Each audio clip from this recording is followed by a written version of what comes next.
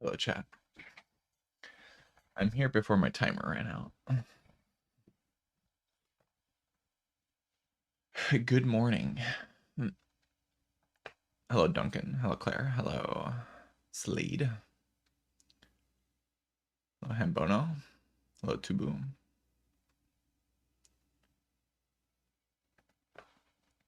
We're talking about the reaction to the patch. Yeah, I figured the reaction from bad players would be pretty negative overall because they're bad. A lot of people just want wins handed to them, you know? They want the game to just be like, every problem is solved for you. You just click random cards and the game just hands you dubs all over the place. Like, the text on prepared is just objectively stupid. And a common doesn't need to do that much. There's like more interesting ways to discard your cards than prepared. They just copy and pasted prepared from Spire 1. Jason hates the patch too. Well, he's also bad at the game, so I know. What I said still holds. Hello, Duncan. Oh, I gotta turn off the music.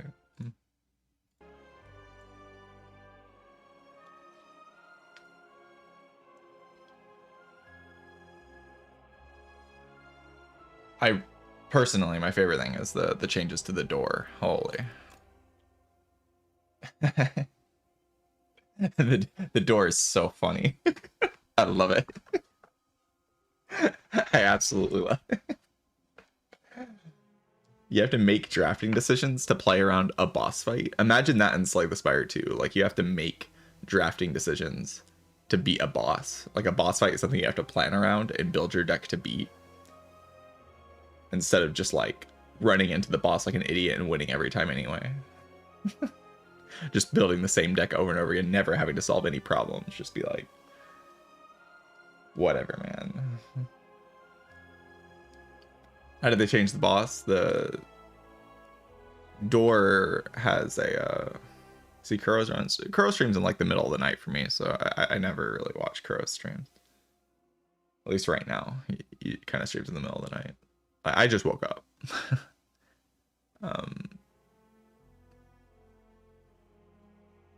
Yeah, every 10th card you draw with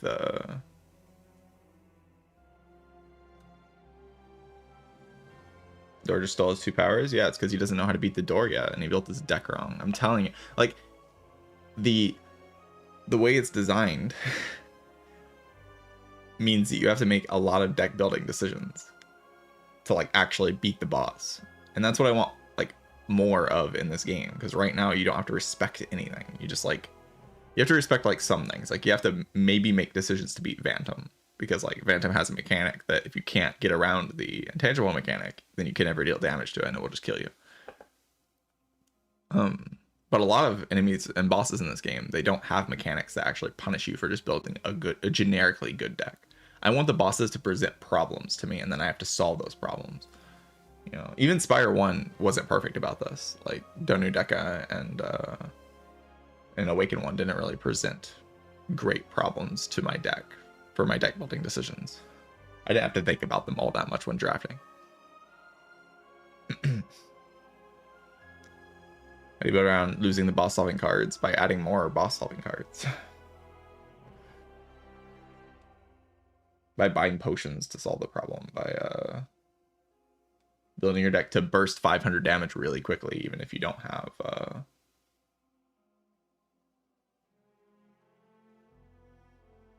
reaction to the patch is why I'm skeptical about the game long term. Yeah, it's always been a concern of mine, is like they release a patch and it's actually good, and they made good decisions in this patch, like overall, and the reaction just being like, oh, you're freaking nerfing cards, you're nerfing me, I'm a bad player who loses all my runs, and you're making the game harder. That's a nerf to me. That's like a middle finger to me specifically, because I'm a bad player and I lose all my runs, and the game should obviously cater towards me, you know. But like, what that doesn't really address is that the game, once you learn it, will make it, it will be less interesting, because you will just be playing the same run over and over and over again. Like, once you learn the game and are good at the game, you will just be playing the same, and it will lose all of its intrigue. There's nothing left to learn once you get good, because all the enemies just fall over and die to the same deck every run. You just build the same exact deck. That's what's happening in this game before the patch, and I think it will still happen to a certain extent. I don't think the game's like easy or hard now. I think the game's still quite easy, but like before the patch, I was just building the exact same deck on all the characters over and over and over and over. Just identical decks over and over and over, because the game presented me with no realistic deck building challenges. So I can just have free reign to build whatever deck I want every run. Like the only limitations is what cards I'm offered, but like you're always kind of offered the same commons and uncommons that like build the same exact deck every time. And that's not going to be a fun game in the long term. And once you learn how to build that deck and play the runs in the way that gets you to that deck, you will just do that. You will just build the same deck over and over again, and you're gonna lose interest. Like I was losing interest. The only reason I'm maintaining interest is because of the potential patches that exist. And looking at this patch, it's like, okay, they actually want to introduce deck building challenges. They want the door to be a problem that you have to solve, instead of just being a boss that you walk into and play whatever cards you want and win, you know.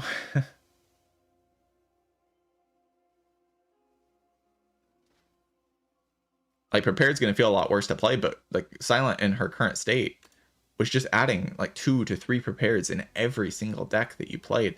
I was mirroring Prepared with the more expensive mirror. Like the mirror is now cheaper because all the shop relics got cheaper. That's the main thing that they buffed. But I was like going to a shop and just mirroring, Dolly's mirroring like 212 gold to get another Prepared minus in my deck. Like, this is disgusting. Like, it's just filthy. It needed to change, and the change is a significantly worse card. But also, like, not a useless card. This card is not useless, genuinely. Like, it's not useless. Outmaneuver is actually pretty good in this game, like, overall, because energy is kind of limited. And discard effects are just kind of good on Silent because you have a lot of random Sly. The nerf to the Sly numbers is also very welcome. Like Flick Flack did not need to do that much damage. Untouchable had way too much block written on it. It's still a good card, and it was just insane before. It's still very good. The number was just completely unwarranted in its previous state. And they did buff a decent amount of things too. But like, I also see a lot of the sentiment like, oh, Stoke is unusable garbage now. Like, what are you talking about? Like, the people don't even play the card, and then they say it's unusable garbage because they don't know how to play the game. It's just a bunch of people who don't understand anything about Slay the Spire, who just mash runs, and then they play a run and they play Stoke and they go, okay, that didn't feel good, so bad. And they don't think about anything. They don't want to solve deck building problems. They just want the game, whatever. like the Stoke that they had before was just a stupid card that like was obviously way too good at exhausting your deck down. It's a 0 cost, exhaust your hand, draw that many cards. It's like Fiendfire with Dark Embrace for 0 energy.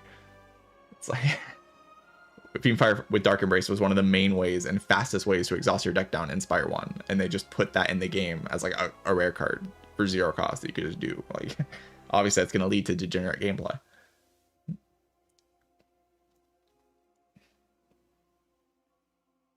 Yeah, Sly fundamentally has problems because it gives output to consistency cards, right? Like, your consistency cards are meant to have the downside of they don't give you output inherently, right? Like, you add your acrobatics, your deck becomes more consistent, and you draw more cards, but you don't get output necessarily. Like, you have to spend an energy on this, so like you don't just get output for free. But the Sly cards, you just like add these commons, and suddenly your acro is now also more energy, so it's become 0 cost draw 3. So you have a master strategy in your common, basically. And Prepared was even more egregious because oftentimes this was like 2 energy, like you gain energy and you also do the effect. Like, you draw 2 cards, gain 2 energy is like often what, like, Prepared was just adrenaline and you could just spam adrenaline. Like, oftentimes that is like what Prepared was in this game. Disgusting, filthy card, and it needed to go. Because like in this card pool where you add all these Sly cards, Prepared is just not a card you can keep in the game because it just doesn't make sense anymore. Acrobatics is hardly sensible, but like Prepared was completely insane. Acro is definitely like one of the best cards on the character now because it's your best way of making Sly happen. But Prepared was just absolutely disgusting.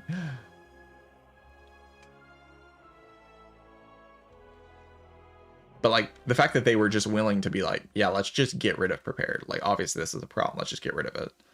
And like I just hope they don't listen to people who go like, oh, they're getting rid of my favorite card, or they're getting rid of the card I was spamming to win runs. So therefore they're mad at me specifically and they don't want me to win, or they're mad at the players who are going infinite with Prepared constantly and I'm just using it in a normal way where I, they don't realize that they're breaking the game because they think it's normal. And therefore they're specifically nerfing me. Like they're making it harder for me to win, But like that's not what it's about. What it's about is like the long-term learning of the game. Like if the game doesn't present you with challenges and interesting deck building decisions, if you can just mash runs and like the game just hands you free wins because like the enemies don't challenge you, the relics are all good, the cards are all good, everything synergizes with everything else. Like you're just playing this sandbox game where the game just hands you everything that you want to be handed, and you build whatever deck you want. And some people maybe want to play that game. But Slay the Spire should be, in my opinion, a very complex and interesting strategy game with enemies that force you to make hard deck building decisions, and pathing being interesting, and shops being interesting, and every floor being a decision that you have to make that matters towards your chance to winning the run. Not just like a sandbox where you make whatever deck you want. You should have to learn how to deal with all the challenges of the game before you can win every run. And I wouldn't be surprised if even in this patch with the nerfs, we still can reach like 99+% win rate, because I don't think this game is that hard. I think before it was pretty clear to me that like nearly 100% was possible on like all of the characters. And I wouldn't be surprised with some very high win rate is still possible in this game. But it's definitely the right direction to take the game.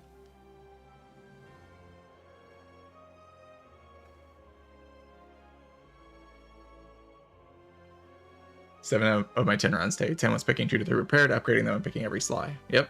And that's not even like, you can just do that on A10 and win every run on Silent. Silent was, and it still is kind of gross, but was just absolutely disgusting. Like just filthy character, like absolutely unsensible. And Prepared was just, it was just a zero cost adrenaline, or like a common adrenaline is how to put it, really. Like if you upgrade it, it just becomes an adrenaline basically, and you can just spam it. Unexhausting common adrenaline was in your card pool. It was unreal.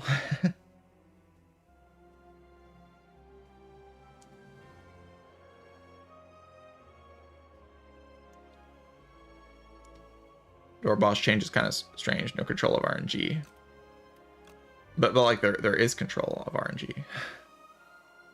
There is. You can make so many decisions. Like I don't want to write it off. Like maybe I'll play the boss 100 times and then I'll tell you there's no way to solve this problem. Like I can't solve this. There's nothing I can do. But like I'm being presented an actual interesting problem to solve. The 10th card, every 10 cards I draw, the door boss will eat that card and then I will lose access to it. So I have to actually think, how do I build my decks to mitigate the downside of that fight? How do I deal with that fight? Like what decisions do I make in the run leading up to the door to actually win that fight? Instead of just not thinking at all about the Act 3 bosses, dodging everything to get to the Act 3 bosses because they're such losers, and they don't do anything, that I can just beat them every time. Like the bosses are, like the door is actually trying to do something, so I have to figure out how to win that fight. Like I have to figure out and like draft and play acts correctly to get to the end game and be able to defeat the door. Instead of just like walking into the door fight with whatever deck I want. And it doesn't do anything, so I can beat it.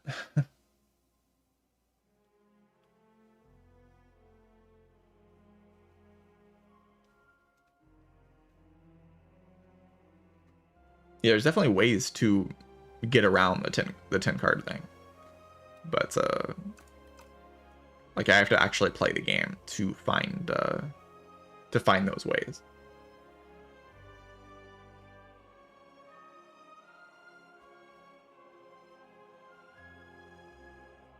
No, it doesn't make builds not relevant. And in my personal opinion, infinite decks, like small deck infinite, where you just like add 5 cards and spam those 5 cards over and over again, just literally shouldn't be a thing that happens. like if the game is good, it just shouldn't be a thing. Like that build should be irrelevant because it's extremely boring. And I'm sick of it in Spire 1 and I'm sick of it in Spire 2. Like it's just not fun. Like I want more complex, interesting decks that have to make decisions all the time, instead of just like building the same 13 card deck on Regent every single round where I don't make any decisions.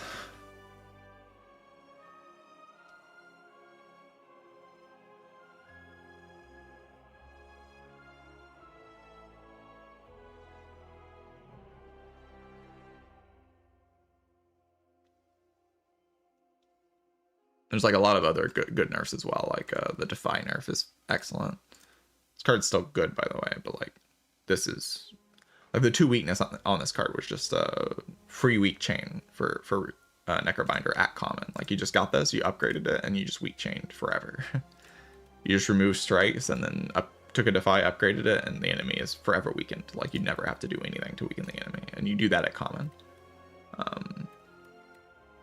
Like you can kind of still accomplish something like that with like Putrefy and Deathbringer, but it's certainly harder. Like these cards are uncommon. This card exhausts. You know, there's actual downsides. Instead of just like I have free weak chain forever if I upgrade this common block card.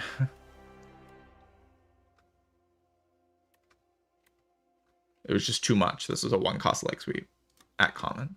Now it's like an actual card. Instead of just being an abomination, it's an actual card. The numbers on this make sense. Like they're still pretty big, really. 9 block, 1 weakness is big, but it makes more sense, like much more sense. Before it's just like instant click every run. Yeah, also Dirge exhausting, great change. Like this card is cool if it doesn't, if it exhausts. Like I was thinking this is probably how they would nerf it, because like this is kind of fun if it exhausts. Like it's not a terrible card, but like it's basically lets it do like the thing that makes it cool, but not the thing that makes it stupid. Yeah, the debilitate buff is random. It doesn't really make the card that much better. Like, I mean, okay, more damage is cool, I guess, but like this effect is the broken thing about this card. Like this is irrelevant. This is the broken thing. Like if it dealt no damage, it would still be like pretty strong. But like, okay, sure, it does 10 damage base. I mean, I guess it can deal as much as Veil Piercer. Like, compare this card to this card. Like, okay, deal 10 damage next ethereal card you play, cost 0. Okay, 10 damage for that. Okay, deal 10 damage. Vulnerable and weak are twice as effective. Like, what is this comparison? It's pretty random.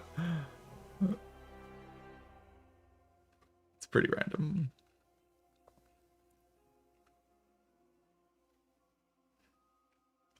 Kuro, chat was telling me that the door ate your cards. It didn't tell me if you died though. Did the door eat your cards and you live anyway, or did the door eat your cards and you actually died because the door ate your cards?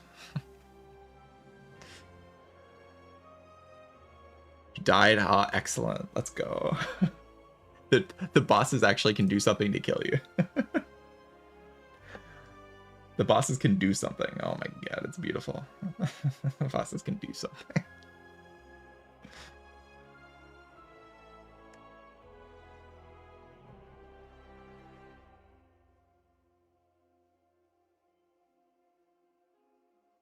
One out of 400.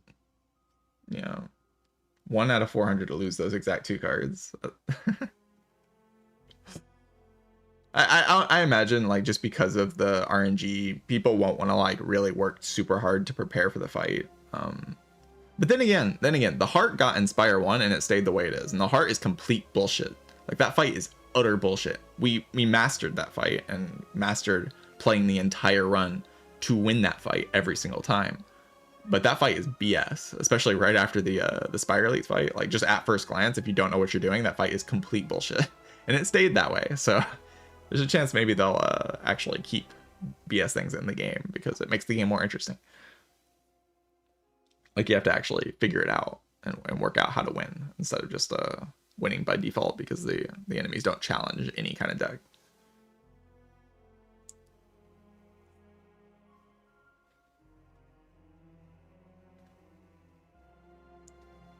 I have not played a run on this beta patch yet.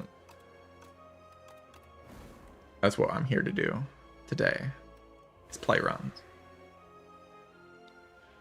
I'm gonna play a lot of runs because I'm actually like way more excited to play the game now than I was before. Like even like some of the other changes, the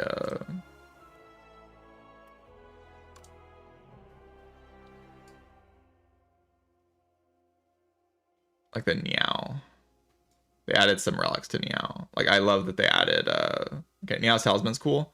I also love that they added like the add a rare. I really did actually miss this more than any other Niao bonus. Like choose a rare is fun. I like choose a rare, and they put choose a rare back in the game. That's cool. I like that. They also nerfed this garbage and nerfed this garbage. This is still strong probably, but like 12 is a decent amount more than 10, and 16 is a lot of HP. So I do like that they see that these relics or these options were too powerful. I'm a fan of that for sure. Yeah, his Fury's buff's like fine, like whatever.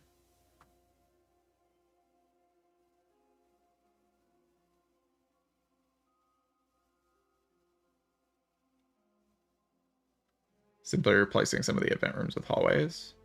Really? Did they do that? God, they got like the right idea then. They really do got the right idea for how to balance the game. What I saw is that they removed some of the random removes that you can get from events, which is also the right idea. Like there's way too many. You walk into an event room and you're like, oh wow, a remove. Here you go, a free remove. And that's just like constantly happening. Or a free transform. Like you just very often in this deck walk into like you walk out of Act 1 with like no base cards. It's like, what? Why do I have no base cards like every time? That was like a giga high roll in Spire 1, and in this game it's just like every time. Like it happens in Act 1 where I just like lose all my base cards instead of it being like mid Act 2 in Spire 2. You have to get lucky in mid Act 2 to like lose all your base cards. In this game it's just like, oh yeah, all my base cards are gone in Act 1. So we need to figure that out, like how to rank balance changes out of 10. I haven't actually played the characters yet. My initial impressions are very good though. I like a lot of the changes. Initially, my initial impressions are very good. There's still some problem cards in this game for sure, like Ironclad, kind of disgusting with like the Burning Pact Bloodletting thing, but Bloodletting at common, so Burning Pact Bloodletting is just kind of disgusting, but wasn't there a cam? Yeah, I just rolled out of bed, so you know, like I don't want to turn all my lights on. I'm in the dark. Maybe the cam will come on later today.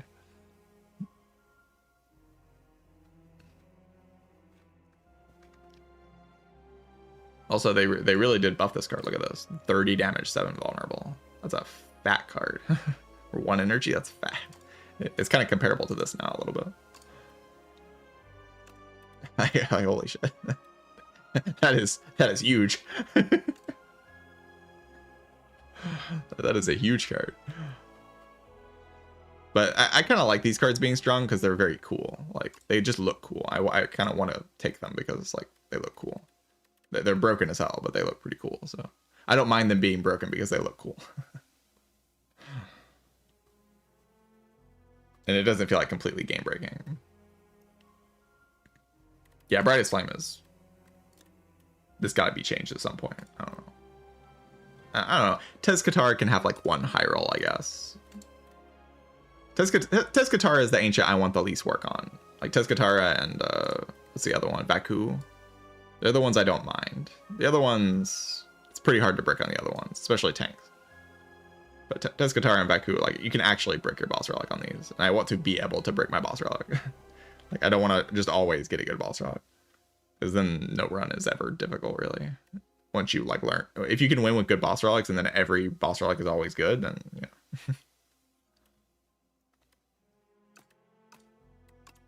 Kind of have problems. This is released only to the beta branch of the, and that means these changes might change when they go to the early access build, and then we'll technically be on it even like a new patch again, right? Which means my streaks won't count again, but that doesn't matter. I'm just counting the streaks to count the streak. Random rare GG. Necrobinder did get a nerfed rare. Banshee's Cry now says 9 on it, which is a much bigger number than 6.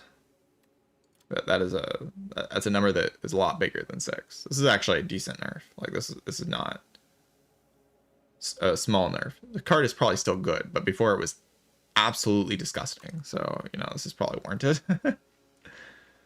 This is probably warranted. But like this got nerfed and also Defy got nerfed. So like it's like a double nerf to this card because Defy getting nerfed also nerfs this card, right?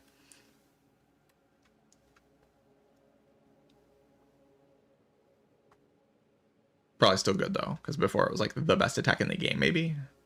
Was Banshee's card the best attack in the game besides the ancient cards? Might have been. I mean, 33 to all for 0 is, yeah, I don't know. Kind of unreal.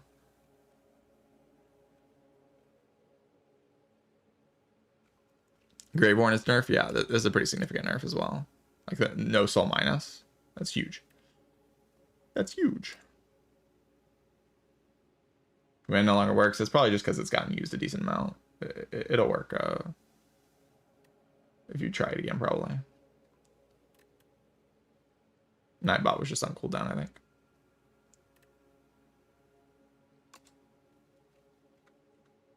Also, defect. This is a nerf. Like, this is a decent nerf. Like, this isn't irrelevant at all. Like, defect didn't get a lot of changes in the patch overall. Like, it got like rocket punch buff, which is actually a pretty huge buff when you create a status card and top play. Like, this is a huge buff actually. Like, this card's good. You play turbo and this thing just like sits in your draw pile. 0 cost 14 draw 2. Like, if you upgrade those, this is now a good card. But this nerf is significant. Like, you have to upgrade this to be able to use it over and over again with hologram. And like before, I wasn't even upgrading hotfix. I was just like taking it and like spamming it with hologram and winning runs based on that. So pretty significant nerf. Because now you like kind of have to upgrade that to be able to use it in that way. But yeah, rocket punch also a significant buff. So maybe defects like overall the same, probably a little bit worse, but definitely the least changed character. And defect was very strong. So anyway, I'm gonna click random rare card. Reperform. Oh god, I'm dead. The game's too hard now.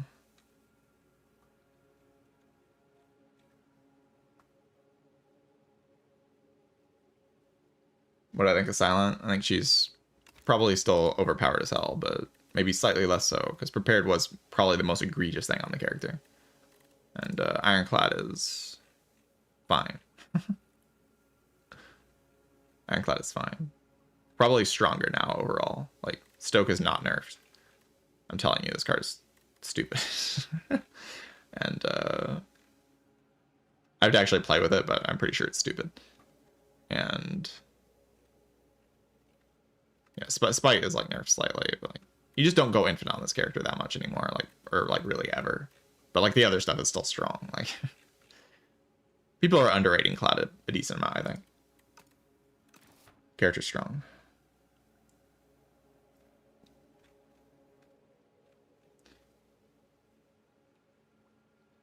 I think Chill Plus need a change. I think it's okay as it is right now.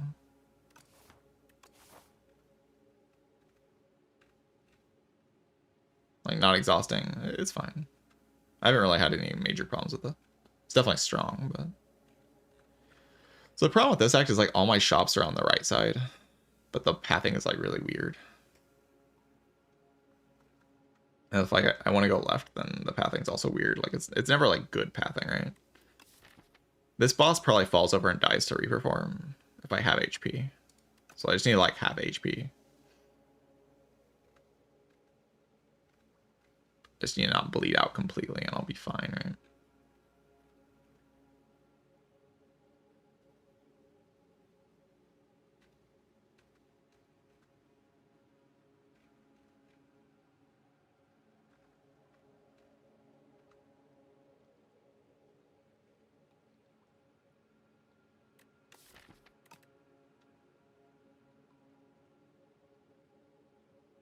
I don't know, I'm just gonna like take a safer path. Cause I want to see more. I want to get to the door, you know. I don't want to die before I get to the door. I took damage in a easy pull on the Necrobinder. Obviously, this game is too hard. What have they done? The game is way too hard. Oh my god. I took damage in an easy pull on the Necrobinder. It's so over.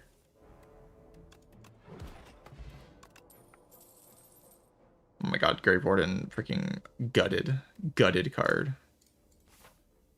Just terrible now. It's so bad.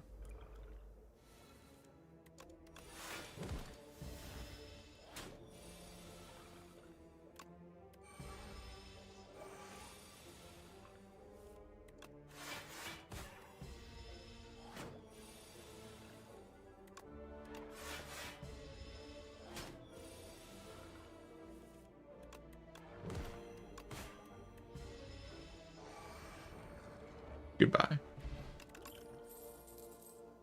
Poke. Anyone poking?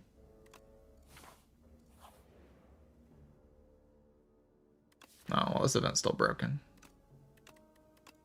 Probably. Yeah, that's still pretty broken. Alright, should I take an event? Or... I don't really want to go to a shop because there's a shop right here. And surely I don't die, right? Lose all of your gold. Ooh. This is only 100 gold before. Now it's all of your gold. It's still probably worth it, yeah. But that is a significant change, because now you're like, you can walk into this with like 200, 300 gold, and you might actually think about not clicking it.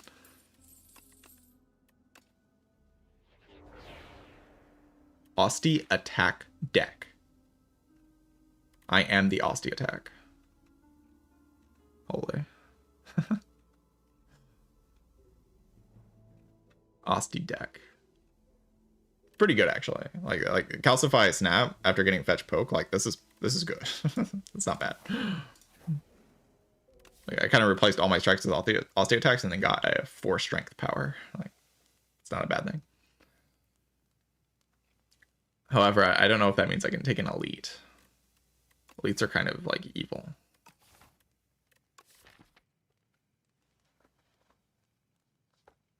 Elites are kind of evil abominations that will kill you. I don't have any weakness, and I'm carried by weakness in this game. So, also Burdonus is now evil and tries to murder you. So, I'm just gonna upgrade Calcify. I mean, theoretically, a 2 strength upgrade is probably pretty good.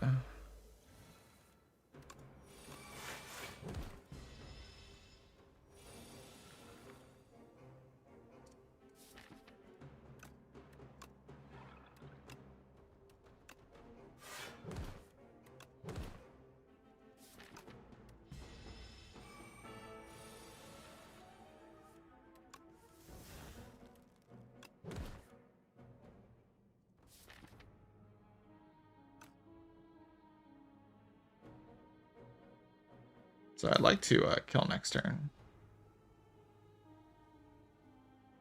Guess I'll potion.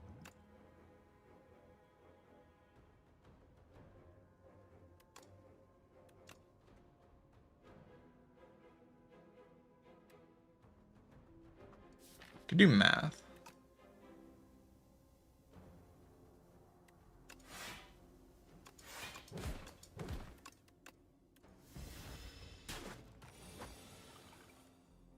What? I poke. How could this happen? Did I still have lethal somehow?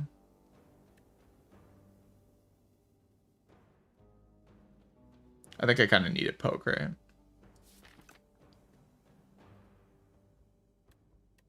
So do like 7. Just do like Bodyguard, Unleash, Grave Warden. Or Bodyguard, Grave Warden, Unleash.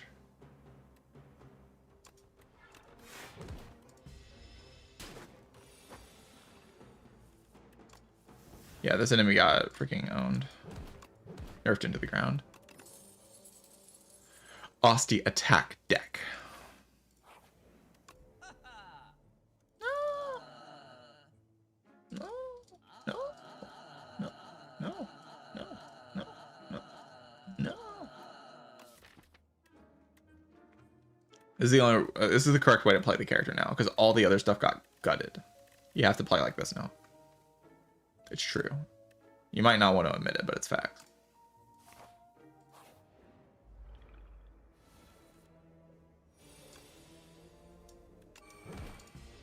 I mean, it's probably better to play bodyguard there, to be honest. It's fine.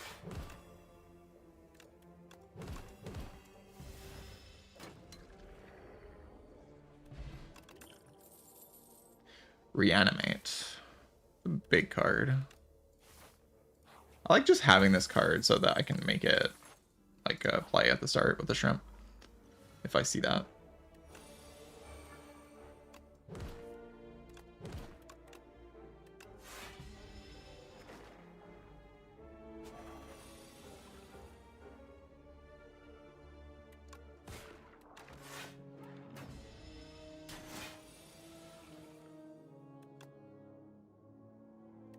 I want to play reanimate here, but I'll take damage, which is like unacceptable.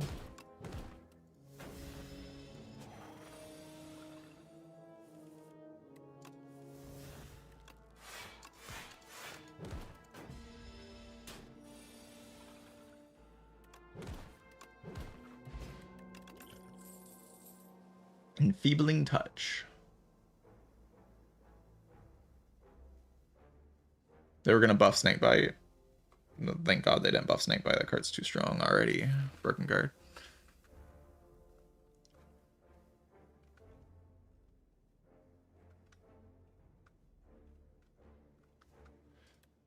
Actually broken.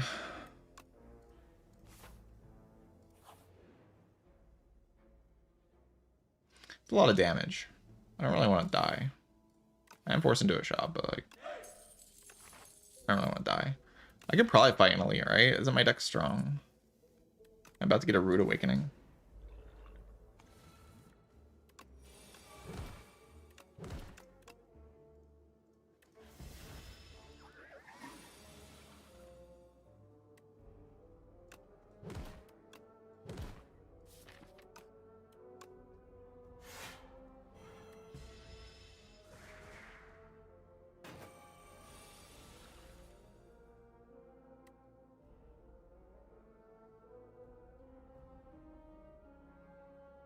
I can just like play this.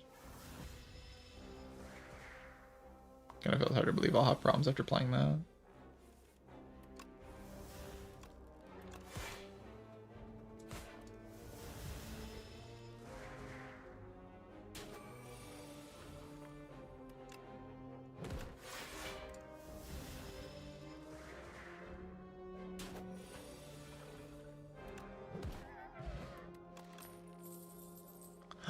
Exhaust. No more Dirge Slop. It's dead. It's done for. I still think this card's like fine here. It's like good with these potions. It's good with my letter opener. Like, I think it's fine. Oh god, buffed Burdonus. Ah! What do I do? I'm dead. It's buffed. I can't do anything. I'm dead.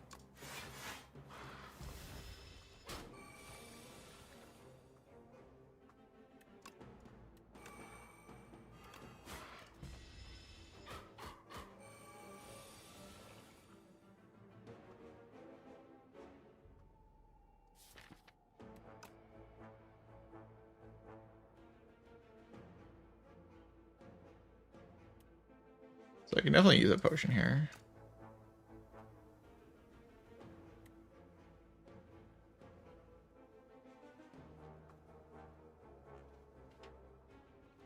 We can like dupe Dirge.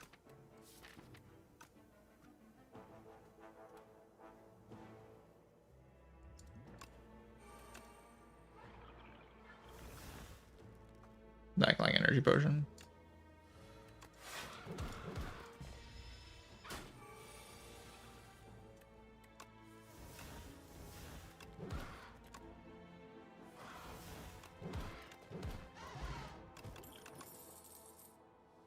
I don't think I need these cards.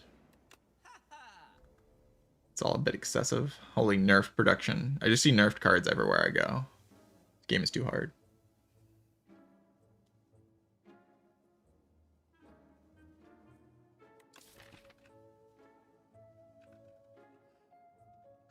Oh yeah, the buffed Book of Five Rings.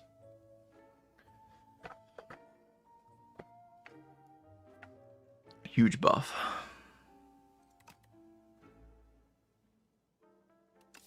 You know, I kind of like used both my potions in that fight, completely disrespecting this boss. That was reasonable though, right? Like this boss didn't get buffs. I think production might still be the move actually.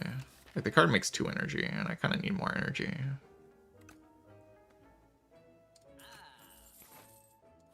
And it like works a lot of opener and stuff and gives me a Book of Five Rings trigger and does a lot of good things.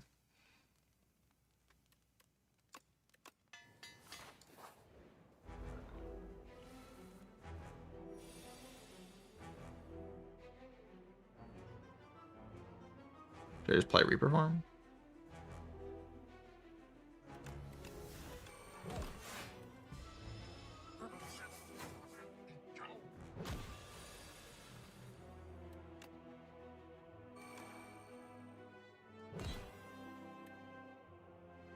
Should I like use an attack potion?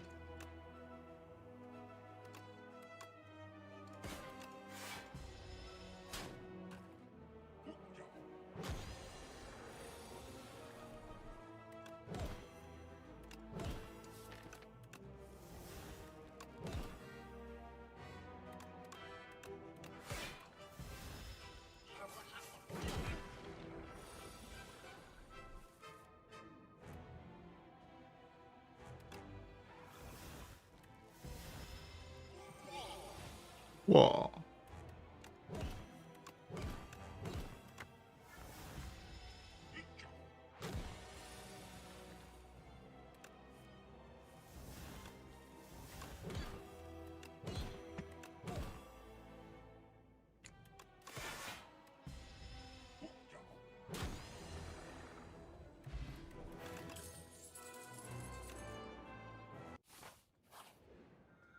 Noir Search.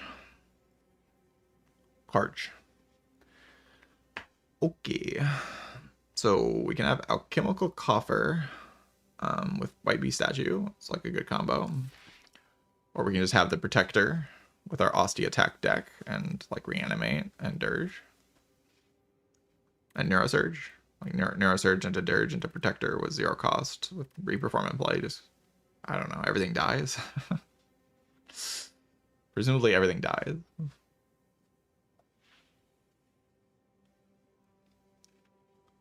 Oh yeah, the door is gonna eat my Protector. I don't know, you see how many boss solutions I'm adding though? Like the door can't eat everything. It's so over for the door.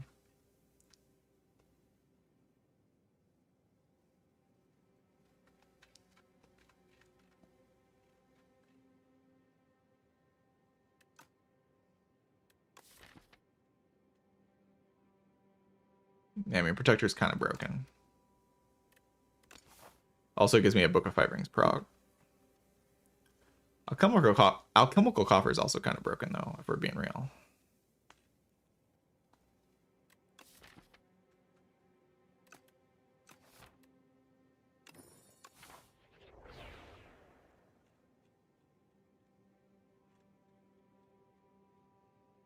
Left path is fine, because it gets the upgrade before the elites, which I kind of like. So I can upgrade my my Protector before I fight elites.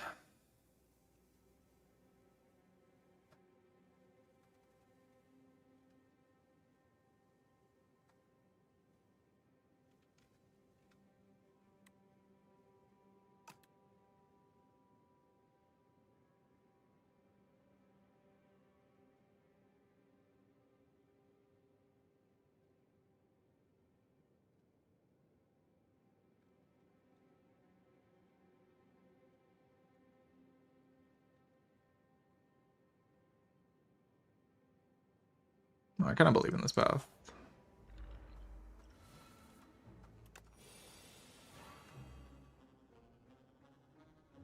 Yeah, I want to play this, but do I need to just full Dirge? Do I need to send it?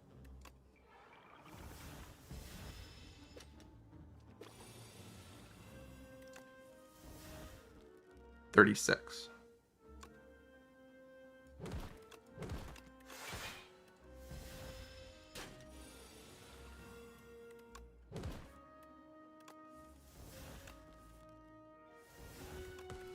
Yeah, obviously Dirge is just massively nerfed. It's so bad now. It's so bad. Terrible card. One card solve the fight. Bad card. Terrible. Nobody's actually said that. I'm just saying that because it's funny.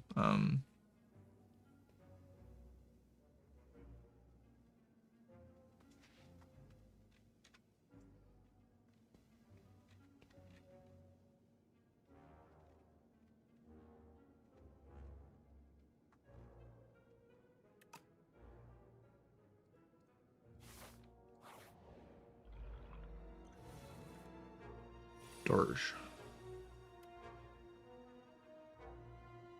I can just reanimate, or I can go to people and touch Dirge. But like,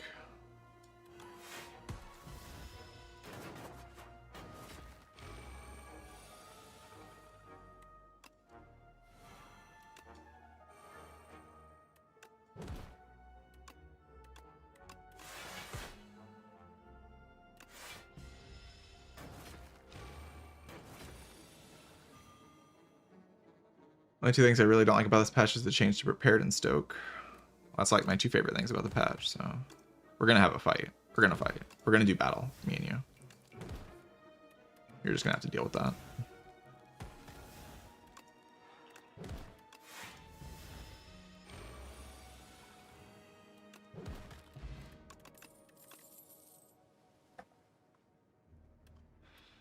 I was kind of hoping to get cards,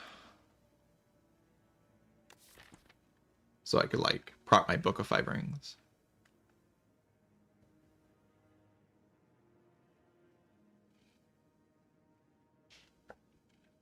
Great Blast GG. What is he talking about? Flexbot's like the worst thing I've ever seen in my life. The new Stoke is probably good. Papa played with it yesterday. I've only seen it in one run, and it was in Papa's run, and it was extremely overpowered. It's like extremely strong.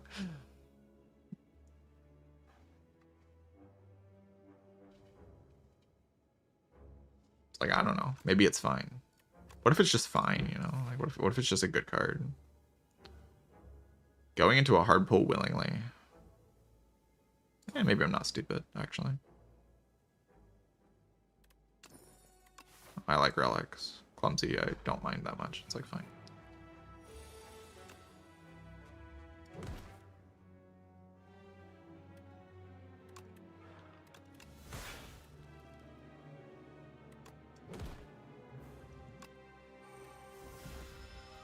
Yeah.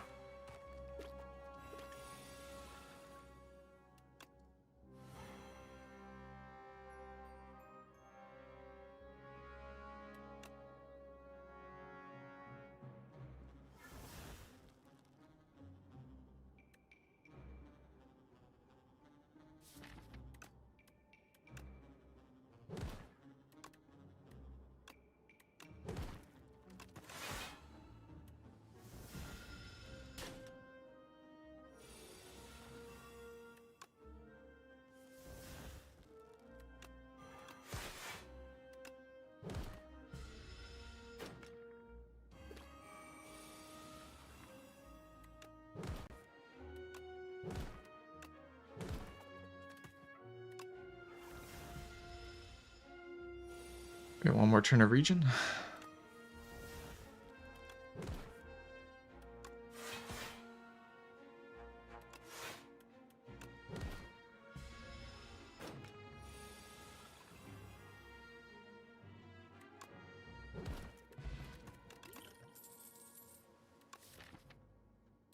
Yeah, I don't hate Invoke in this deck, but I don't really want to proc my Book of Five Rings right now because it heals me for 20. So like, I kind of like to proc it after the elite fight, right? Like I play the elite fight, take a billion damage, and then proc the Book of Five Rings to heal to full. Like proccing it now wastes 15 HP, kind of. So I probably won't take this Invoke just to kind of avoid proccing the Book of Five Rings.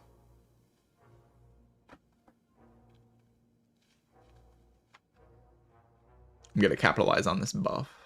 Massive buff. Kind of is a massive buff though.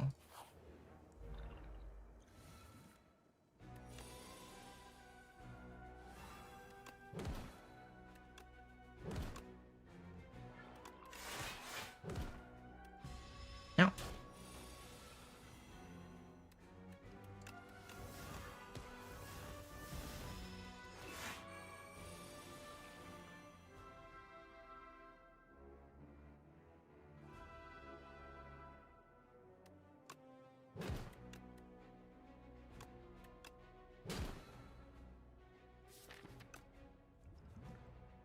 Can I live this? 5 plus 20.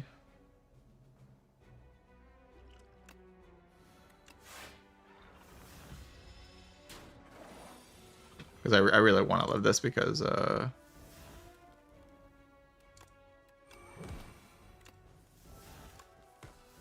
make Protector like lethal or something.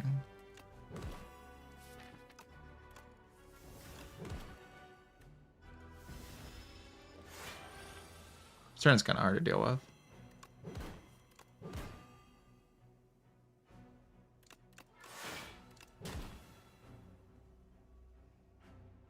It's edge. Is it really that sad? Like, we're being for real. It's mostly this turn's actually sad.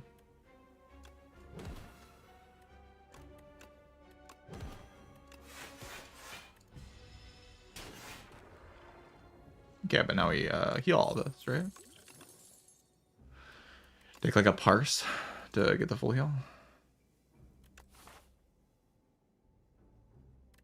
And then I can upgrade Protector.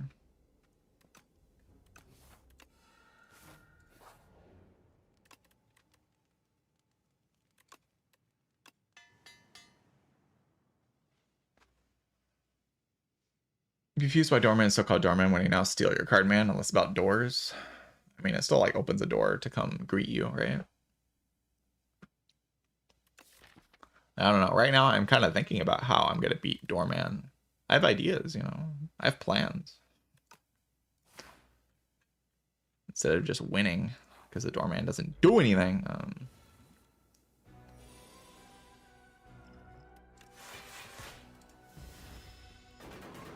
No.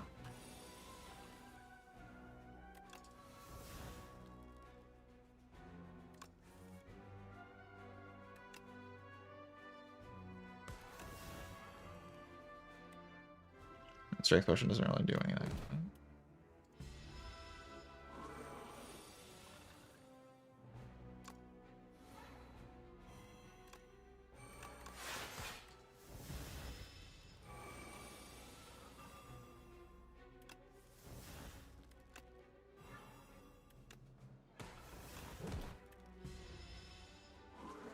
Protector is so busted. That card is broken.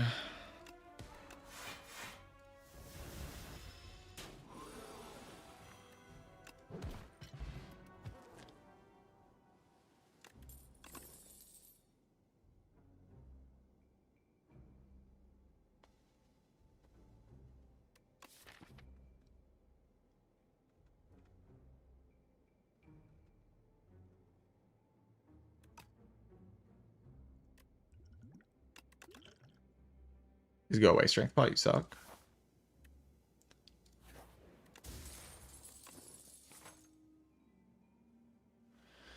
More Ostia attacks, my Molten Egg, holy. So we know what the next fight is. It's the evil guy. What do I generally think about Spur? I think Spur is like fine. But it's just like awkward to actually spend the energy on if your deck is good. It's more like a card you have to play if your deck is bad. And I don't want my deck to be bad, so.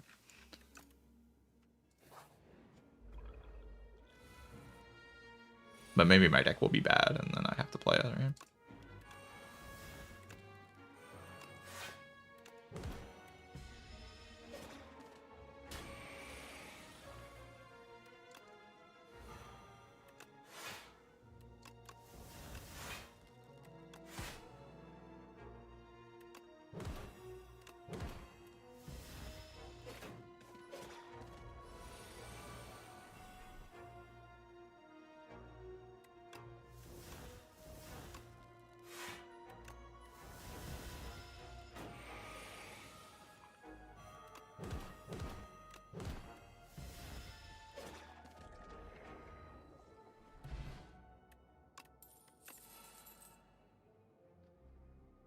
haven't even played the patch. Yeah, people are very reactionary on the internet, of course. And they're gonna just see nerfs and they are gonna react because like people just generally don't like things getting nerfed in games. Things need to get nerfed in games all the time, but people don't like it. Like people have strong negative reactions to any kind of nerf in games.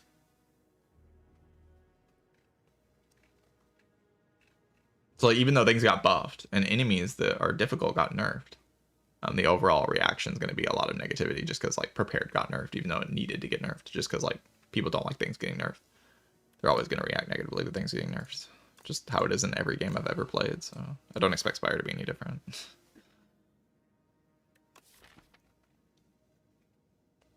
See, like, I'm feeling a little bit of pressure now because, you know, I know the door is like kind of a threatening boss. So maybe I want to actually fight an elite so I can be strong enough for the boss gauntlet.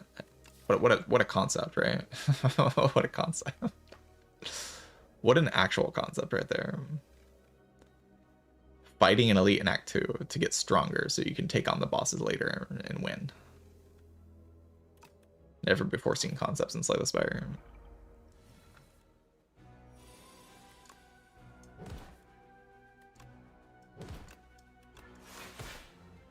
Does this like make Osti live, or does Osti still die? Because I don't really want to use it if Osti still dies.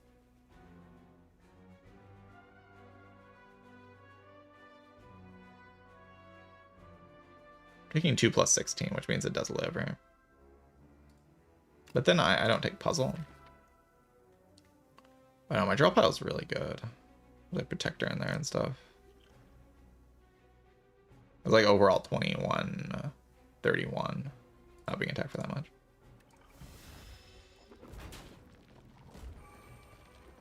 It's like enables protector to do protector things.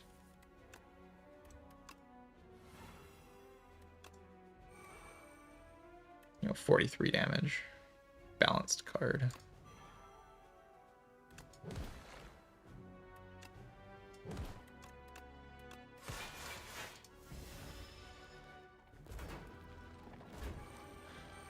Snakebite needed a nerf, real and true and base.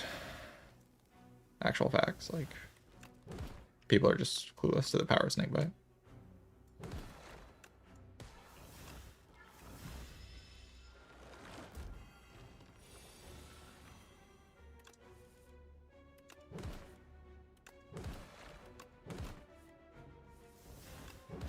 Yeah, Protector is actually crazy. Like Protector is just straight up out of this world broken. Card is crazy.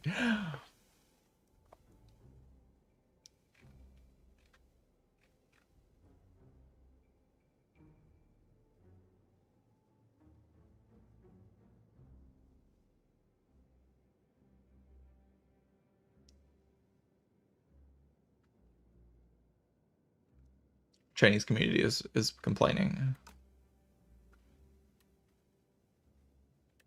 Sikkim.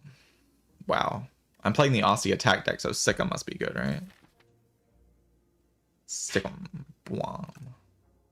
I think Dredge is pretty good in Aussie attack decks. Genuinely.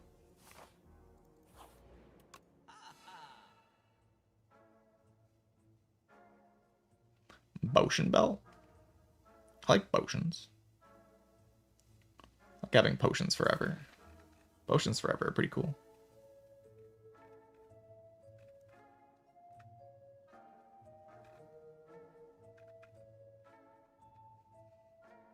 And card removes are less good because of the door. The Door of Doom. Like the main way this run struggles is like the door eats my protector and then like I don't have damage anymore. But I have Reaper Form to back me up, I guess. Like, I can kind of deal all my damage with just protector or like Reaper Form plus like random Aussie attacks with Calcify. So it's hard to lose everything. Like I have a decent amount of Aussie attacks that can deal a lot of damage with the Reaper Form.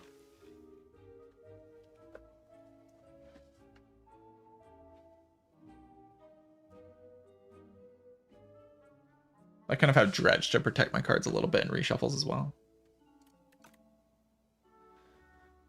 I'll buy the Potion. Potion Bell's just like a chill. It's just chill. It's like super chill. The White Beast statue.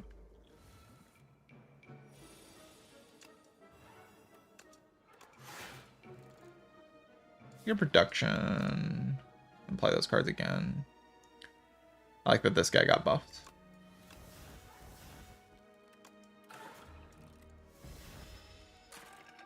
Like this fight's definitely harder now. Very cool.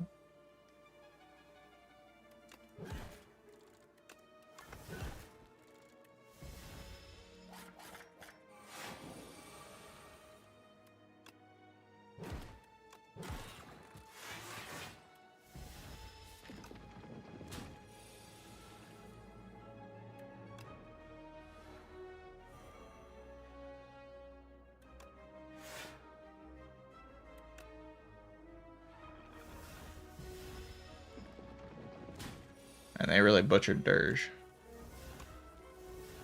Or got nerfed into the ground, man. Holy shit.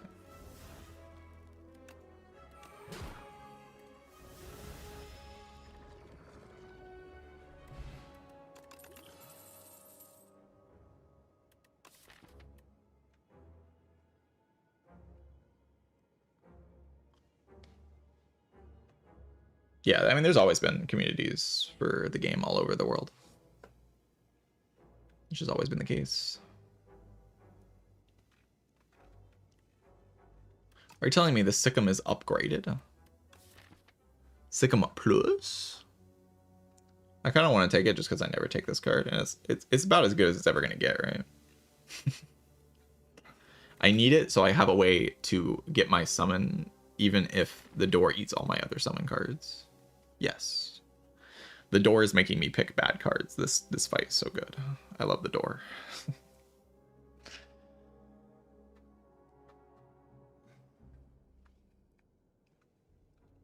But like, I actually kind of do love the door. It's kind of my favorite boss in the game now.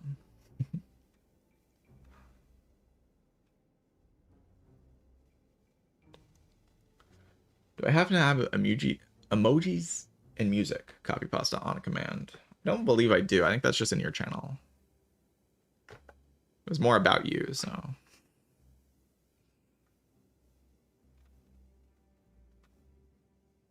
I think.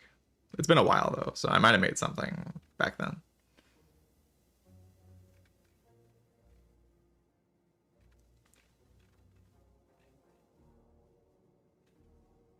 The more people hate on the door, the more you love it. Yeah, real. It's kind of how I felt about Time Eater, you know? I want people to complain. I don't want things to just be so chill, you know? I want fights to make you feel bad. Oh my god. No fight tilts me in this game. I just win. It's pathetic. I want to get tilted. I want to be like, oh, that was bullshit. That was complete bullshit. Only one fight really brings me to that point right now. It's like,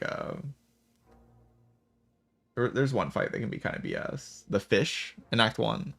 That fight has like a ridiculous amount of variance. It's not a difficult fight 99% of the time, and then you randomly like draw all your attacks on the intangible turn and get destroyed. Just get absolutely destroyed. Or draw all the beckons at the same time. It's like a lot of random annoying things that can happen in that fight. There's also like the potato in Act 1, the potato will eat, like the wiggly potato thing. That guy's also kind of annoying because huge amount of variance in the redraw, and also just kind of ugly.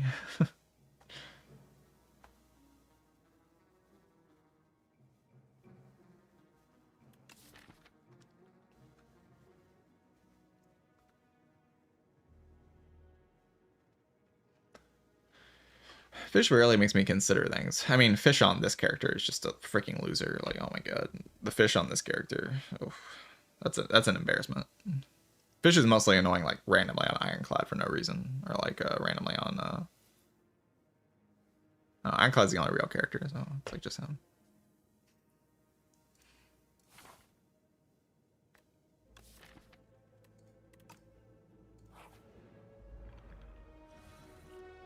Ablephobia mode. I'm fine. I'm okay. I'll be fine.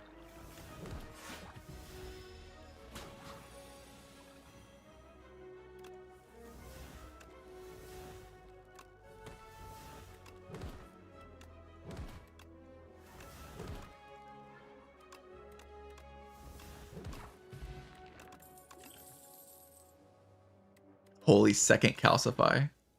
The Giga. If the door eats one of my calcifies, I'll have a backup calcify to get strong.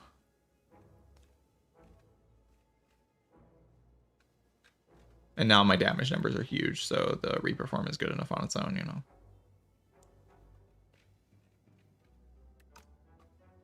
It's real. Real and true.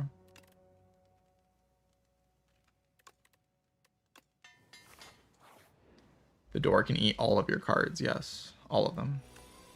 Your cards are not safe against the door.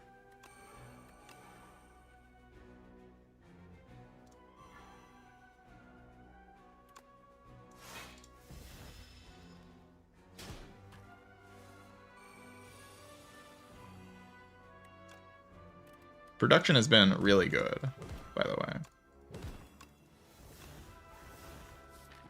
And this is nerfed production. And it has been excellent in this run.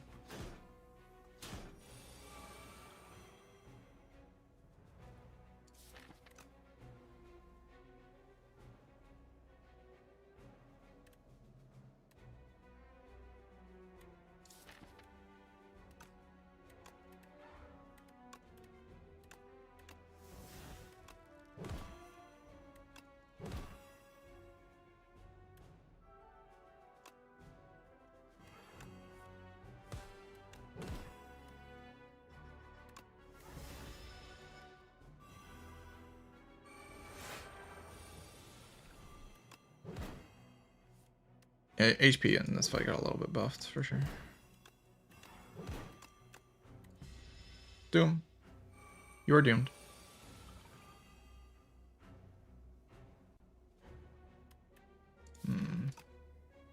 Losing Osti.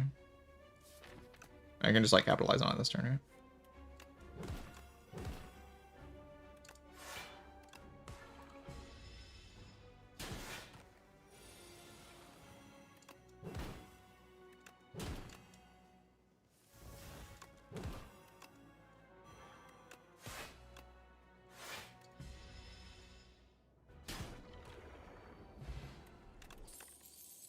Beetlejuice is pretty good.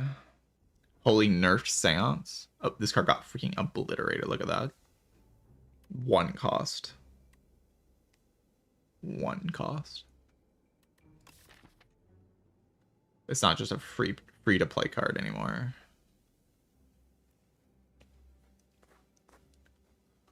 Undeath to own the door. Holy. The truth is out about Undeath. It's the best door solve in the game. Just, it can only eat Undeath. Like, there's no way it eats anything else.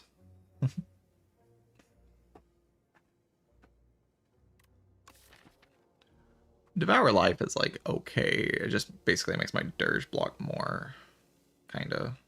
Grave Warden gets a little bit of summon written on it. I think this card's, like, a little overrated. Like, see people put this, like, S tier. I'm like, that good? Like, really? Kind of slow.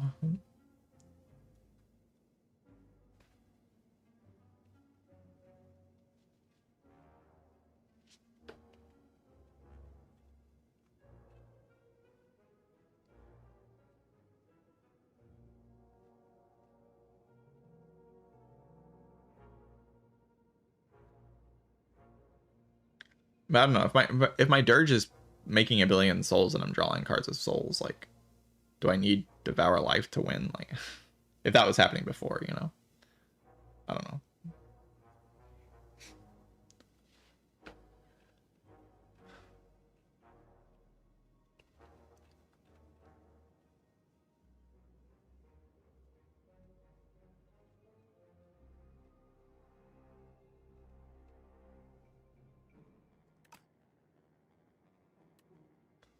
As S tier anyway, it's just win more. Every time I read the words win more, I just want to get mad. There's like nothing to get mad about your comment. I'm not actually mad about your comment, but like I've seen so many people say stupid things and say win more in the stupid things that they're saying that it just like just like immediately triggers me.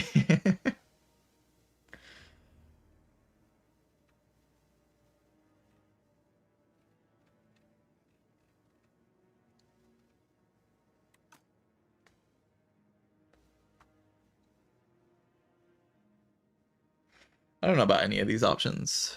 I mean, like, Undeath is okay. It's like a random block card.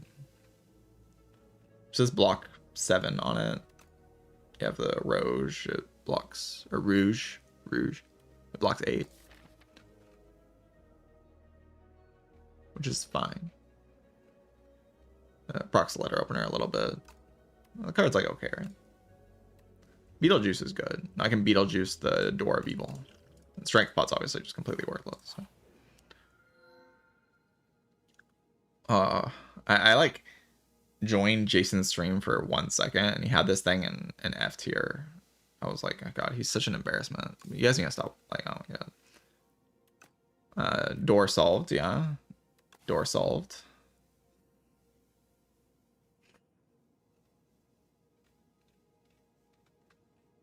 The door is here, by the way. Let's go. We get to fight the door. I'm excited. I'm excited. It's probably just the apps. The apps are disgusting, right? Like, they're just disgusting. I don't want to, but they're just disgusting. Like, they're filthy cards. They say 1 energy, full block the enemy. You take no damage, your Asti gets big, and then you play your protector and they die. The door's gonna eat my apps, oh god.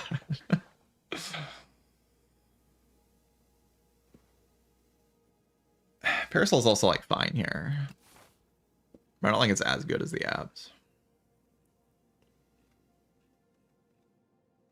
You can go Parasol and go like this way and go buy out 2 shops, and yeah, that's probably pretty good.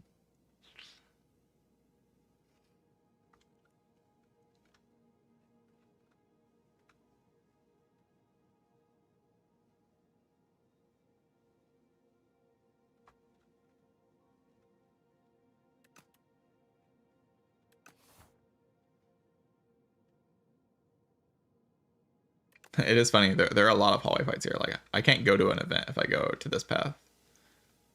That's probably the patch doing work, right?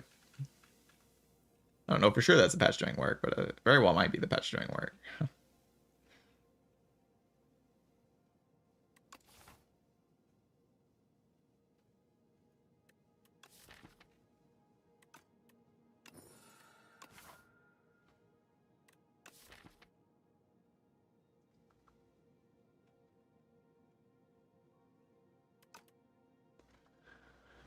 Usually it's like 1 more hallway per map.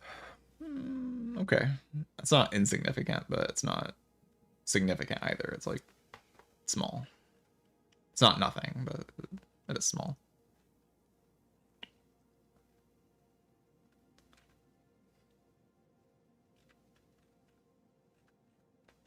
I just don't really want to rest is the thing.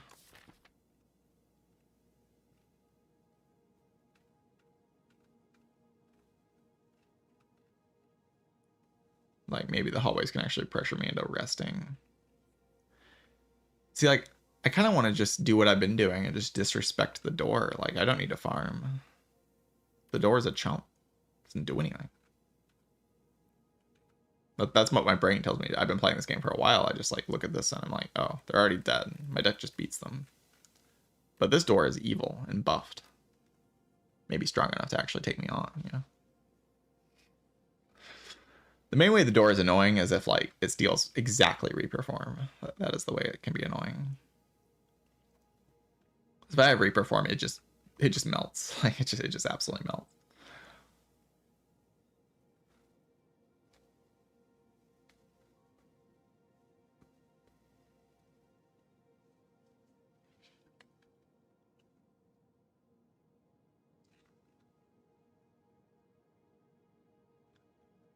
Even if he eats Protector, if I can, like, play Reperform and my Calcifies, these Asti attacks just kill it really fast. They do not take long to kill.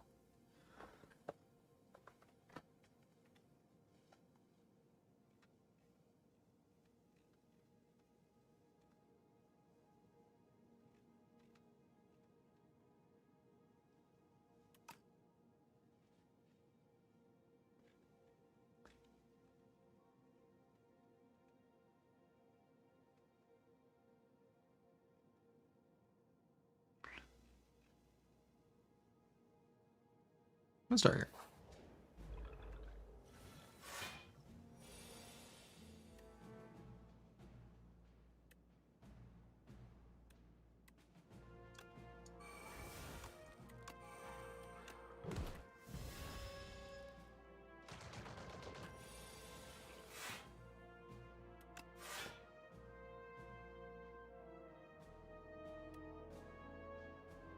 This does actually survive.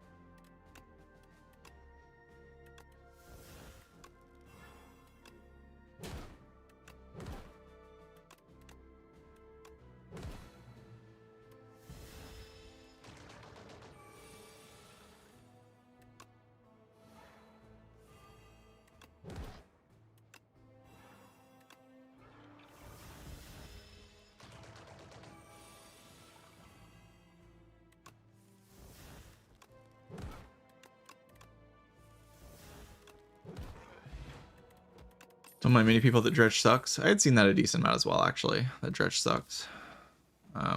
Card's fine. Oh.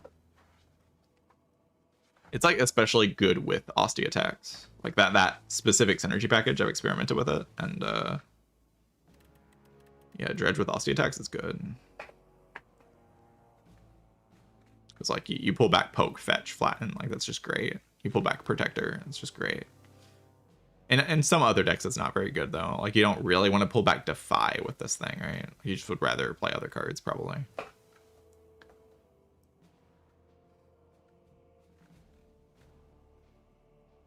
So this is currently a run on Necrobinder with 0 weakness, so Debilitate's not going that hard.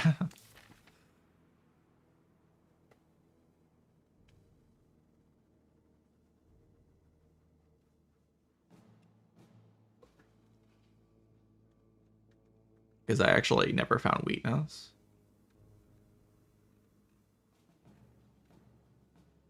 Bring back Debilitate. I just had to say the word enough times because the word's kind of a tongue twister for me specifically. I don't know why. And like I was pronouncing it that way because it tongue twists me.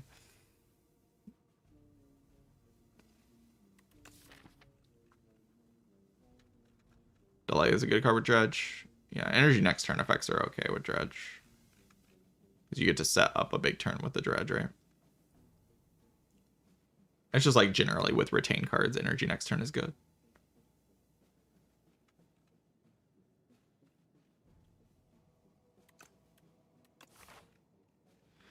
I don't know. I'm not really a believer that I'm going to find anything that works at Debilitate. But can I really block the late game if I mean, I have apps. I can block with apps. And Reperform kind of kills things in mere seconds. Kills things in mere seconds. Fortifier. Sure. I'm going to go this way.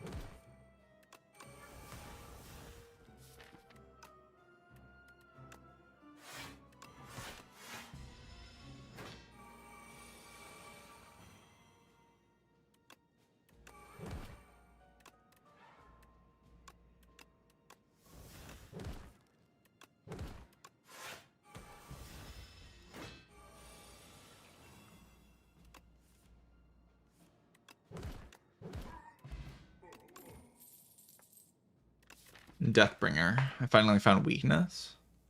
It's hard to say weakness on it. It's just like objectively true. It does say weakness on it. It also says 2 energy on it. Which is like so much energy. Still die to Doom if you're intangible? Yes, you do. Doom does not care about intangible at all. There's like no interaction there.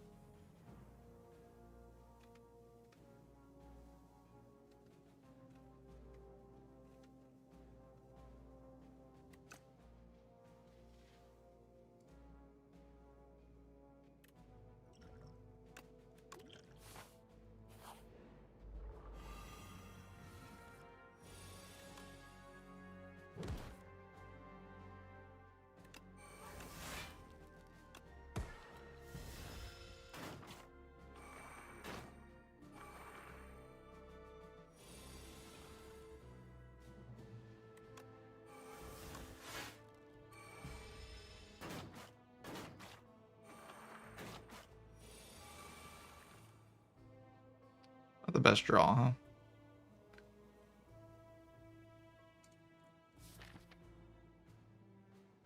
Kind of just bottom deck my damage.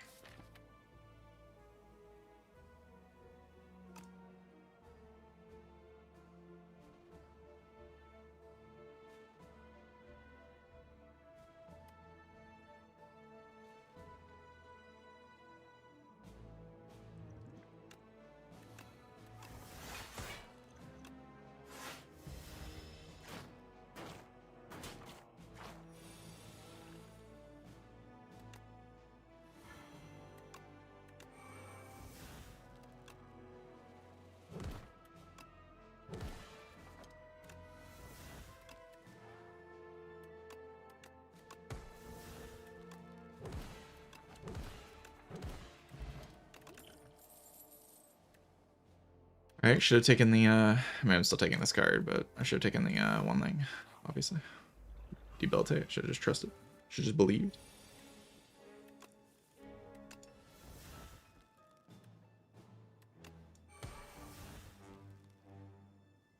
Just play Reaper Farm, take 1 damage. Reaper Farm is kind of weird in this fight, though. Taking 1 gives me puzzles, so probably worth it somehow.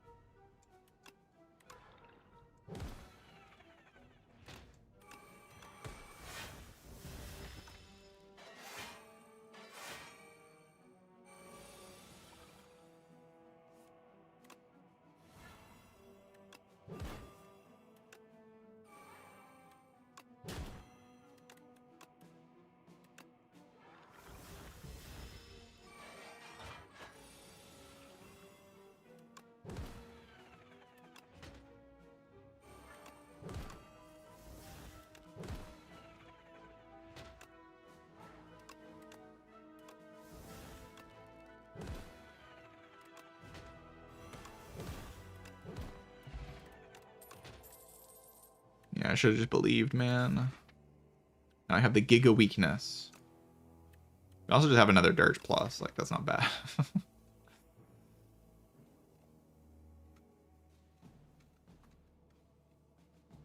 Another Dirge Plus. Like, hard to go wrong with another Dirge Plus.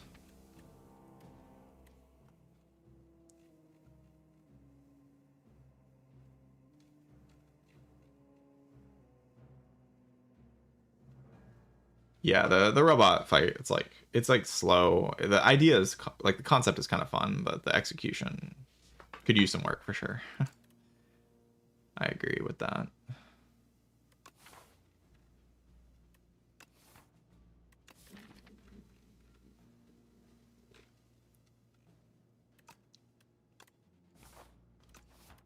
Defy still be defying, that's for sure.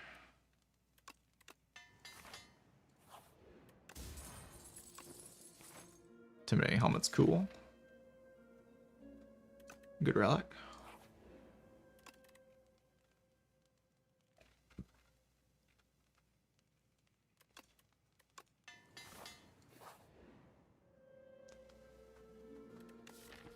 Chant a card with Soul's Power.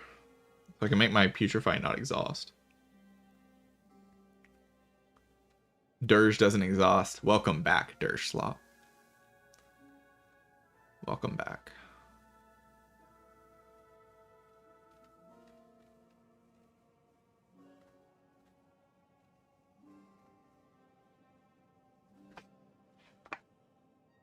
You have returned.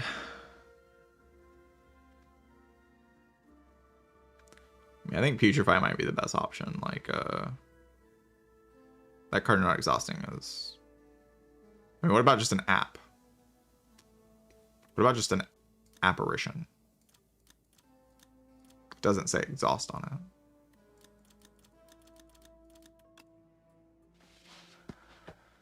it. That's probably pretty good. There's a lot of good options, actually.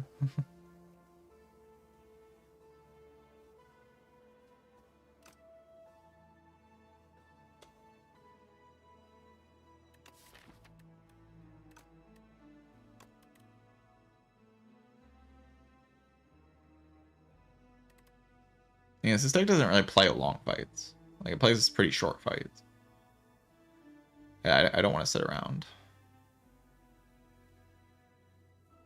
Being able to just bring back app is just too strong.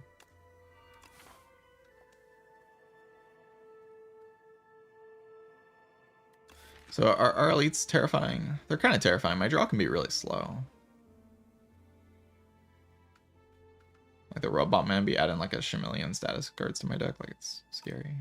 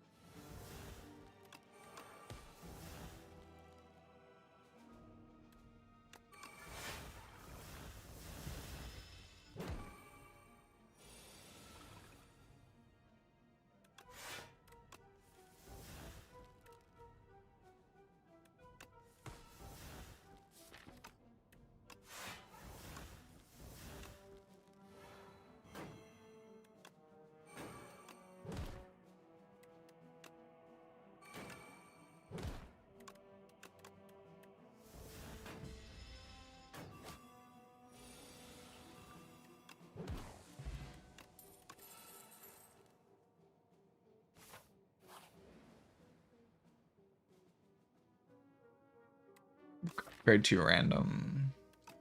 I can actually deal this much damage. I don't think I can deal 300 realistically.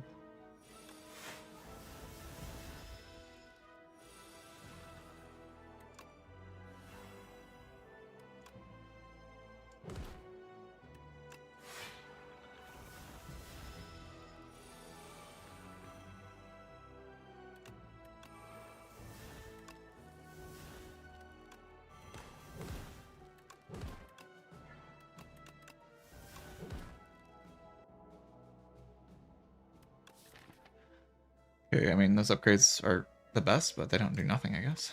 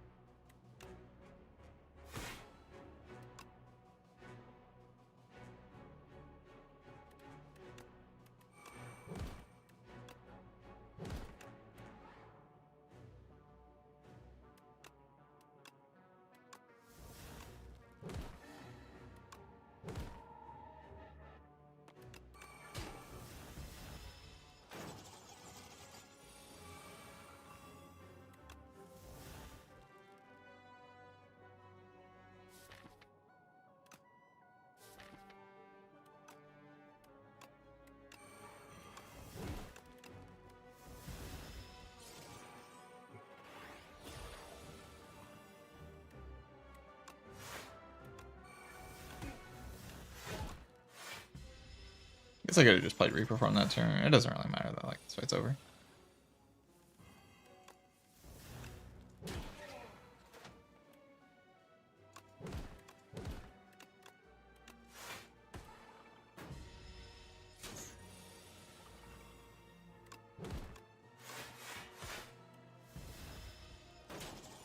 Upgrade that apparition maybe. Winship. He just gave me a Winship. Alright, it's time to fight the door. It's time to fight the door of doom and evil and doom and evil and doom. The devastating door boss of evil that cannot be defeated. I just want to upgrade this card because this text on this card is just really funny if you upgrade it. Just read that text. It's funny. Hilarious.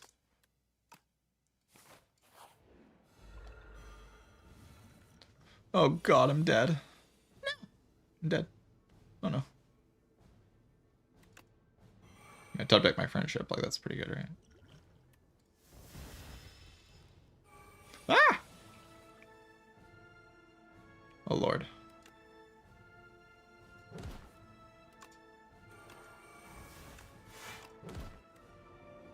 It's gonna eat me. Oh god, my calcify. No. I'm taking 47 damage right now, by the way. It's over.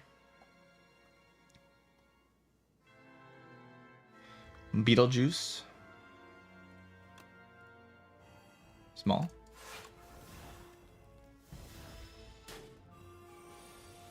Small door. I had to make it smaller, I was gonna die.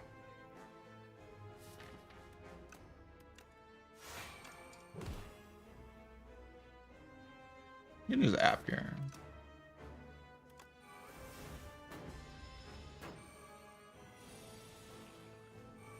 Oh god.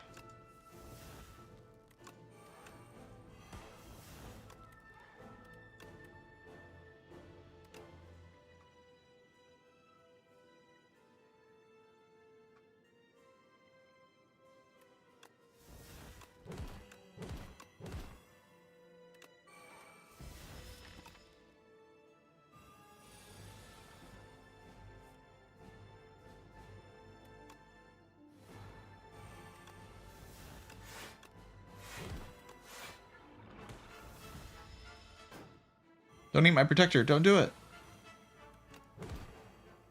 Did not do it.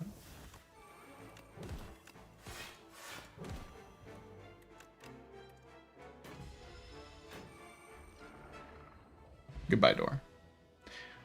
All right. Well, I'd say that new boss definitely tried to. Yeah, it was tough. It's a impossible fight. Too much RNG, really. They need to nerf it. They need to nerf it. It needs to be obliterated.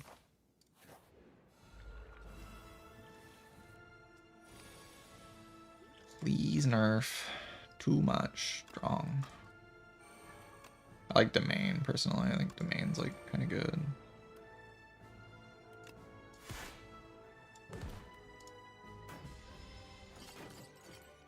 Oh god, I'm gonna get doomed. No.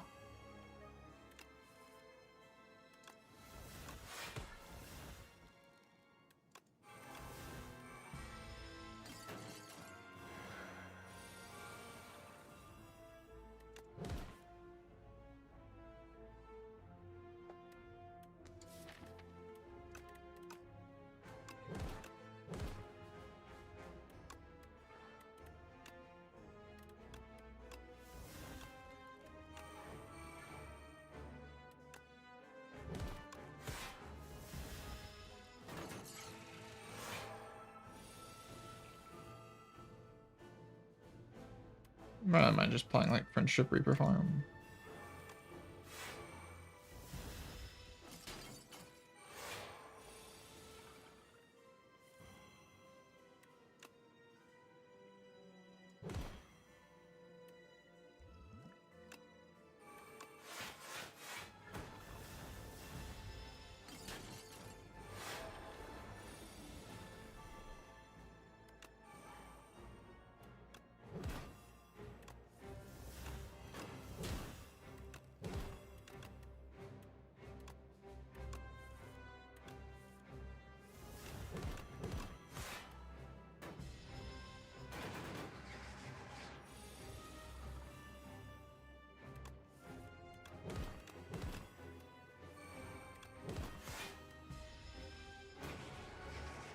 Goodbye, queen. You tried your best. You tried your best. Yeah, queen's still a complete loser. Edge. Queen is still fake. Doesn't exist. Never get rid of apps. I wouldn't mind if they just got rid of all of the intangible, except for the enemies. They can have intangible. But like, why do we need intangible? This shit's just stupid.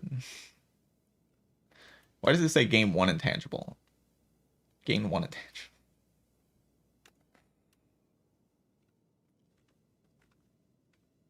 Yeah, I mean, this run's just kind of strong. Like reperform, bunch of Aussie attackers early, which is like a fine damage package. People act like this damage package is like bad. This just beats the whole game. Like you don't need to worry about it. Protector is very good. This is good. Dirge is good. Narrow Surge is broken. It's all just good things. Like never really a bad thing in this run. It was all good. The relics are pretty good.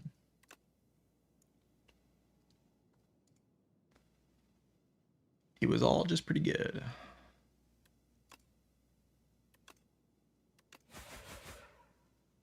You could at least make, if you want to keep the apps, which I don't know, I really don't understand the attachment to the apps. Like, why don't we just get rid of them? But like, if you really want to keep them so badly, like maybe half your max HP, like just like in Spire 1. That event maybe just was as strong as a boss relic, and we should just admit that. Instead of acting like it needs to give less, or take away less max HP because it's a boss relic now. But they're just not fun. Like, apparitions are just fundamentally an unfun mechanic. I don't know why they have to exist.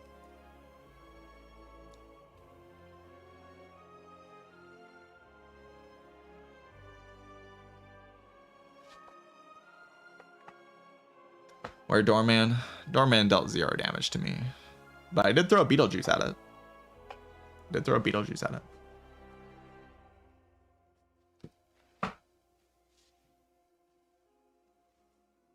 It ate a bunch of my cards. It was very scary. Yeah, like, this deck was just good, so.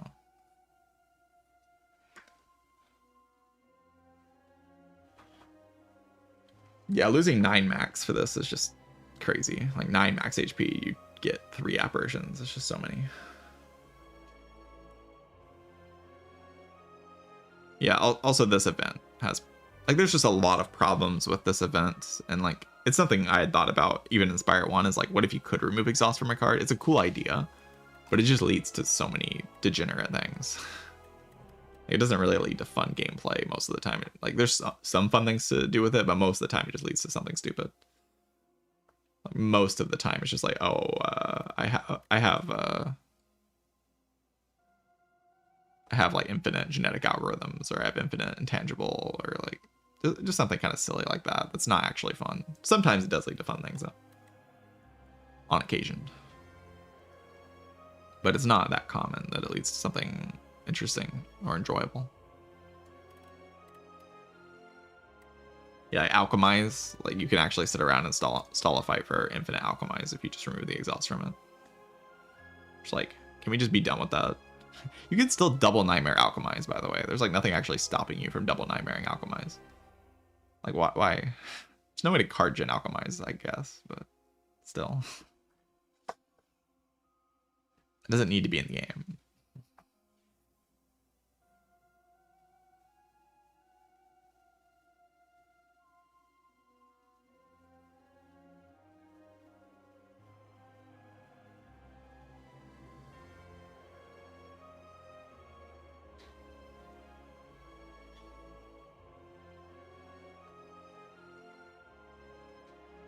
Yeah, I think Nightmares just is banned. I'd be surprised if it wasn't. That'd be like a huge miss if they didn't make Nightmare banned from like Discovery. Maybe you can still buy Discovery Alchemize and do it. This is patch still way too busted for the player. I mean, in my opinion, this game is pretty far away from being not too busted for the player, but we don't have Act 4 yet, so. But this is a step in the right direction for sure. This is absolutely a step in the right direction. It's like actively trying to make the game more interesting instead of like dumbing things down.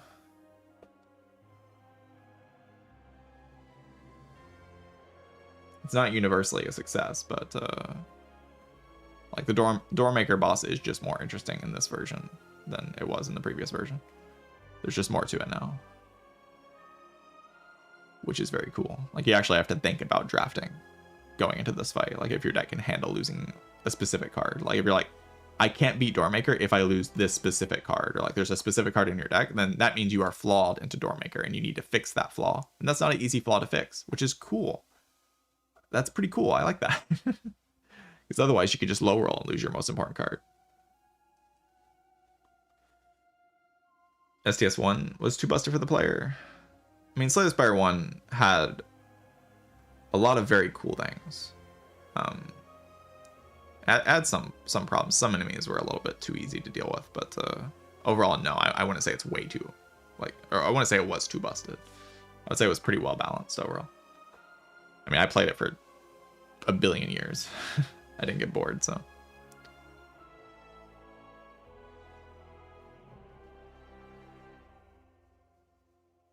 Yeah, I just hope they don't listen to people crying, because this game, I actually swear on everything. This game will have more longevity. This game will have a longer amount of time of people playing it and enjoying it and loving it if it's more challenging. Like if you make the game easy, if you dumb it down, and you don't present any real problems that you have to solve, then you know,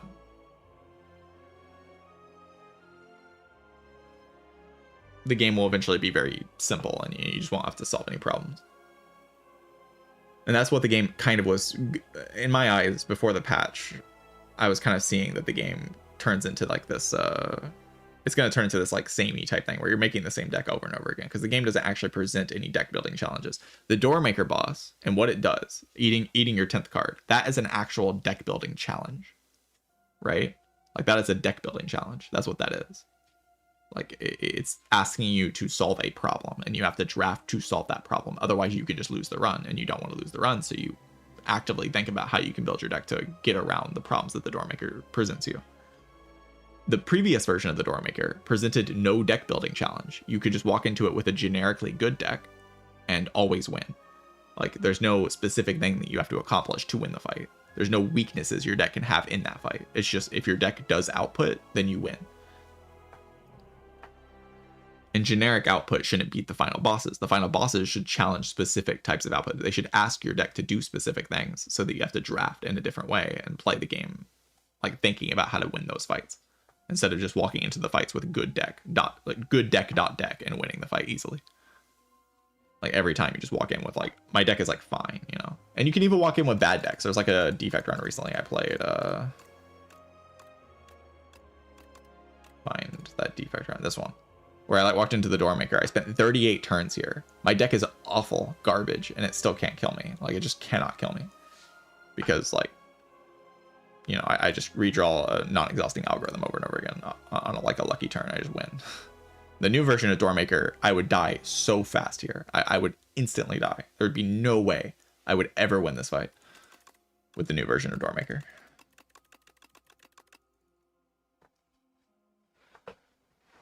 Randomness is a challenge though. Like everyone's saying, oh, Doormaker too random. Like the 10th card you draw, it's too random. It's too random. Like you can just lose your best card. But that's the point. The point is, because you can just lose your best card, you actually have to draft in a way where even if you lose a specific card, you don't lose the fight.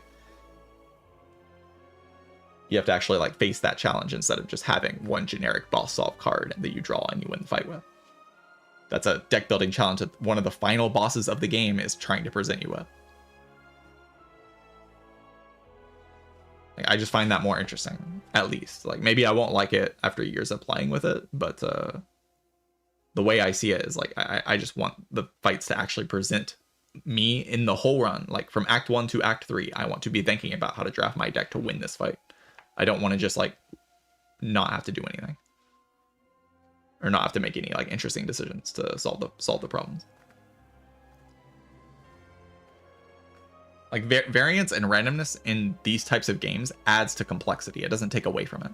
You might think it takes away from it because it makes the game more random, so you have less control, but it actually adds to complexity because you have to make more decisions. because you want to avoid the low rolls. If there's a bunch of dice being rolled, then you actually gain more control in a way, and your skill expression matters more because you playing really well mitigates the low rolls. You might feel like it's random, like you walk into the boss and you just randomly die, but in reality, you just drafted slightly wrong in Act 1 or slightly wrong in Act 2. That's what made Slay the Spire 1 so beautiful, is like it would feel random if you were bad at the game. It would feel like you couldn't do anything. If you played badly, the game would just feel impossible. But if you really got good and drafted perfectly in every act, the bosses would roll over and die because you built the best possible deck you could. And that's the problem with this game right now, is that you don't have to build the best possible deck. You just walk into the fights and generic good output decks beat them very easily.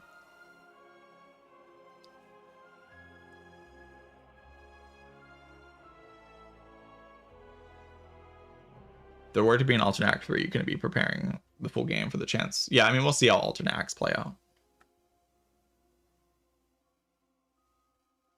We'll see how the alternate acts play out. I don't know how they're going to play out for like late game stuff. And there's also an Act 4. There's so much more to this game that's going to exist. But I'm just telling you how I feel about like deck building challenges in late game. Like maybe this is a problem that can be solved in Act 3. Like you just have to actually think about it and draft correctly.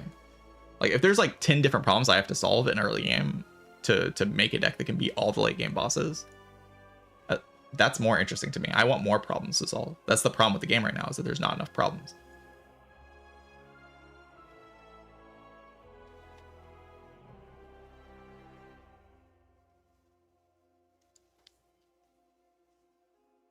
Posting a video. I mean, I could like cut the like what I'm saying into a video and post it on YouTube, but it's not like anyone, like my YouTube channel is mostly viewed by you guys, like the people who watch my channel. So like it's not, doesn't have like broad, people aren't watching it broadly. So, and I don't have a Reddit account, and I don't plan on making one because I don't like Reddit. So.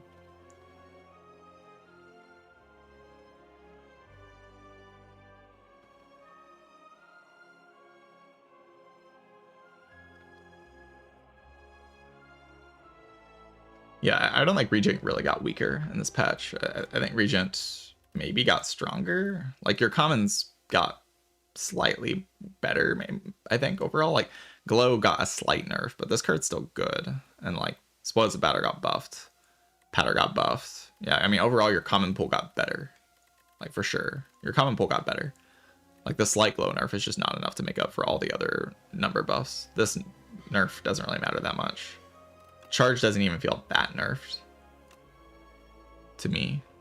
Like it's worse for sure, but like this does 26 damage for 1 energy. This card transforms 2 of your cards and does 26 damage for 1 energy. Like I don't know, 32 damage for 1 energy. It's a bludgeon for 1 energy. Like I don't know, is it bad? Like maybe.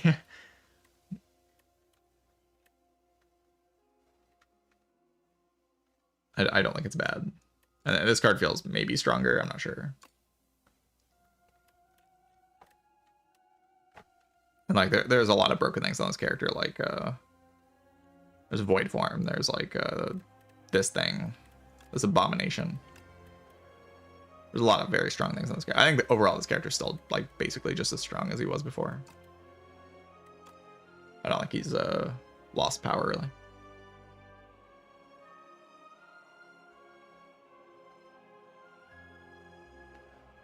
Void Form might have been buffed. I don't think so. I think it's overall nerf. I think the upgraded Void Form was actually solid in a decent amount of runs.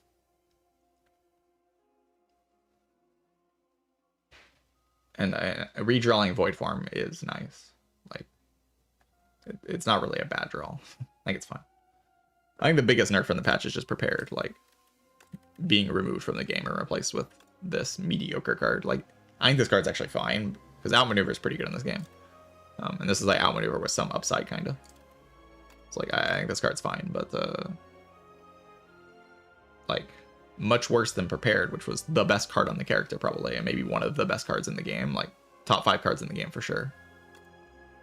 Absolutely ridiculous card, and it's just gone. So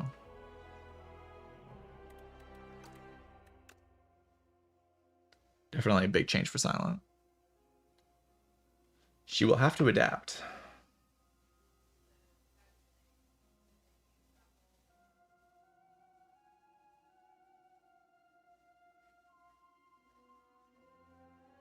What I think of Untouchable? I mean, I think it has more reasonable numbers now. The numbers on this card before were just out of this world, like completely out of this world. 9 to 12 is ludicrous, like actually crazy. 7 to 9 is like more reasonable. It's still strong, but it's like closer to reasonable. Card was unbelievably broken before. This card's still like fine too. It was also just the numbers are just too big that I don't really get why the numbers were so big.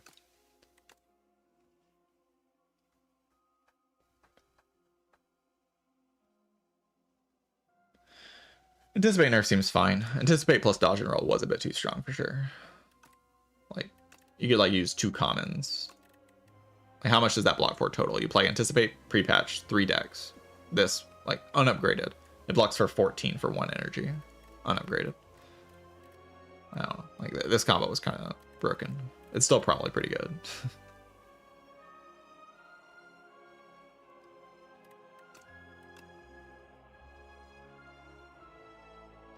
Seems reasonable to me. I mean, most of the patch changes seem reasonable. I don't know why they like felt the need to nerf Terra Eel. That's like the one I don't understand the most. Like the random debilitate damage buff is kind of weird, but overall pretty solid stuff, I think. Bygone Effigy did not actually need change. Like it's a hard fight, but like Knob is harder.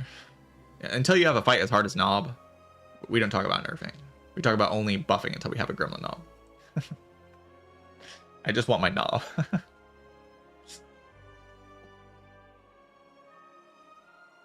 Yeah, the nerf to Defect is actually significant. Speaking of, let's play Defect.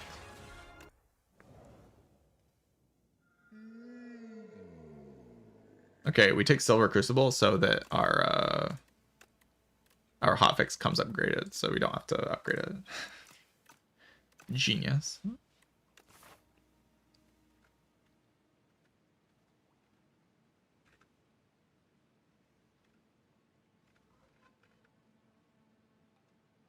I mean, I'll take Crucible. Marl tells me this thing is like the best thing in the whole game, so we're taking it until further notice.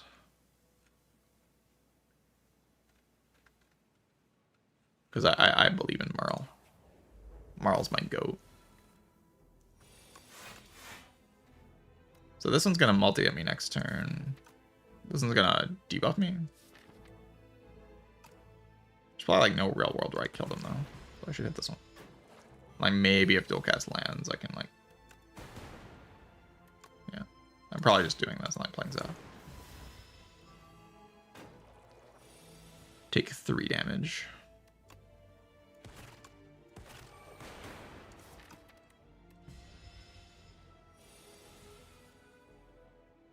Does switching to the beta patch mess up your progress when final patch comes out and you switch back? No. I imagine they're gonna cover for all that. It's time, chat. Let's go. It's time. Activate. Claw. Get him. The best card ever. What if I take Gunk Up? I'm gonna take Gunk Up. I haven't tried this card yet. I keep wanting to like try cards on Defect, even though I know I should just be doing Frost Focus. Can you blame me though? Cards are fun.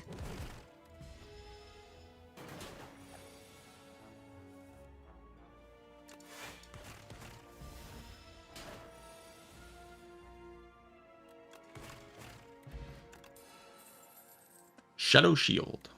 15 block is a lot. Money. Runic Pugpacitor. I couldn't afford this pre-patch. Holy. Huge change.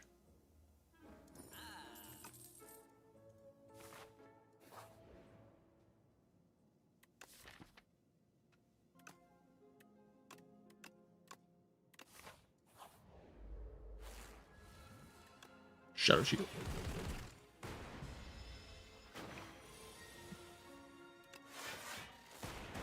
How am I ever going to evoke those, you might ask? Don't ask that question. It's rude. It's a rude question that you're asking right now. Don't ask that. Yeah, I'm blocking.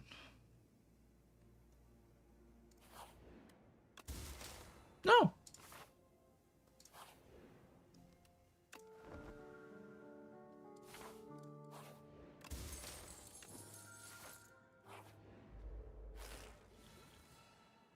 Aha.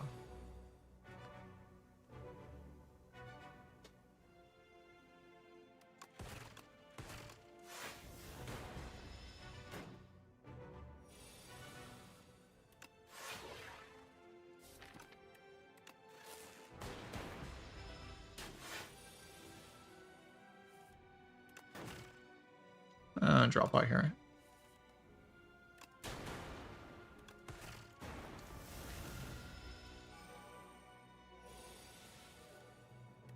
Wow. This guy's too powerful. They need to nerf it. It did damage to me. It's freaking... I'm so upset. How dare you? How dare you deal damage? Jerk. Bro, you're still killing me? Like... Thing's too strong.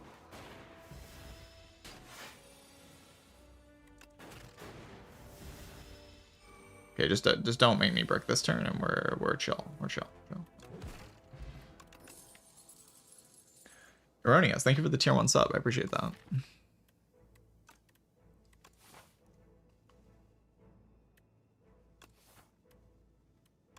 How am I beating the fish? This beats the fish, right? As a fish on it.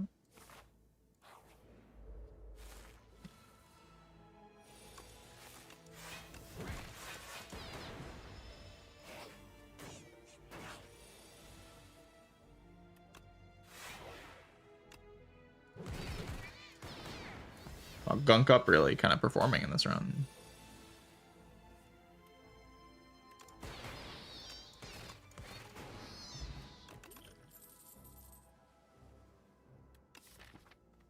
Ball.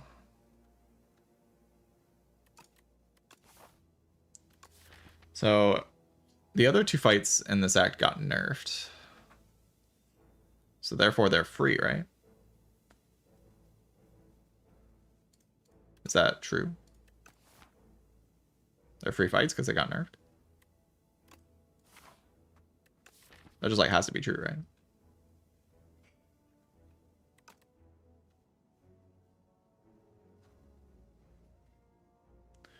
Is he just like going here, resting, and then fighting one more elite? Because I'm pretty bad at the eels. I don't have like any AoE.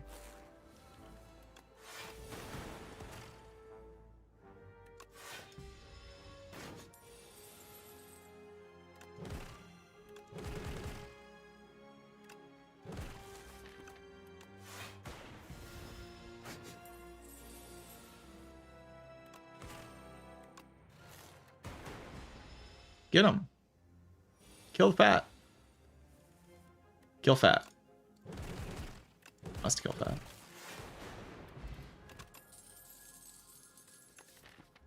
Turbo. Found this card to be like kind of broken in this game.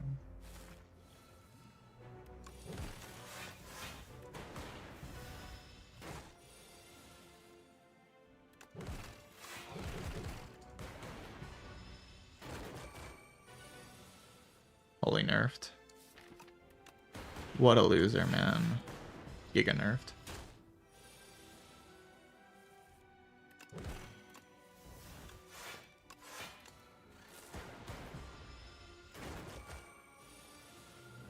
Doesn't even game bigger anymore.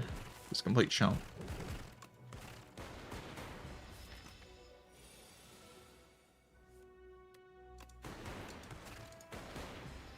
Am I dead?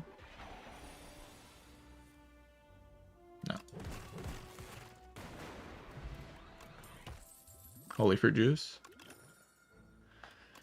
Game piece on the defect. GG. I think I'll strength pot this boss. I'll like upgrade go for the eyes here. Because it will land. I'm not coping. I don't like that draw. It's bad. Bad draw.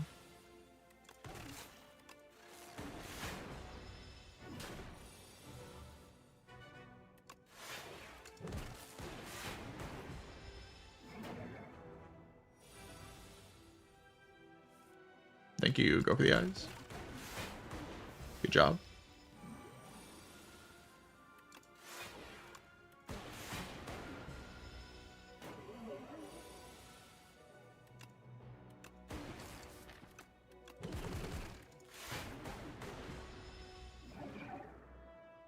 Please draw my boot sequence. Thank you.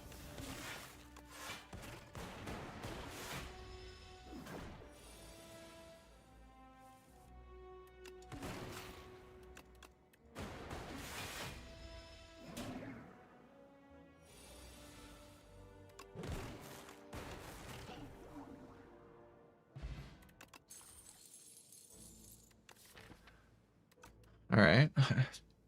Algorithm. I mean, where's my power with my game piece? I have a game piece. One more interesting ancient reward is the one that auto plays a skill at the start of each fight. Yeah, that's pretty good. That one would be good hero on Shadow Shield. That'd be kind of strong. Or Rainbow.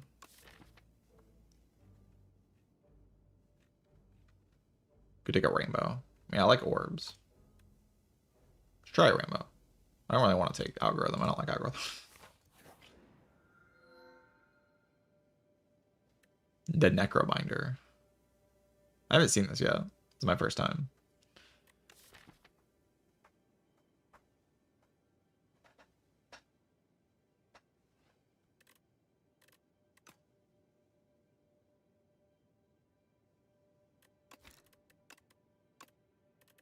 What can we get from Necrobinder? Like a bunch of random shit. Like a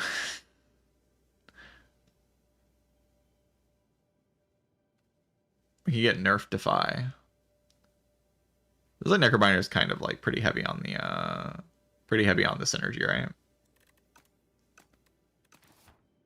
But it's just like weird because I can see 15 cards right now, or I can like drift wood and then re-roll card rewards to like find good cards. It's like, is that even better? I hate driftwood, man. Channeling 3 lightning with a runic capacitor, kind of crazy. It's a lot of lightning.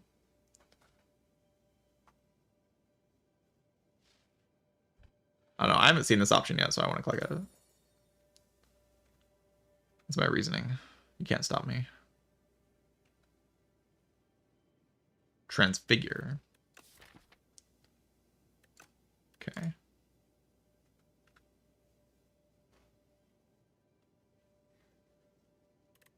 Grave Blast. Bad hologram.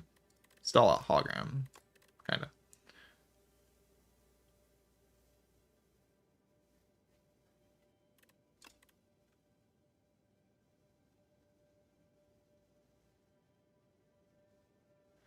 Yeah, Capture Spire I'm not so sure about. This character has a draw problem. I was kind of hoping to solve the draw problem with this, but, you know.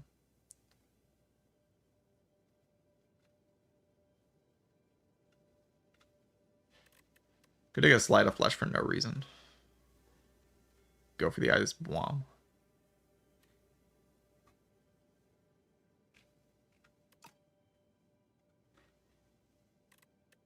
Yeah, Capture Spirit's just like kind of okay. Oh wait, they nerfed this thing. Oh, okay, it sucks. It's nerfed Capture Spirit. It adds only 2 souls instead of 3.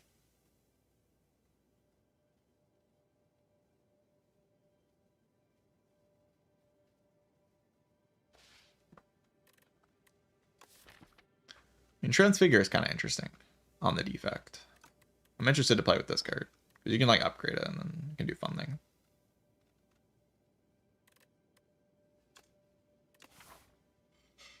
Three cards. Epic. I mean, that was fun.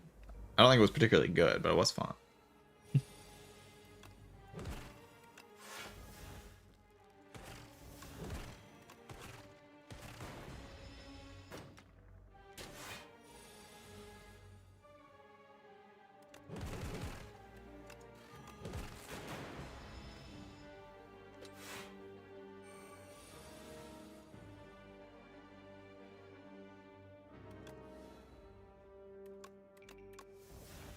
You just have to believe in the defects. There's no way you ever whip here.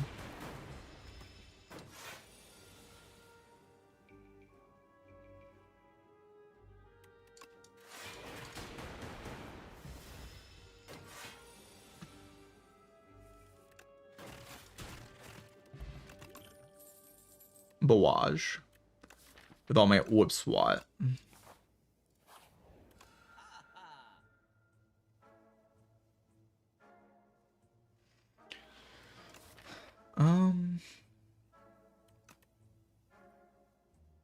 What do I want in this shop? There's a couple good things.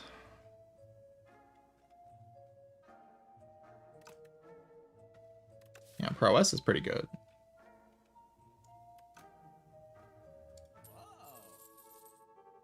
Grab a random hotfix. Probably just a generically good draw. Like remove a strike. Sure. Seems chill, seems chill.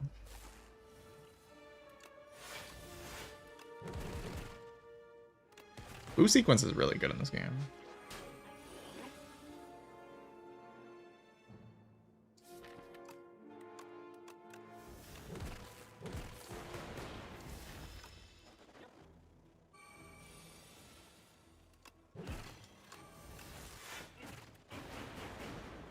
Ow.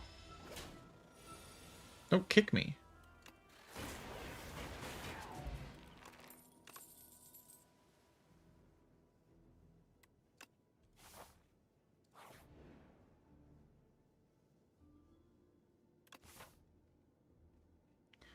They're like, is a shop? It's really late though. I'm gonna grab the potion. Big defect.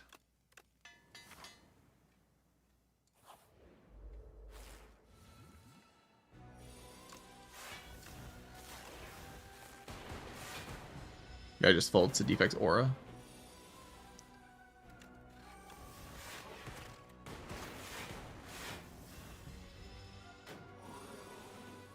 No. We draw Empeobling Touch next turn every time. Babwam. The Necrobinder. Get destroyed.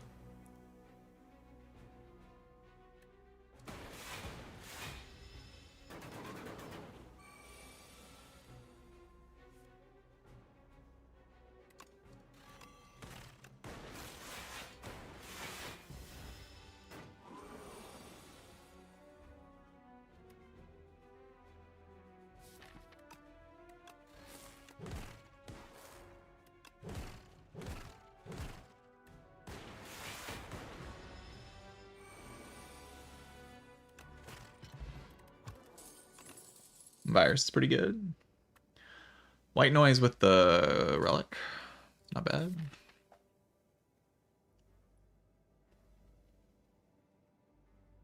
If killed by giving dualcast replay, I think that would have just blocked. I didn't have the energy, right? Yeah, I couldn't play the orb card and also play dualcast at 2 costs and transfigure all in the same turn. I think.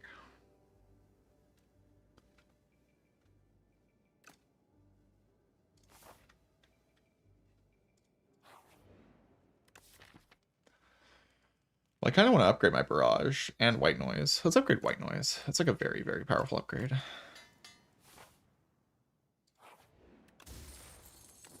Fish.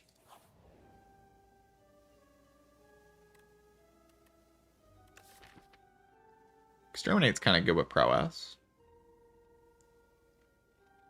Squash is just like my first source of vulnerables. Like not bad, right? Also fish. Finally, die miserably.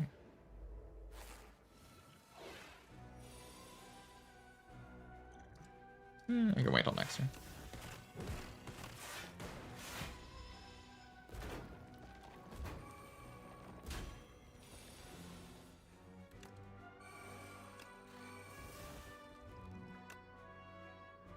Bwam, meteor strike. Bwam.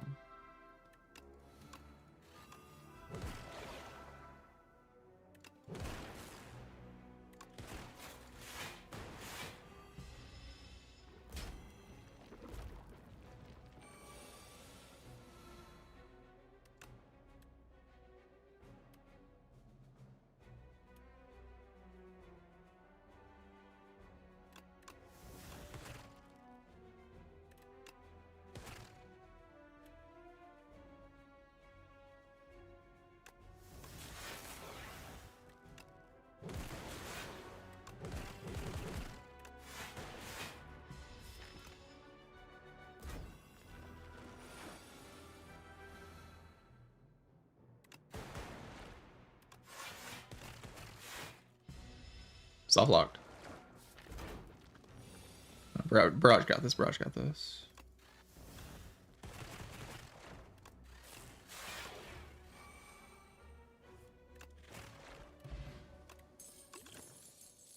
Well, that was a decimation. Barrel. Barrel will pull back my Go for the Eyes, which is alright. Also cantrips. I could just draw cards. Let's get a subroutine in this deck.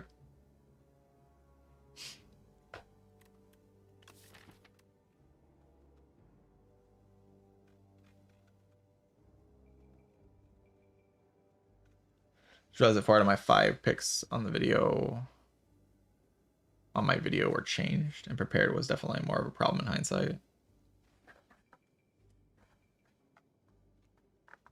Yeah.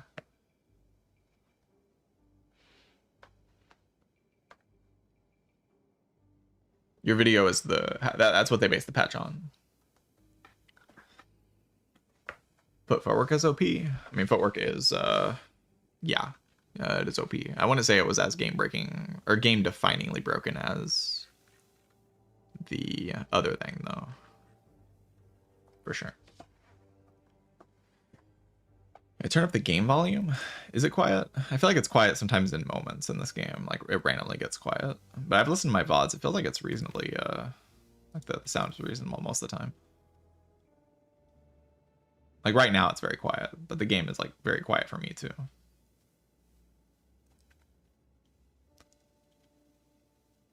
Yeah, certain floors you just like get no music. Like weird.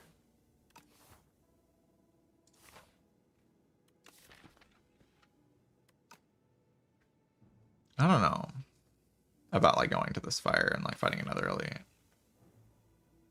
The next elite can actually do quite a lot of damage to me.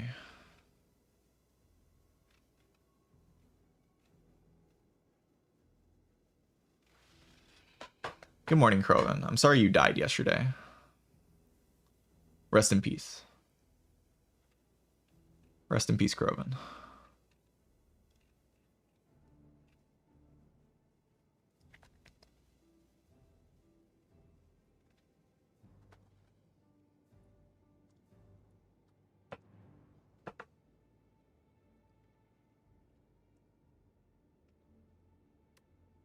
I don't know, fighting elites is like pretty good.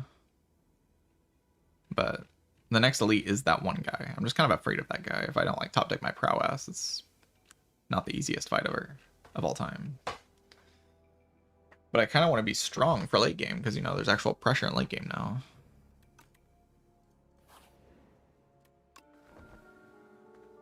I have a Horn Cleat. I've never lost a run because I said I have a Horn Cleat. It's never happened to me.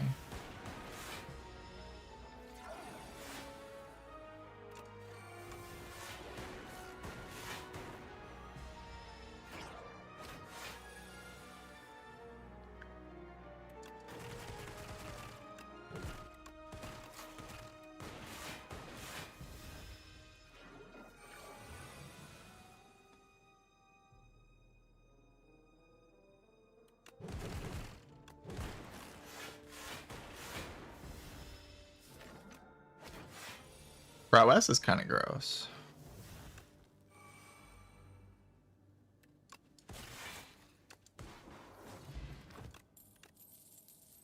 Loop. Doop the loop.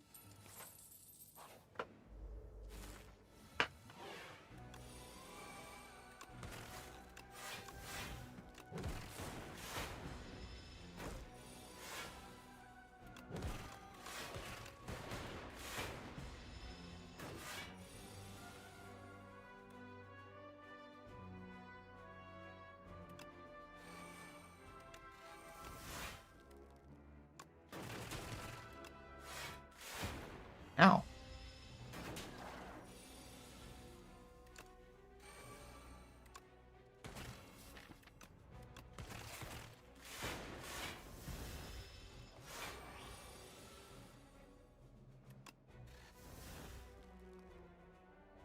Can I kill it? I can do like 10 times 3 plus Grave Blast. I mean, surely.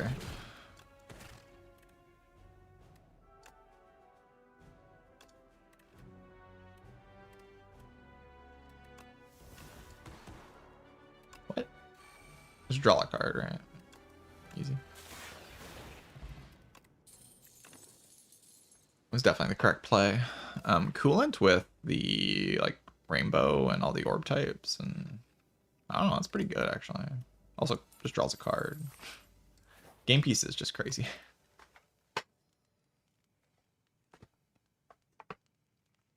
Melee plans is weaker than tools in this game. That's a fact right there. That's a fact. Do I need to upgrade my hotfix? God, this game's too hard. I have to upgrade my hotfix. This is disgusting.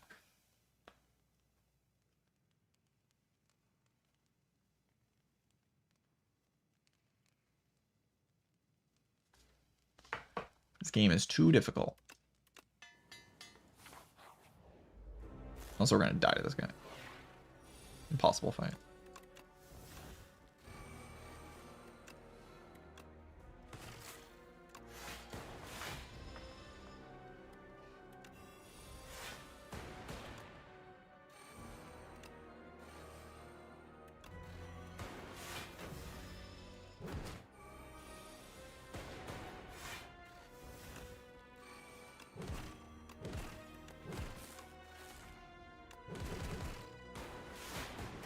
Ow.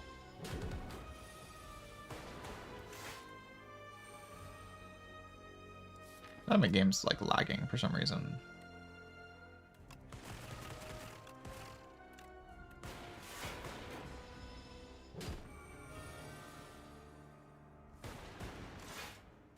Like, you kind of see the problem.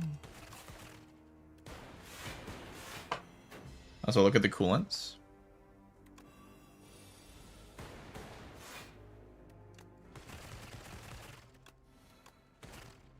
The defect.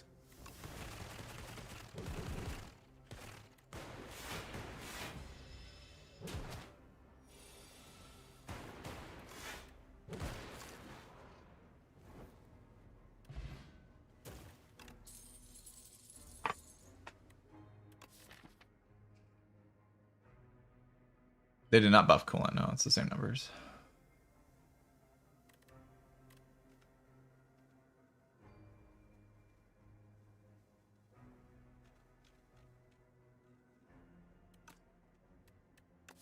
Could take a spinner. God, game piece is so good on this character.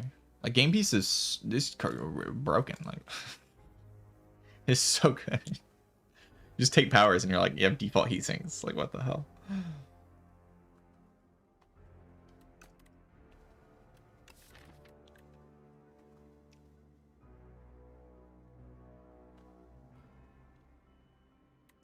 Yeah, buffer is blocks the door of evil that I can't beat. Buffer is very good against the door actually. Does genuinely do a lot.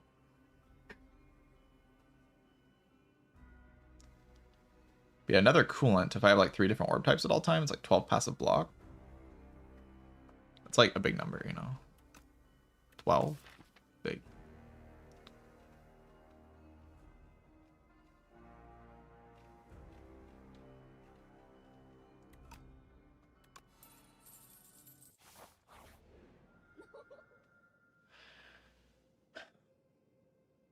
Glam card rewards or Diamond Diadem.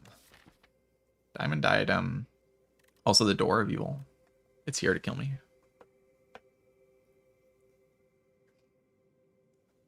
Like often I want to play more than 2 cards a turn, but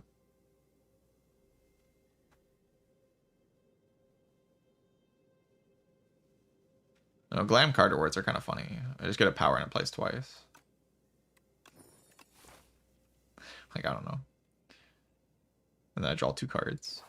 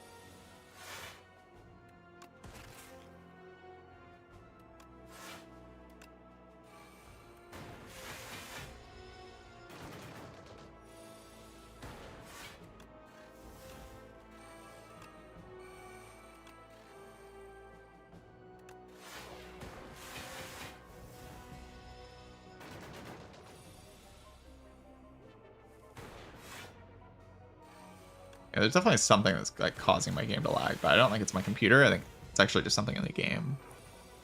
It's like happening that's causing the game to lag. Double energy plays twice. Infinite energy.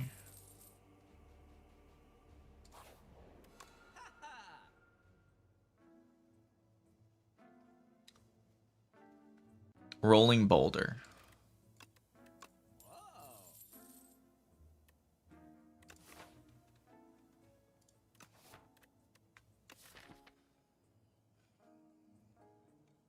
Capacitor for more orb slot is okay if I can guarantee that I always draw my double energy on the right timing, but I can't do that, so...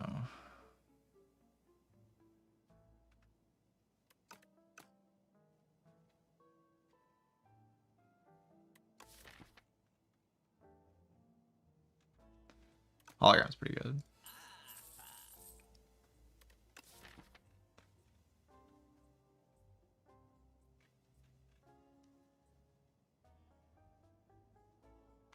Yeah, Diamond Diadem, like 2 cards is not very many, but double, or like having the enemy's damage is just like, I mean, it halves the enemy's damage.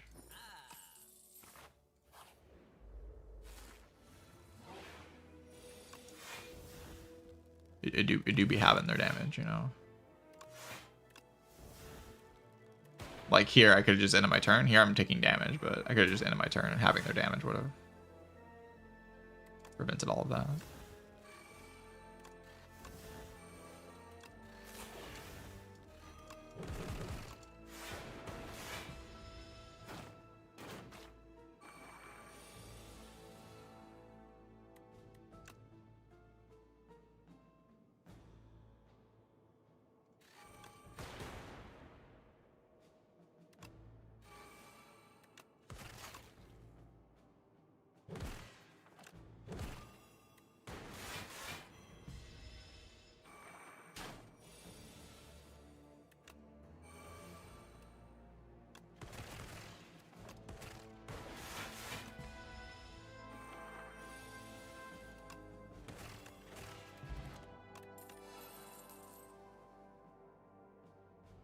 So the next 2 powers I play will cost 0 if I play Synthesis.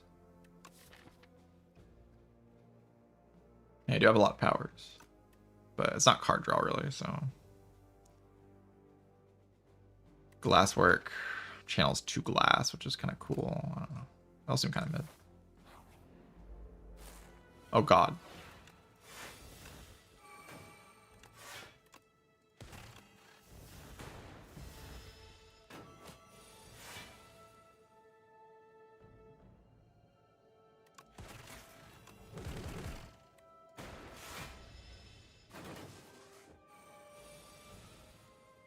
Yeah, it counters the defect. It's so done. So dead.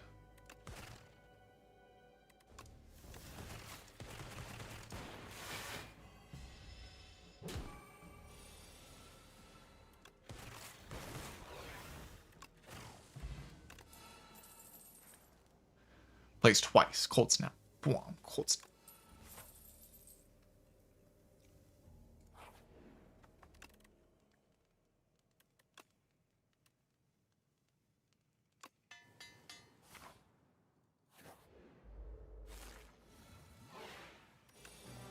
I play that.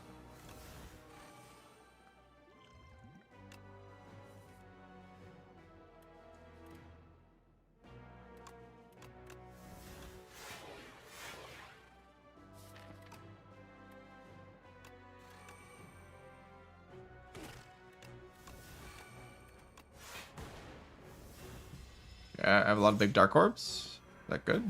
I don't know, maybe.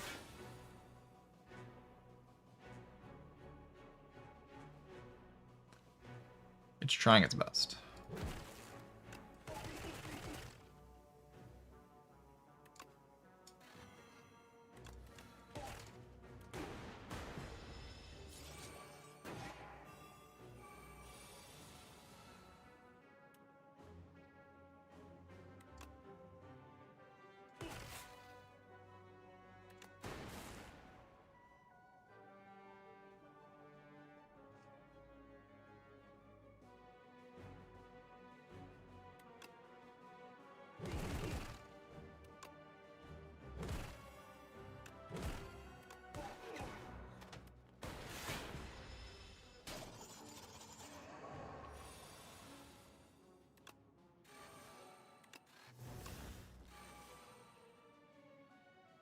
Good night, Hollow Hair Boot sequence.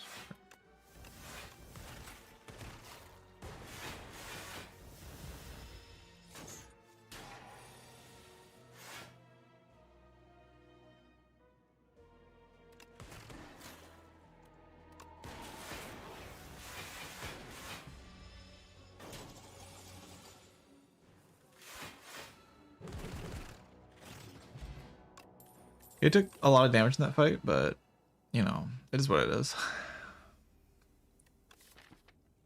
FTL with replay 1. Compile with replay 1. Compile with replay 1. Seems pretty solid to me. So is that my hardest elite or what? I feel like the turn 1 elite is like kind of bad too. I mean, both the next elites are kind of turn 1 elites. Last time I lost a run. Well, I was on a 4 streak? 3 or 4. I think I lost my last defect run. I think that's the last run I lost. So it's been 5 runs.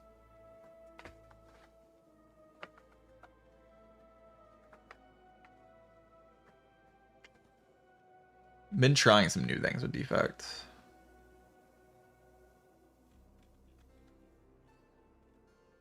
Hasn't been working very well.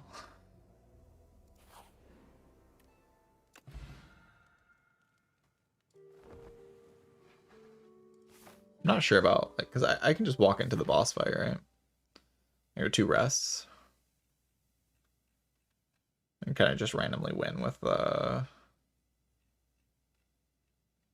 coolant scaling, maybe. I don't want to fight him elite. I just want to. Why do I have to get this guy?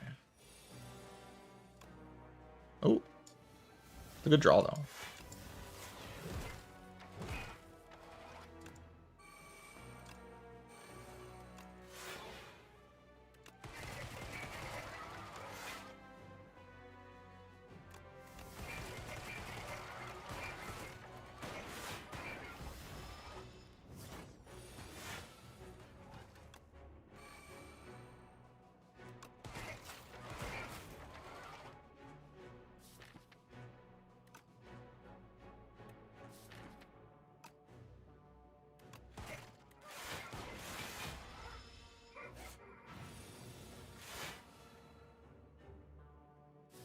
No coolant, so that is unfortunate.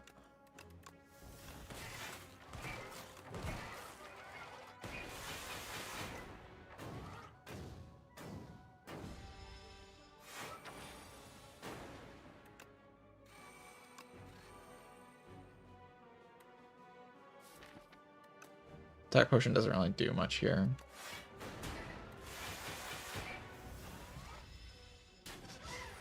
Diamond Diadem would be good here. I think both the boss relics are like fine to take.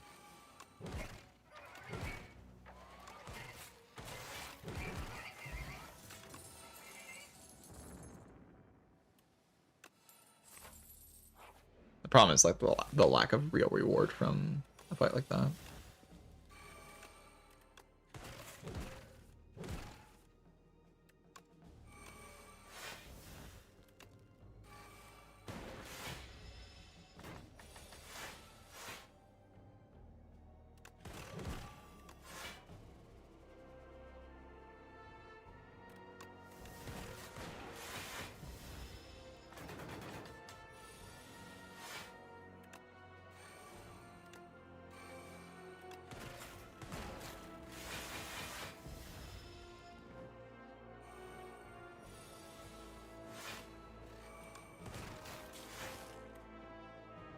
I'm really taking damage here.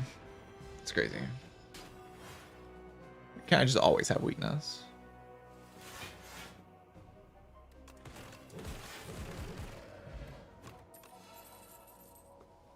Replay Rainbow. A lot of orbs. A huge amount of orbs.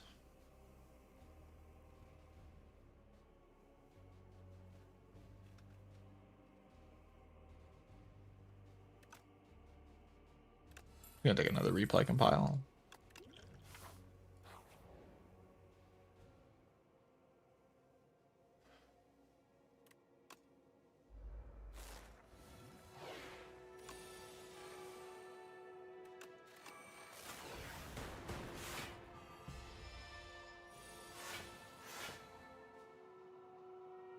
Great, it's cooked.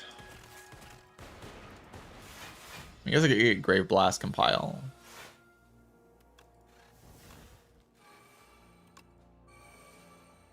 Yeah. Probably not worth the potion. That was just all draw order. There's no way I fight this, right? I mean, it's the chump elite. Like, the elite's kind of a loser. It can give me some pretty giga rewards.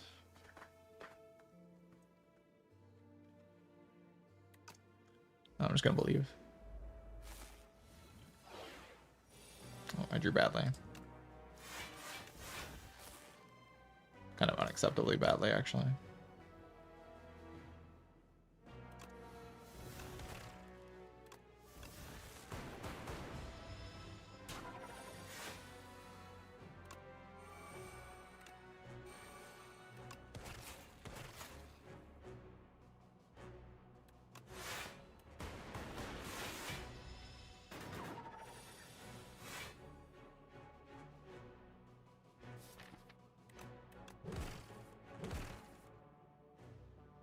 But you really would think that would be stronger. What it actually is.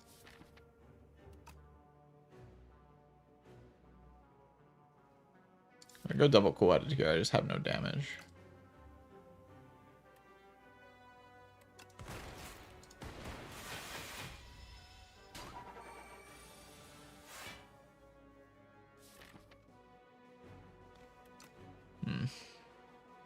Yeah, don't fight elites, huh? Yeah, I know this, but I keep trying to do it on this character for some reason. Don't know what's up with me.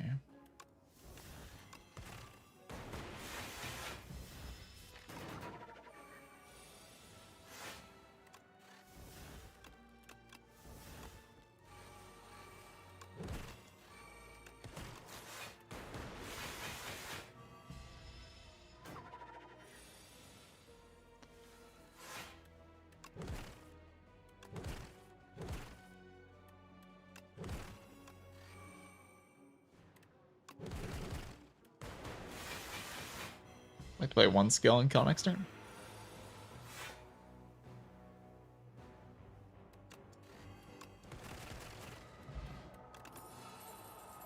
Okay, was that worth it? You can get a double play Hailstorm. More random damage.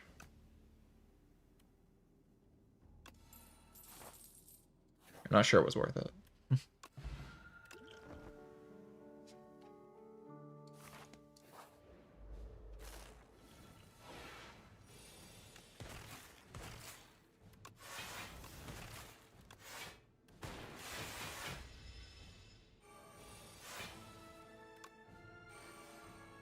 Early cool one's very useful.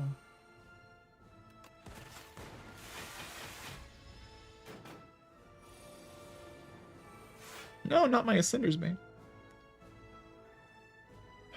It's a lot of damage to take.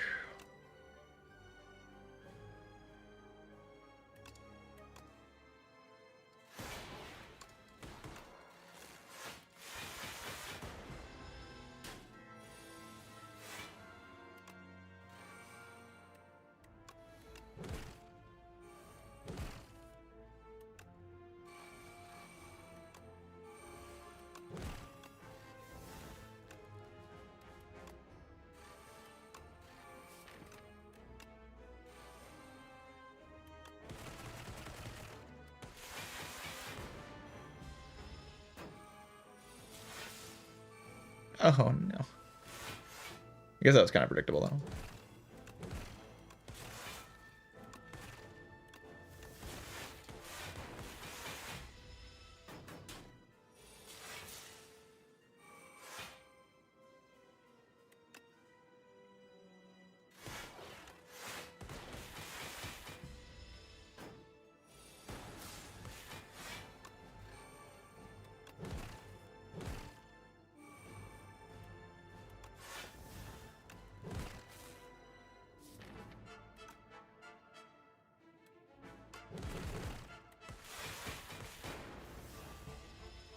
Only 157 left.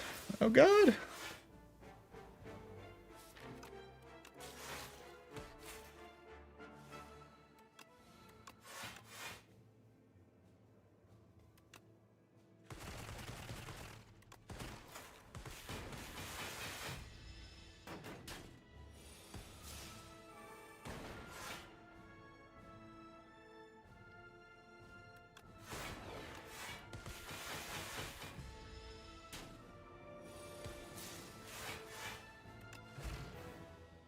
mean, that was fun. That was actually just like a fun fight. It wasn't that just enjoyable and cool and interesting? I don't know. I had a good time.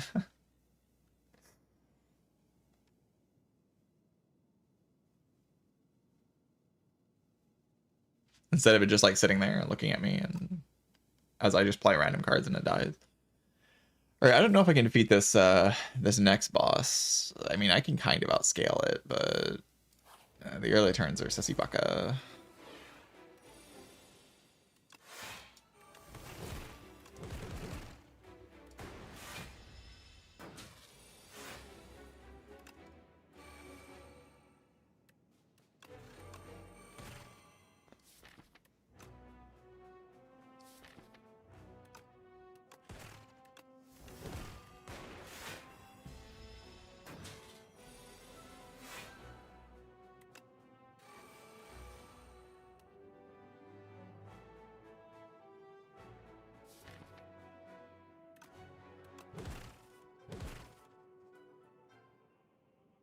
Gambler's Brew here to try to look for double energy into like powers.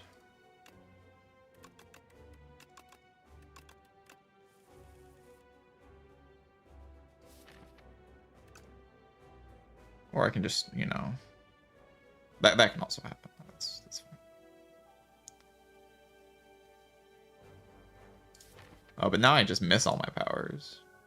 Do I just do Shadow Shield and try to like, or do I just kill it this turn?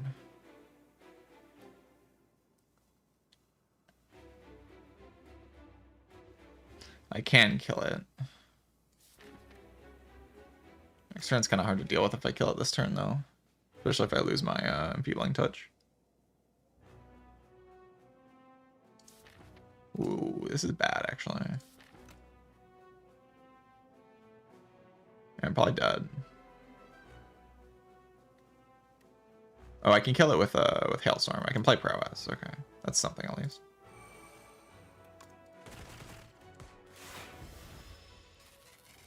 It's a power in play. It makes my life easier for sure.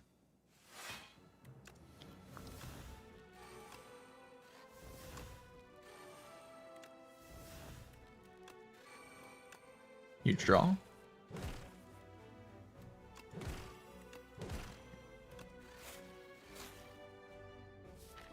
I'd love to transfigure something.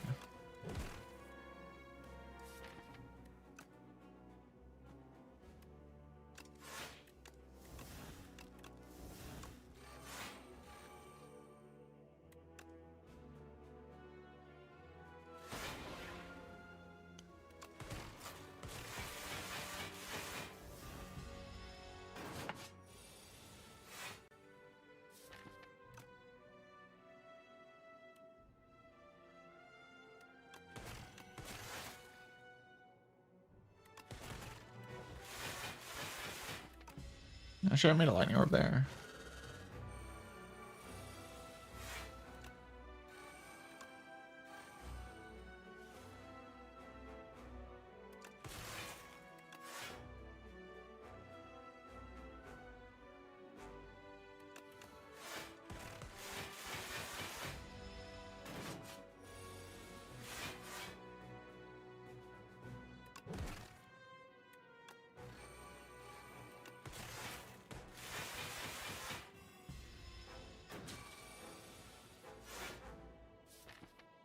Next turn I can dual cast this orb. I don't know if that's good enough, but might be.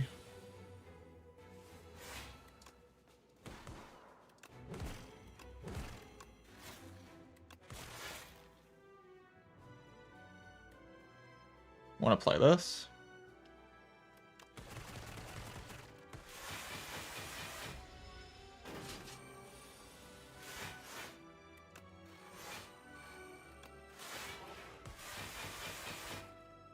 Okay, I think we got it.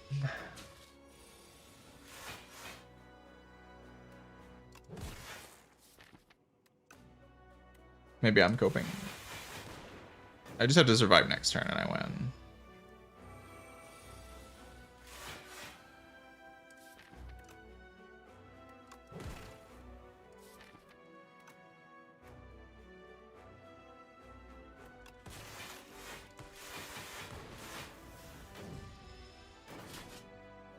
I'm at a weakness here.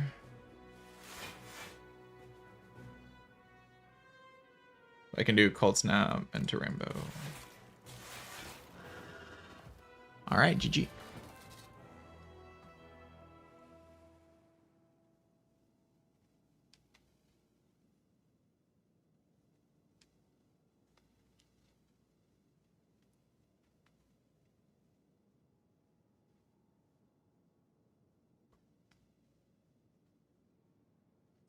I feel like the replay stuff worked out pretty well. Diamond Diadem would have also probably been pretty good though. Cool to win around with the Lich class. I mean, it was decent. Like, these cards were good. Don't know if it was quite boss relic quality, but it was good.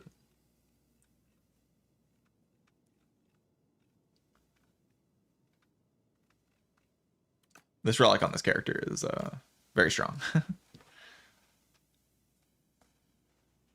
If you thought bottled heat sinks was strong, here's the bottled heat sinks that you don't have to play.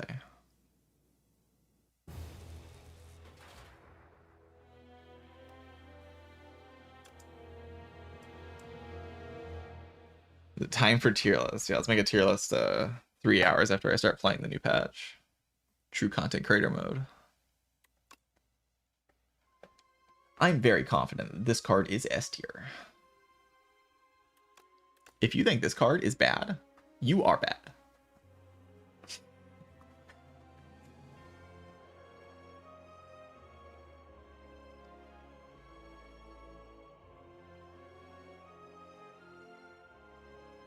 I could make a ancient relic tier list. I feel like that's the one I'm kind of the most interested in making, is the ancient relic tier list.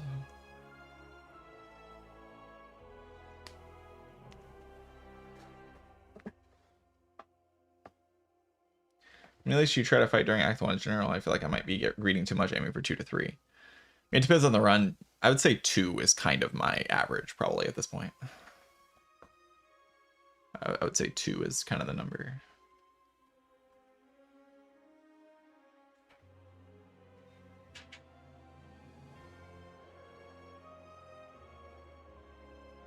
Yeah, 2 to 3 in Spire 1, 1 to 2 in this game, kind of is the feeling on most of the characters. Clad, I do kind of want to fight more elites, because I just like snowballing on Clad in that way, but...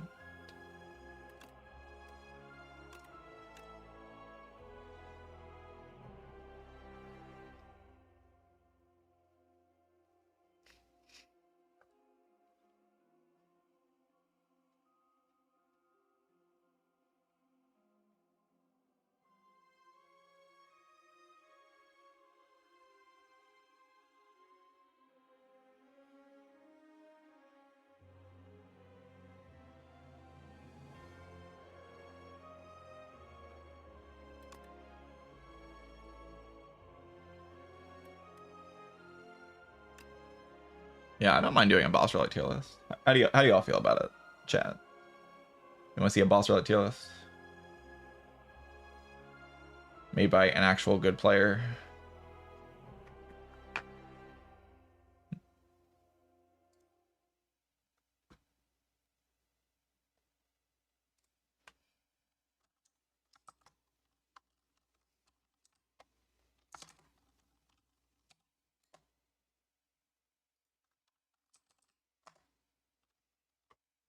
Yeah, top 5 STS player.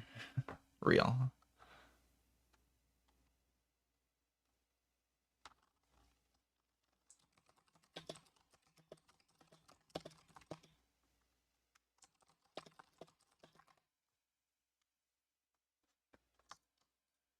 Okay. This one includes all the Niao. I just won't put the Niao on there, I don't think. I just won't put the Niao on there. I'll just put the rest on there. This looks pretty complete, though. I can make a tier list. I can make a tier list. I'm down. I'm down. I haven't made one yet. However, there is an ad that's going to play in 5 minutes, so I'm going to go get some water first. Also, I yap a lot when I make tier lists, so I'm going to get some water so I can, like, not dry out my voice. Yeah, I really like this patch. I'm a big fan. Big fan. Like it feels much better. It's not like totally fixed. Like I still got problems, but definitely a push in the right direction for sure. Definitely push in the right direction. I just feel more encouraged kind of to make real decks instead of fake decks that aren't real. Yeah, honey tea. It's kind of early for tea. I usually have my tea late in the day. I'll go get some water. I'll be right back. We'll make a tier list. It'll be epic.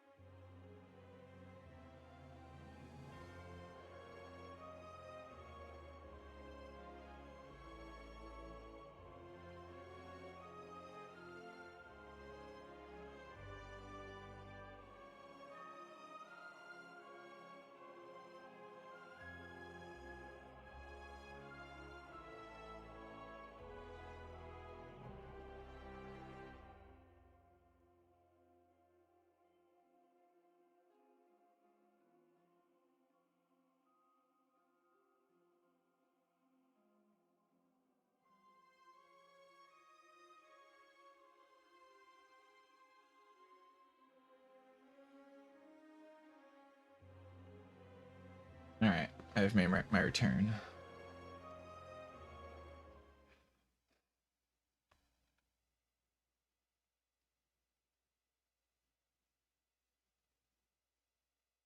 Should I have like some music playing really quietly in the background?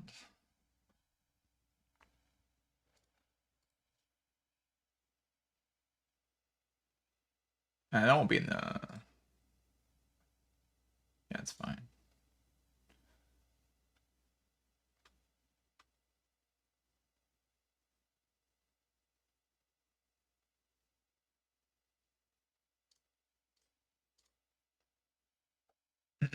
All right. So what am I supposed to do? Like, we're like, am I a YouTuber now? I make YouTube videos. So am I supposed to be like, what's up, guys? This is Nave Greed coming at you with another tier list. I don't think I can do it. I don't think I can do it. It's just not who I am. What's up, chat? It's your boy Nave Greed coming at you with an epic tier list for the Slay the Spire 2 video game. Smash that like button, smash that subscribe if you want to see more tier lists from me.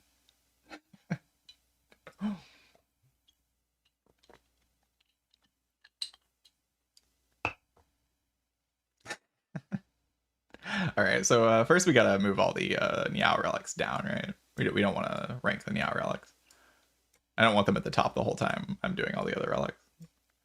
Maybe I'll do a Niao bonus tier list at some point, but I don't view this as the same as an ancient, right?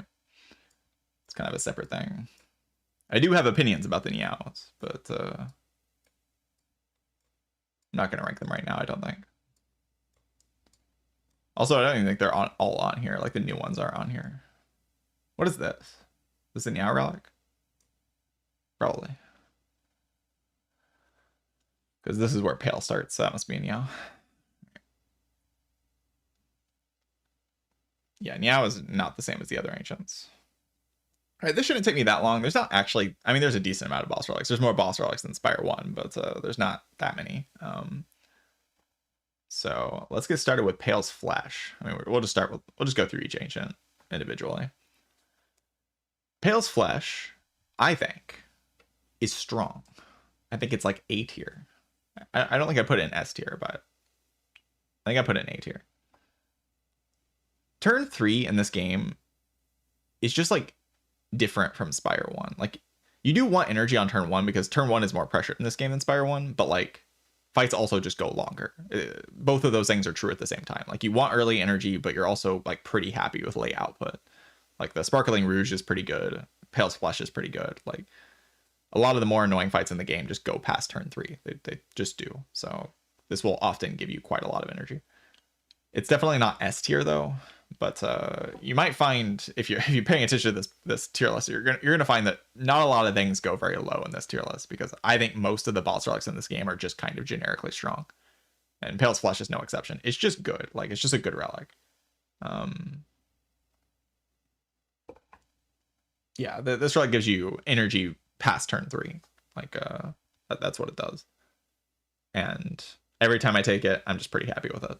And in concept, just conceptually, with where the challenges in this game are, this relic is just kind of solid. It's just good. All right, this one is the one that gives you the relaxes in your deck. I've taken this one time, and it wasn't that great. And I kind of believe at this point that this relic should pretty much only be taken with Toxic Egg. There's other situations where you might want to like pocket watch, or I don't know. There's like some situations where you might want to play less cards. Maybe you have like the Ironclad power that doubles the block card that you play. So you can double the relax power and then the relax skill, and then the next turn you'll just get more energy and draw. But they're just like fine. They're really strong upgraded. Like, they're very powerful upgraded, which is why if you have Toxic Egg, they're definitely worth looking out for. But unupgraded, they're just kind of okay. Like, they're not bad, but relative to the other boss relics, they're just kind of okay. Because they really want the upgrades. Like, the upgrades give them an extra energy and an extra draw on the next turn and more block. Like, it just upgrades all the numbers. It's a huge upgrade. So Toxic Egg, definitely take those. Not Toxic Egg, a lot of other better options, especially on Pale. Pale's very strong.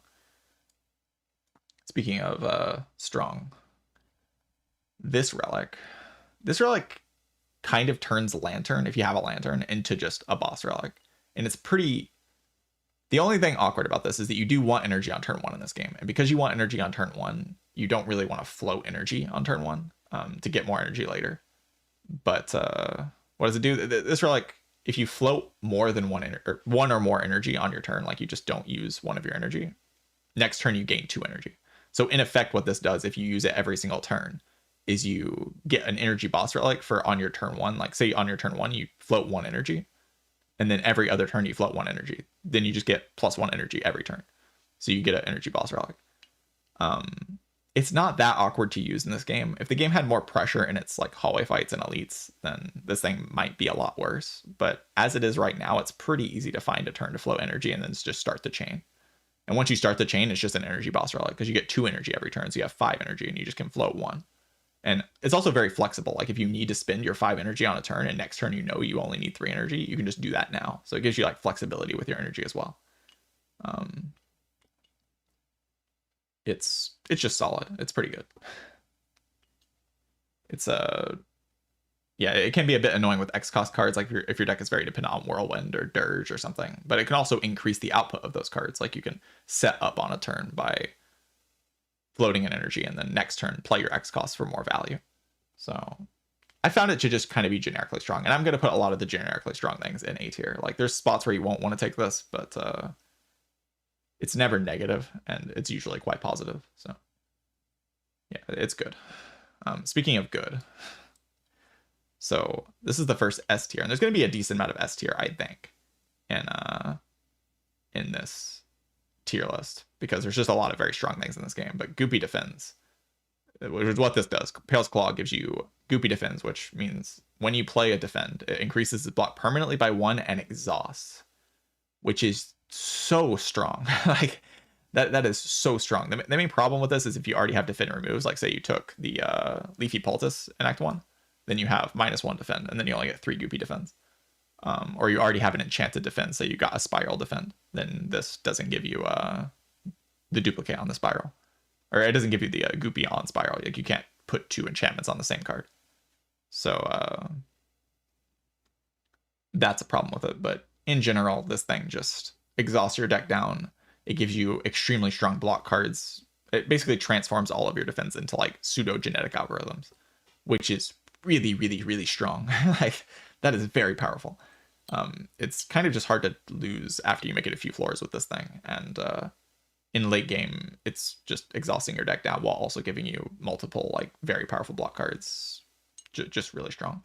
If you can survive Act 2 with it, which often you can, it's not even bad inside of Act 2. Like just a few fights and it's already saving you like 2, 3 HP, maybe 5 HP after like 3 fights. You're saving every fight with just the defense blocking for more.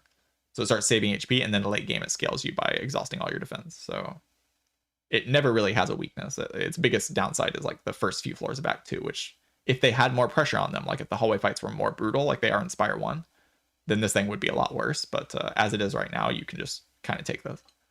And it just scales you. It scales you in a very efficient way. All right, I don't like this relic. I don't think I'd put it in D tier, but all the Carter Ward based ones I just don't think are actually that strong. Like this one and also the Driftwood. I just don't believe that they're very good. I don't know if there's really any. There's probably like a couple that I'll put in D tier, but I don't think this is truly D tier, because you can have things like Prayer Wheel, you can find things like Orrery. You can just be strong, and this thing will give you a ton of relics. Like it will give you a ton of relics. But which is what this does. You can sacrifice your Carter Wards to get relics with Pale's Wing. And you just kind of have to have a situation where it's good. And if you don't have a situation where it's good, it's just really hard to use. Because if you're even a little bit weak, you're just going to need to add cards to your deck. And then it takes like 5 floors to give you anything. Like Goopy Defends, I'm telling you, like in 3 floors, this thing's already saving you HP all over the place. This thing takes like maybe 5 floors to give you 1 relic that might save you HP. Like it just takes too long, basically, is the problem with it. To get going. All right, the Clone Relic. This is the one that lets you enchant a relic with Clone. And I'm going to put it in B tier. I don't know. The Clone is extremely powerful. Like, extremely powerful. Ridiculously strong. But you have to have a target for it, is the problem. Like, if you don't have a target for it, it is a brick, right? There are a decent amount of targets for it, but having that by Act 2 isn't guaranteed at all. So, and if you don't have a target, it's actually just an empty relic. Like, you can't click it. So if you have a target for this thing, it's like S tier. But if you don't have a target for this thing, yeah, I'll put it in B tier. Just because it's like a D tier unpickable thing if you don't have a target for it. What are some targets? Big Bang, Adrenaline, things like Old Dirge, Nerf Dirge maybe not, but Old Dirge, you could do that with Chemex. Yeah, I guess you could do Hang. That'll probably do a lot of damage. Like a lot of the just like the generic draw effects. Yeah, like Perfected Strike, you can do Uproar on defect. Uproar can, if you duplicate Uproars a bunch of times, if you can actually pull that off, then Uproar will play Uproar, which will play Uproar and like chain the entire deck basically. That's the thing you could do. You can kind of do that with Catastrophe as well. If you had a Catastrophe in your deck, you could goopy the Catastrophe. But it's just a relic that if you have a strong thing, you click it and it wins you the run. If you don't, obviously Flash of Steel and like Finesse can also be used. But if you don't have a strong thing, you just can't really do anything with this.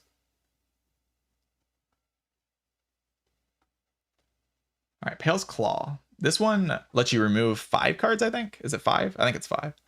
You remove 5 cards, but they all come back to your deck over time. Every fight you win, you add one of those cards back, but it comes back upgraded. So it's like an upgrade 5 and a remove 5, but temporary. It's strong. Like, it's just another one of these generically strong boss relics. Often I find myself not clicking it because I just click the other Pale's options over it. Because they're just strong, like more strong. But if I'm forced into this, I'm not really going to be unhappy. I guess it can kill you, kind of. It can make your early turns a little bit worse, but generally speaking, I would just say it's quite strong. Like, just gives you 5 upgrades over time. 5 removes isn't really a big downside to get the 5 upgrades. You can just upgrade your starter cards. This thing can just be upgrade all strikes and defense, and that's like pretty good. Like, that's not a bad event for a boss relic, really. You can upgrade other important cards.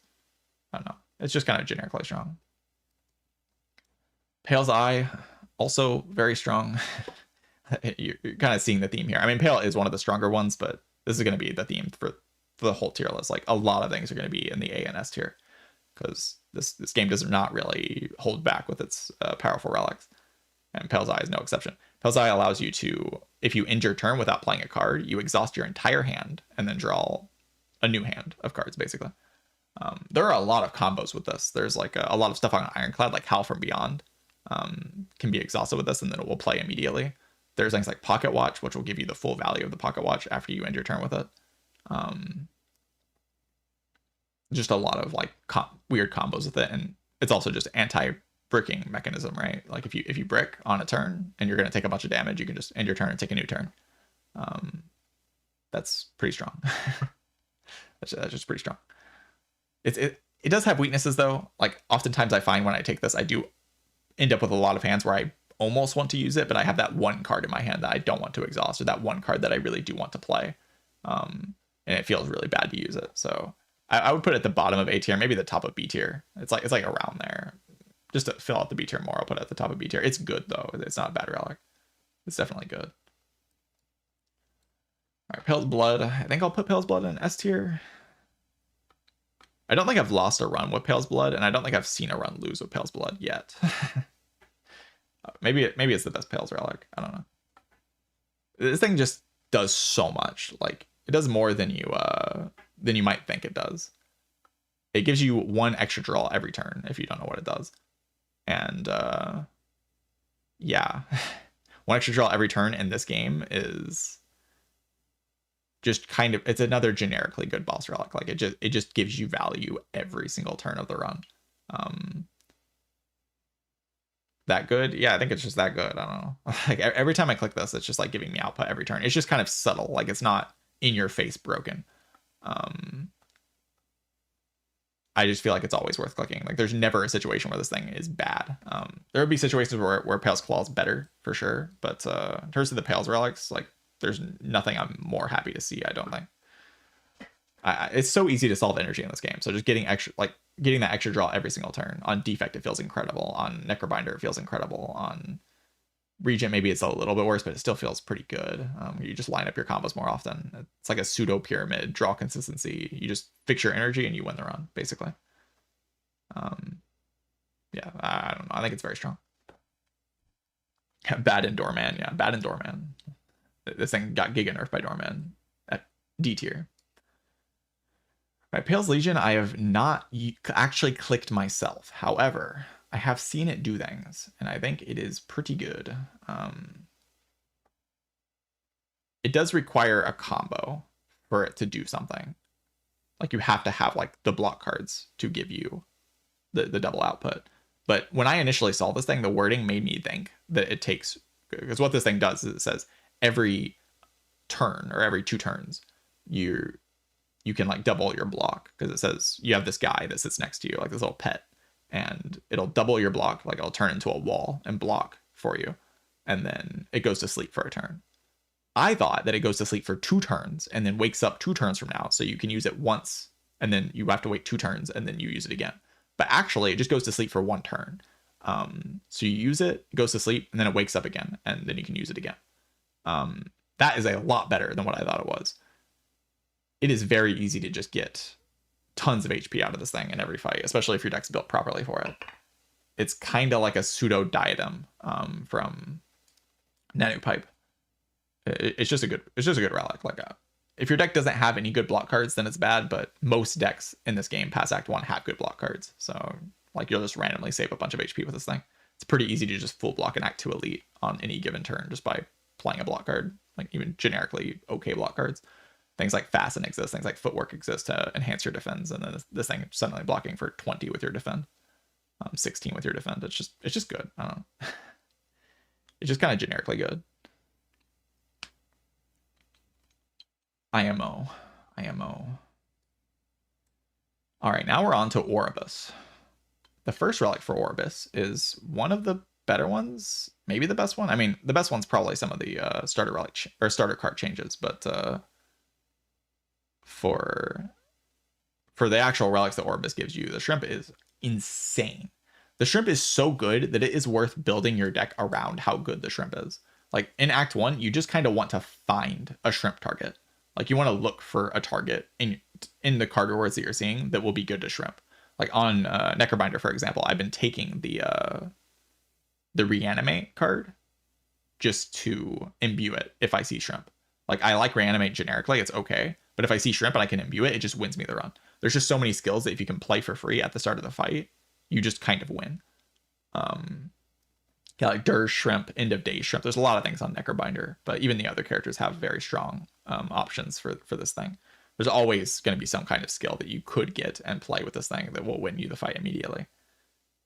I got a Glacier with Shrimp. That was very powerful on Defect. There's just so many strong options. I got a Burning Pact with Ironclad, Shrimp Burning Pact. It was really, really, really strong. Like just a super bag of prep, basically. Very, very, very powerful relic. I haven't seen it lose, I don't think. I think if you have a target for this thing, it just kind of wins you the run. And yeah, that's good. Winning the run is good. All right, Glass Eye is like an Orrery, right? I haven't actually clicked this more than once. I think I clicked this one time. And it was like fine. I think it's another one of these like kind of boring, generically strong boss relics.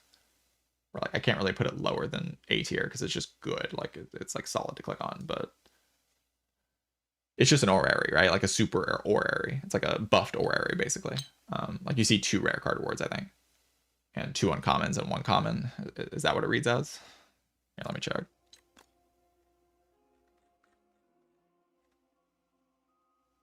No, you get 2 common cards, 2 uncommon, and 1 rare card. So you get like 1 boss reward, 2 uncommon card rewards. I mean, it's just fine. Like it's not like super strong.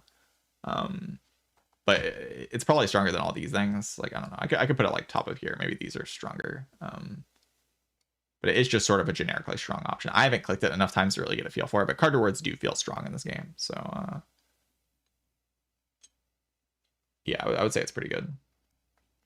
All right, Prism is another one I've only gotten 2 times, but I don't know. It's just good. Like, is it A tier?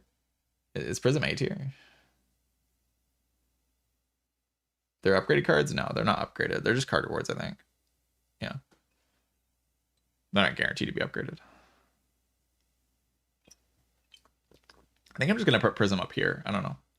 1 energy per turn is actually just like, it makes it so much easier to build your deck in this game. And if you're good at deck building, Prism isn't that much of a downside. It's very character dependent. Like I think certain Regent decks really don't want this, but the energy is so good for Regent. Like even in the cases where it's kind of awkward, the energy is good enough that you're like getting a lot of value out of it. I'm gonna put it above Pale's Claw. I think this thing's just good, which is very funny. Like you think a Prism boss like they'd make it bad, but 1 energy per turn is just very good in this game, and I don't think this downside, quote unquote downside, of seeing the other characters' cards is as significant as maybe the developers of the game think it is. In Spire 1, if you just got Prism for free, it really didn't change the win rate of the game that much. And I think maybe the perception of the developers is that Prism was very negative to have on your relic bar because people wouldn't buy Prism. But the reason you don't buy Prism is because it's just not positive. The effect of it isn't positive. But if you're getting an energy return for it and you don't have to pay money for it, like the effect is not negative enough to make it bad. Obviously, if the effect was purely not negative, this would be like top of S tier, but it is somewhat negative in this game, especially. There's a lot more synergy packages on the characters. Like the characters have a ton of synergy going on all over the place. And consequently, this thing does mess with your card rewards quite a lot. It's kind of a pseudo busted crown, but nowhere near as bad as busted crown. You still see a lot of synergies, and there's not a lot of good energy relics in this game. So I don't know. Every time I've gotten it, it's felt strong. Maybe as I play the game more, I might lower on this. Maybe I'll go up on it. But for now, I think I'll put it here. All right, Sandcastle. Sandcastle, again, it's just like another generically strong thing. It depends on the deck. I think with how I'm building my decks in Act 1, I'll put this in B tier. Because often I walk out of Act 1 in this game with quite a lot of upgraded cards, so this thing is mostly hitting base cards. And that's still okay, but it's not like high quality boss relic, right? It's just kind of fine. It's good. Like, it is generically good. Like, nothing at B tier or above is bad. Like, all of these relics are good. These are like kind of awkward, but like all of these relics are good. I just think these relics are maybe slightly less powerful on average in the decks that I'm building than these, which are just kind of all strong. All right, the Glass. I think I'll put this above the Eye. I think it's just kind of a better Eye, right? Like, it's just better than Glass Eye because you get to pick any number of the cards. It depends on what character you see and what character you're playing, but I would say generally speaking, the Glass is just good. Like, you see so many cards and you get so many options, and having that many options is just really powerful if you're good at deck building.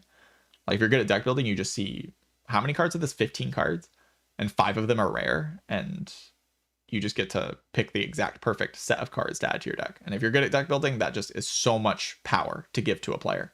Like, it's so much versatility to give you as a player. Every time I see this get used, I'm like, if you pick those cards, like, your deck is just kind of in a good spot. It's kind of like the most Giga Orrery of all time. I think generally speaking in this game, the developers have this idea that if you pick cards from other characters, you are doing something bad. Like, you are taking a huge downside, a huge risk to take cards from other characters. But in my opinion, it's not really that big of a downside. Like, it's a major upside. That one event that lets you pick like 3 card rewards, one of them is rare, one of them is uncommon, one of them is common from some character, is ridiculously strong. And this event is just kind of that, or this boss relic is just kind of that event on steroids. It is very powerful. It is not bad at all. I think I'll still put it below these things, but both of these relics, both the Prism relics in this game, are just really strong. All right, Alchemical Coffer, another just kind of generically strong boss relic.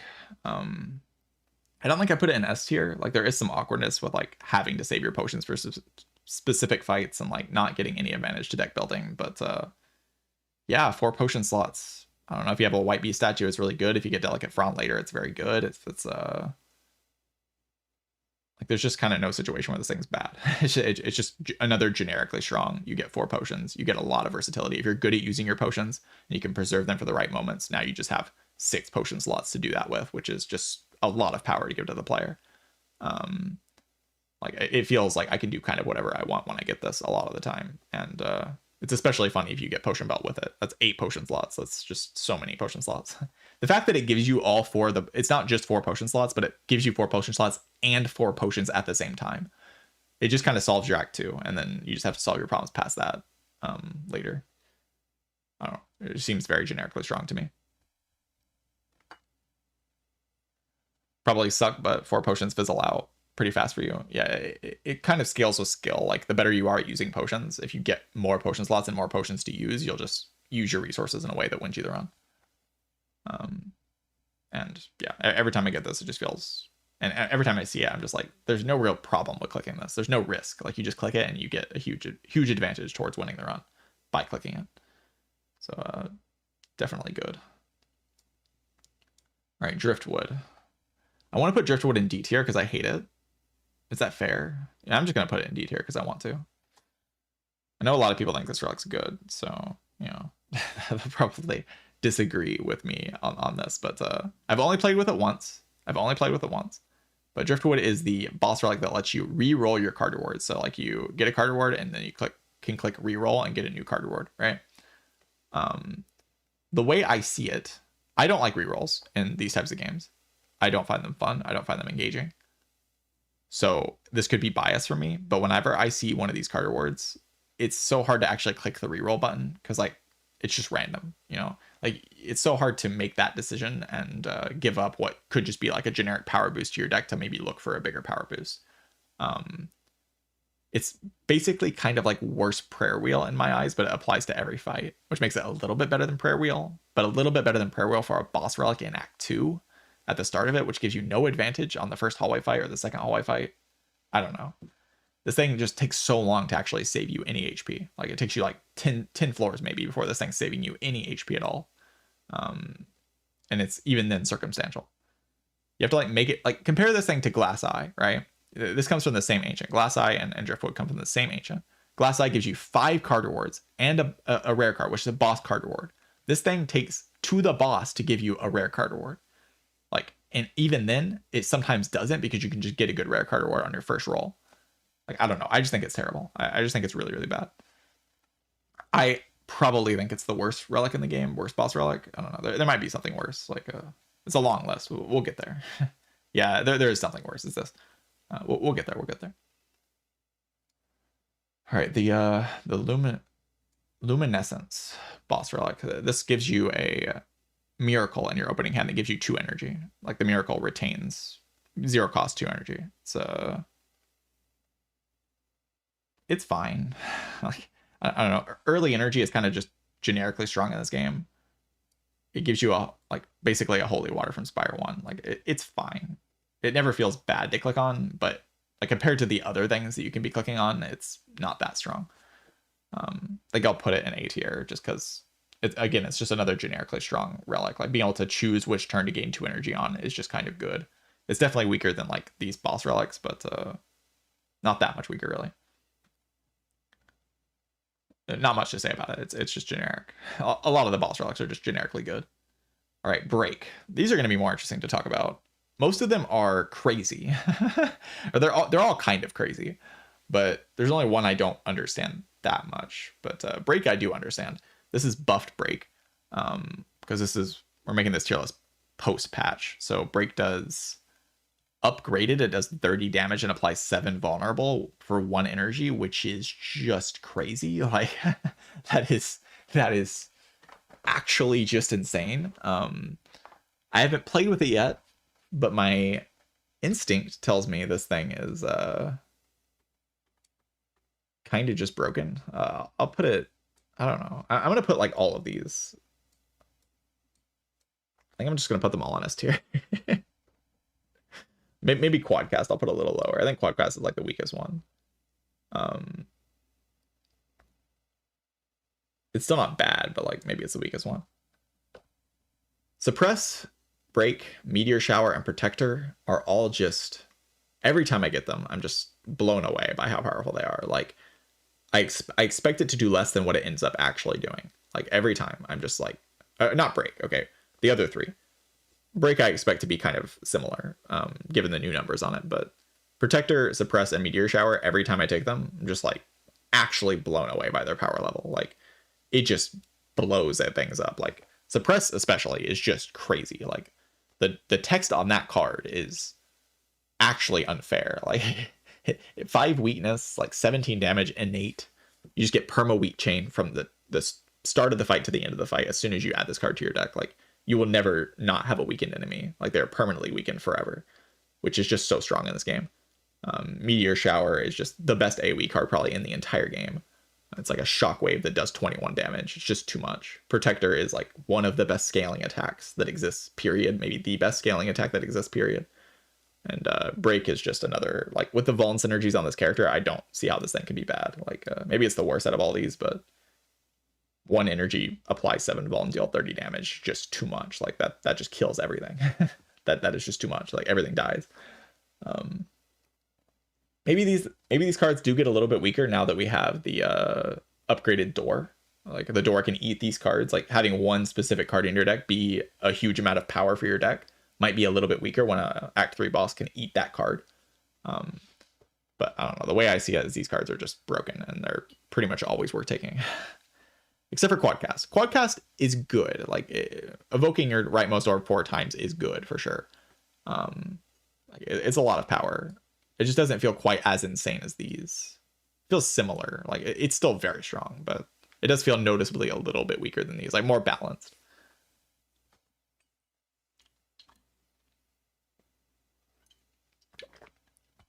Yeah, Suppress is just, I don't know. Maybe Suppress is just the best boss relic in the game. I'll just put it up here. It's probably that good. Actually, just ludicrous. All right, Black Blood. Okay, that's pretty bad. Yeah, let's put that there. This one, I think, is pretty good, actually. Especially on Silent, like just getting that draw consistency, especially now with Nerf prepared. What this relic does, it's called Ring of the Drake. It's an upgrade to Ring of the Snake. All of these are like upgraded starter relics. Like all of these that I'll be ranking are upgraded starter relics. And the Ring of the Drake, Black Blood is just the same as Spire 1, where it heals you for 12 instead of 6. And it was bad in Spire 1. I don't expect it to be much better here, really. Ring of the Drake gives you +2 draw for 3 turns, so it's different from Spire 1's upgraded starter relic, but it's still good. Or the upgraded starter relic in Spire 1 was bad. Now it's good. Ring of the Drake is just good. Like 3 turns is often how long the fights go anyway, and often Silent has like specific powers you want to draw into, and those powers win you the fight, like well-laid plans, tools of the trade, footwork, these types of things. And this thing just accelerates you into those draws. It doesn't improve your turn 1 at all, though. So I think I'll put it like here. Here, maybe? I don't know. I think A tier is like fine for this. It's strong. I think A tier is also fine for this one. This upgraded starter relic gives you 3 extra stars compared to the base Regent starter relic, which gives you 3 stars. So it gives you 6 stars in total, which is a lot. You can basically play any card. You can play Comet. You can play Decisions. You can play a lot of the more expensive stuff immediately. Upon starting the fight, which is just kind of, again, generically strong. Like there's no real weakness to this. It just lets you do a lot more things on your early turns. It's basically like a Giga Lantern for Regent. It's good. Necrobinders, I think I'll put in S tier. I think Necrobinder clearly has the best one. Necrobinder's upgrade, like base starter relic, summons 1 at the start of the fight, or just summons 1 every turn, including the start of the fight. So you summon 1 on turn 1, and then you summon 1 every other turn. The upgraded starter relic, for some reason, summons 5 on turn 1, and then 2 for every other turn. Which, like, this would be like an okay relic if it summoned 2 every turn, but the 5 on turn 1 just makes it so easy to outscale things. Like, I've taken this 1 time. So take this all with a grain of salt, really. The whole tier list is taken with somewhat of a grain of salt, because I haven't played with these things very, very much. But just in theory and also in practice, the 1 time I've taken it, it feels incredibly powerful. It feels incredibly powerful to me.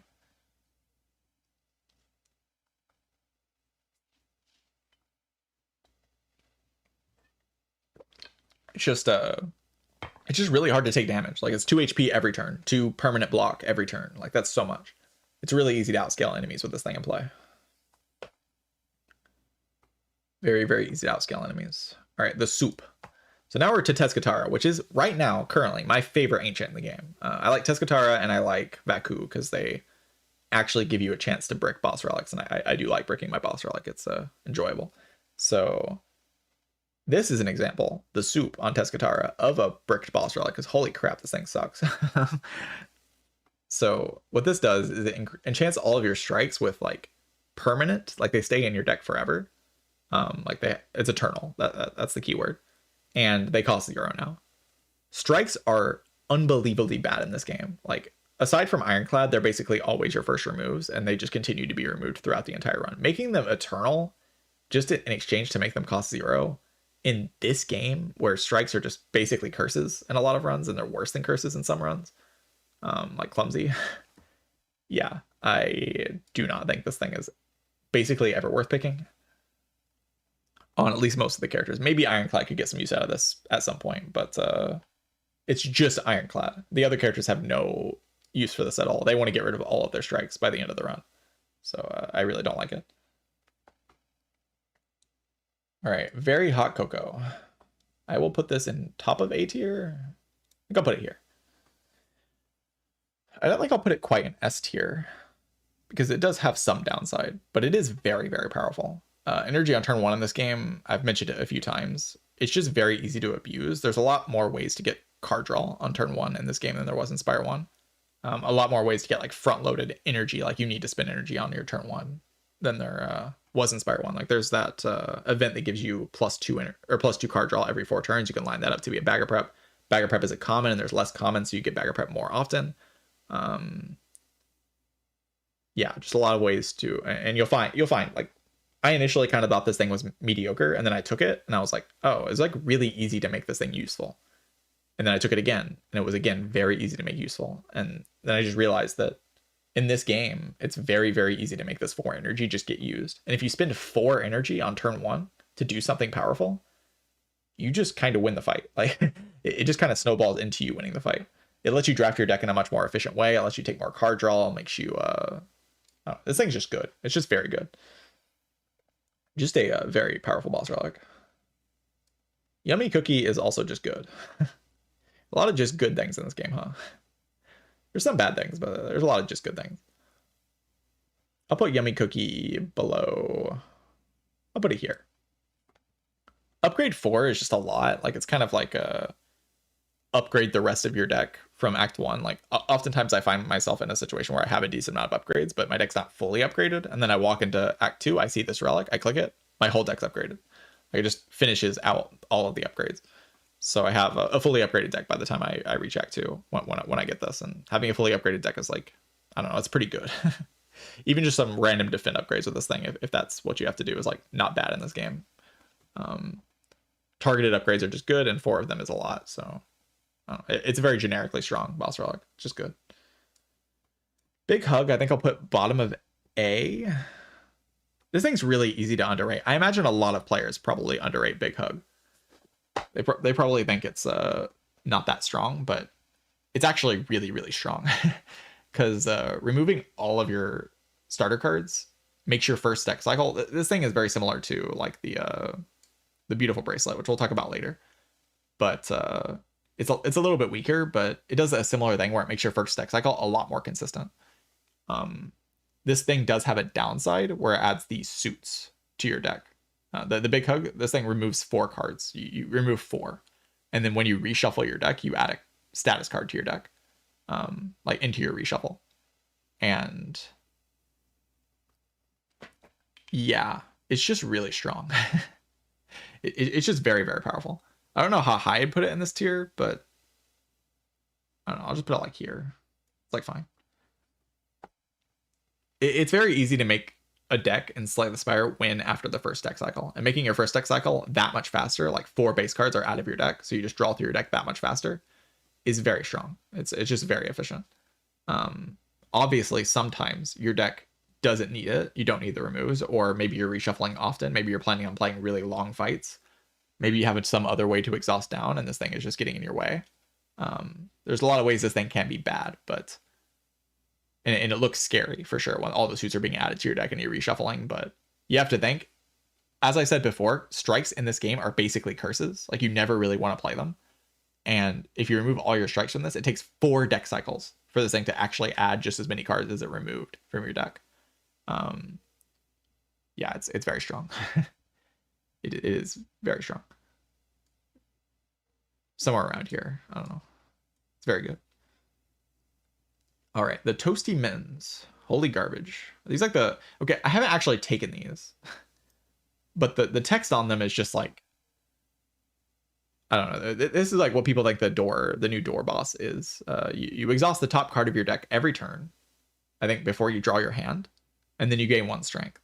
There are ways to manipulate your top deck to exhaust cards you want to exhaust, but they're not common enough that you... And 1 strength isn't enough power from that effect for you to like risk sometimes burning away a very powerful card. Like, you can just randomly lose your best card in your entire deck every single turn. Like, and you're rolling this chance to lose the fight every fight for the entire run. Like, every fight for the entire run, you're just rolling these dice. And at any point you could just low roll, and that low roll will like snowball you into losing the run. It's not unpickably bad, but I don't see a reason to ever take this. Like, ever. I really don't. All right, the Storybook. This is the thing that gives you the brightest flame in your deck. I think I'll put this at number 2. Yeah, I think I'll put this at number 2. The brightest flame is gain 2 energy, draw 2 cards, upgrades to gain 3 energy, draw 3 cards, lose 1 max HP. It's basically just a reusable offering. Like, it's a non-exhausting reusable offering in your deck. With like less downside, kind of. It is actually broken. Like, this thing is stupid. Every time I click it, every time I see someone click it, this thing just saves way more HP than that max HP could ever like actually lose you. And one of the dumbest things about this thing is that when you get to the end game and you're like in the final boss gauntlet, if they like say deal 10 damage to you and you lose 10 of your real HP, then you can play this thing 10 times for no downside.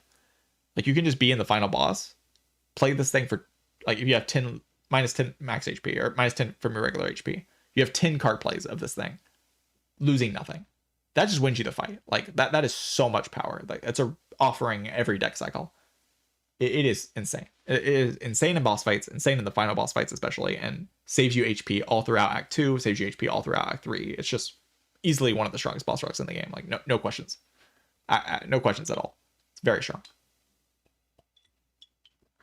I feel like most people have identified that this thing is very strong. Most people have definitely identified that. Okay, Seal of Gold. D tier or C tier? I think I'll put it in bottom of C tier. It's basically a like slightly worse ectoplasm, kind of, but slightly better in some ways too. If you have a way to mitigate the downside, like you have like a ceramic fish, like the ceramic fish equivalent in this game. What is it called again? It's like a uncommon relic. The lucky fish, yeah. If you have a ceramic fish equivalent, that's what I had the one time I clicked this. If you have like a bunch of money, there's ways to mitigate the downside from this thing. And if you can, then it's fine. But it still limits you on what you can buy. Because in that run, even with the lucky fish and picking a ton of cards, I tried to buy some stuff and I still ran out of gold by the end of the run. So, yeah, something you have to be careful about. It's definitely better if you can end fights quickly, that you can outpace the Seal of Gold downside. But if you run out of gold with this thing, you just lose your energy boss relic, which is really bad. So, yeah, gold's also good in this game, especially post-patch. Like, post-patch, gold just got better, so... Yeah, this thing is hard to click on. I don't think I put it with these, but it is hard to click on. Maybe I'll put it like here. All right, the pumpkin. Pumpkin's also kind of bad. It's similar to the compass, which I'm going to get to in a second, but it's just a kind of weaker version of the golden compass because the golden compass makes your deck stronger. This thing just makes what your deck is already doing stronger. The golden compass actually gives you real value. Well, this thing just like enhances what you're already doing, and then you lose it in Act 3. And it doesn't make your Act 2 fully safe. It just makes your Act 2 somewhat safe. It's like fine-ish. Like it's okay to take it, but I would much rather take something like Very Hot Cocoa or really like a lot of the other things from this storybook. But sometimes you break your boss relic, like you see the soup and the mittens, and then you have to click this, and it's like it's definitely better to click than those things. But I'd rather something more permanent, more long-term. But I do like the theme of Teskatara being like short-term benefit, long-term it doesn't do anything. I do like that theme. It's a cool theme. Speaking of Toy Box. So Toy Box is the thing that gives you the wax relics. You get 4 wax relics, and you can pick which order you take them, and then every 3 combats you lose the leftmost wax relic. I really like this relic. It's very cool. It's very fun to play with. It's a very cool and dynamic option. However, I don't think it's very strong. Like, you kind of have to get lucky and get relics that give you stuff upon pickup, like Potion Belt, like Pear, like, like Old Coin, those types of things, for it to really be strong. Otherwise, it's just like not enough value in the long term and not enough value in the short term to make up for how much value you're losing in the long term. It's not bad. No boss relic in this game is truly terrible. Like, there's no, like, busted crown in this game, really. But... definitely weaker than a lot of the other options that you can be getting in this game. Like all of these things above it are just kind of stronger. I think I'll put up top of C tier. It's just fine. All right, the Golden Compass. Bottom of A, top of B. I'll put a bottom of A. Golden Compass. Now I'll let you in on a little secret of the Golden Compass. If you don't know the secret of the Golden Compass, you're here to learn the secret of the Golden Compass. So the Golden Compass gives you a very safe path in Act 2. Like just a very secure path. You're not really going to die in Act 2 unless you die to the boss. It's very comfy. Gives you 2 chests, so you can get more relics like for free. Chests are very valuable nodes, very powerful nodes in Spire, and getting 2 of them is just good. And on top of that, it gives you 2 extra nodes overall inside of Act 2. Like the act is actually just 2 floors longer than the normal Act 2 is. And floors are the most valuable commodity in Slay the Spire. You can do a lot, especially if you're good at the game, with floors.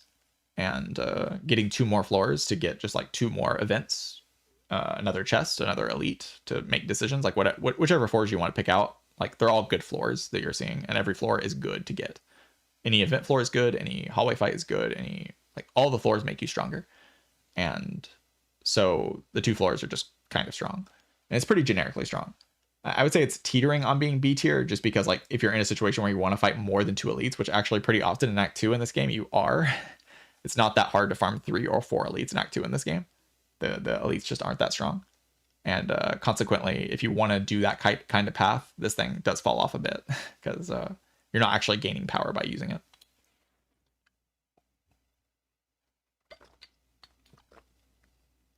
But yeah, if you're in like a bad situation, this relic can pull you back from a bad situation.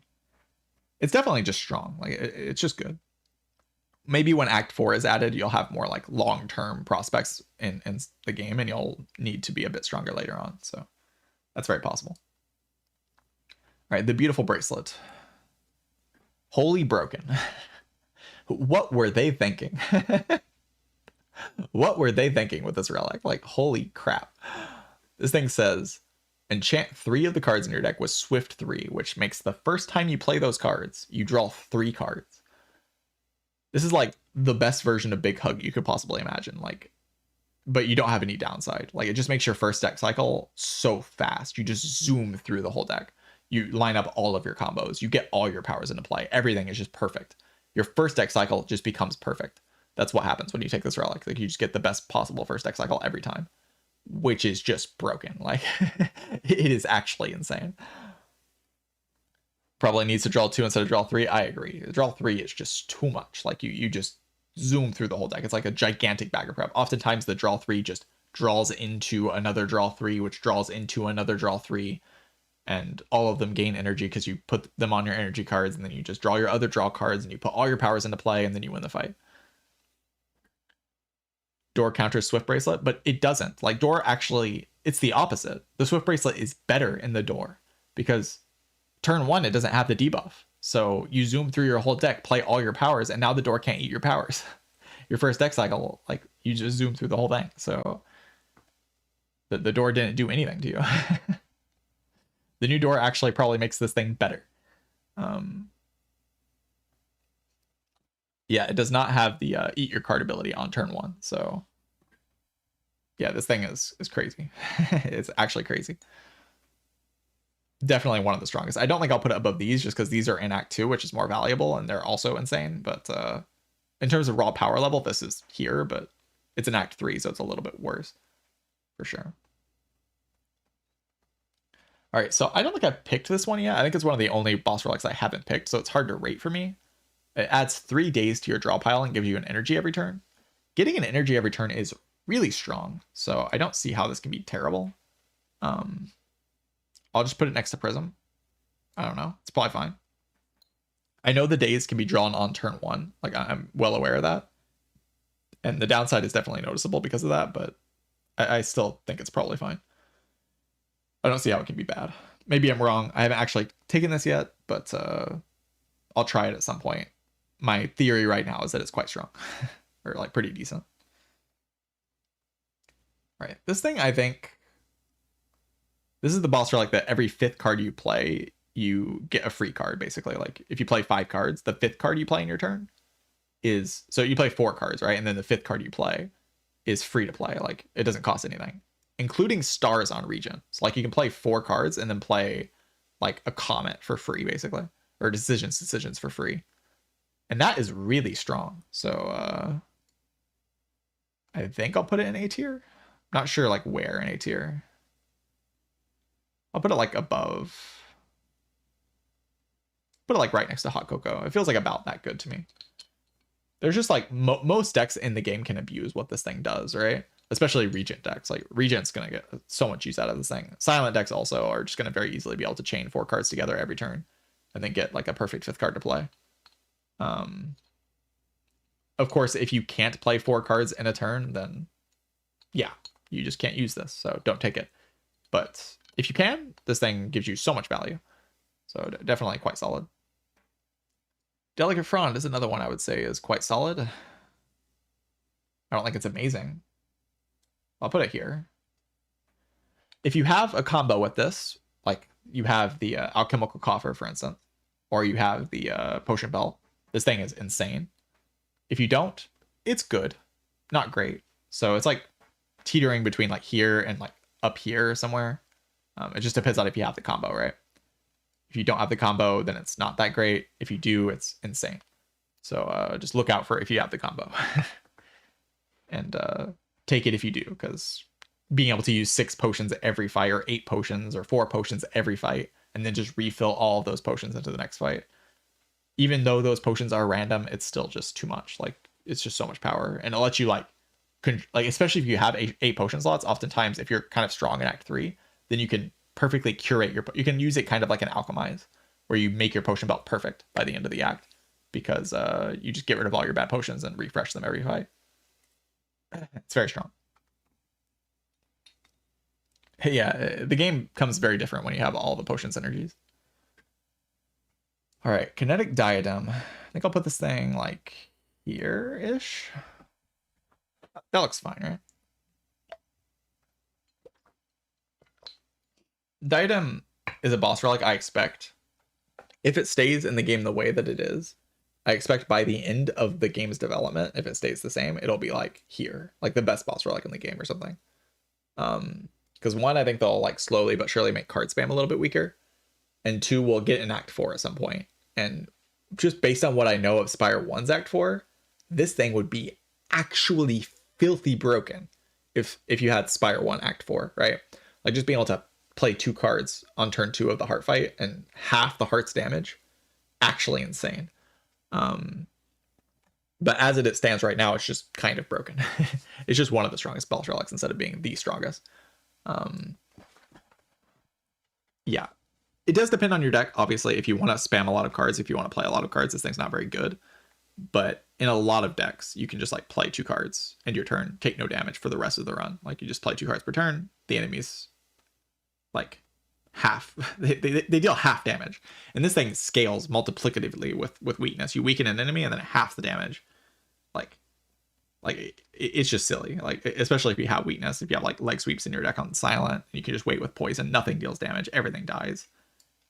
It's ludicrous. And I expect by the end of the game's development, this thing, if it stays the same, will be the best boss relic in the game. I would not be surprised. It is actually that strong. In the current state of the game, I don't think it's that strong, but by the end game, I wouldn't be surprised. All right, this thing is the Giga Niao's Lament boss relic. It marks 6 combats randomly and makes them 1 HP.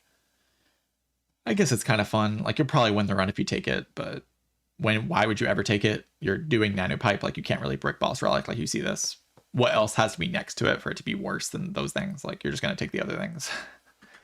Like her stuff is just too strong. Like you're not gonna not take this, right? Or you're not gonna take this over something else that she has. All right, the Glam enchantment. This makes all your card rewards. This is what I had at my last run. It makes all your card rewards have Glam, which makes them double play, which is really stupid. Yeah, it's kind of dumb, right? Being able to double play all your cards. The disadvantage of this thing is that you have to do card rewards before you get strong, right? Like it doesn't just immediately give you power. You have to wait until you do card rewards and then it gets strong. But yeah, I mean, double playing your cards. Double playing your cards kind of strong. So take it. I don't know. Especially if you have like card reward synergy stuff. Like if you have like Prayer Wheel, if you have Toxic Egg, any of the eggs, then you're going to get double played upgraded cards. Like Act 3 is kind of short. Maybe it's not quite this good, but it is just kind of generically good. It's always better than skip, right? Double playing your cards is just an insanely powerful effect. If you can just get a couple of cards that are good with it, it'll just it'll do so much. All right, Bottled Apotheosis as a boss relic. That's up next. That's what this is, right? It's the Bottled Apotheosis. Gives you Apo turn 1. I think it's just okay. Like I think Bottled Apo in this game, in its current state, isn't that strong, because very often you end up in the end game with almost a fully upgraded deck anyway. Maybe in the future that'll change and this thing will get better, but as it currently stands, Bottled Apple is just like fine. You have to spend an upgrade on this to make it really strong because you're kind of limited on energy early. Maybe if you have this with like the very hot cocoa, it's very good because it's just kind of a free to play option on turn 1 to upgrade your whole deck. Yeah, there's just a lot of ways to get upgrades in this game. There's a lot of ways to scale upgrades in this game. So Appo's just got a little bit weaker. The fact that it's bottled makes it stronger. It's definitely not a bad boss relic. Like, there's going to be a lot of runs where this is the best option, especially on a character like Silent. It'll just kind of win you the fight as soon as you play it. If you have turn 1 energy, it gets a lot better. But your turn 1 energy is more pressured in this game. There's a lot of enemies, especially in Act 3, that deal a lot of damage on turn 1. So spending that time playing an Apotheosis, especially an Apotheosis minus, is not a very easy thing to do. So I'll put it like here. I guess like bottom of A tier. All right. This is a lot of max HP. This is the thing that gives you, I think, 31 max HP, which is a lot. But there's just so many more strong things you can get on this character. Like, why would you ever take this? I don't think it's like actively terrible, like, but like, why? Like, why would you ever do that? 999 gold as a boss relic. A fun one for sure. It's also kind of broken. I don't think I'd put it in S tier because you have to go to shops, and oftentimes pathing in Act 3 is kind of restricted, especially since there's less floors in Act 3. But if you go to like 1 or 2 shops with this thing, I don't know. You'll probably figure something out that'll win either on. It's a lot of money. That's just so much money. That is such an obnoxious amount of money, right? Like, I don't know. It's not much to say about it. It's just good. All right, Blood-Soaked Rose. I think I'll put this in C tier. This is the thing that adds the Enthralled to your deck, which makes... It's a curse that costs 2 energy, and you have to play it before you play any other cards. This thing is sort of limited to just Silent. On Silent, with draw discard effects, this thing is like A tier, probably. On the other characters, it's probably D tier, so I'll just put it in C tier. Like, it's basically unpickable, I think, on most characters. Like if you can exhaust the card, but it's so awkward to exhaust the card because you have to be able to play another card that draws into it and then exhaust it, which is not really possible. The energy is good though, and if you have a big enough deck or you have the right type of deck, this thing can be fine. It's not actually unpickable. Like maybe it's like bottom of this just because of how good it is on Silent.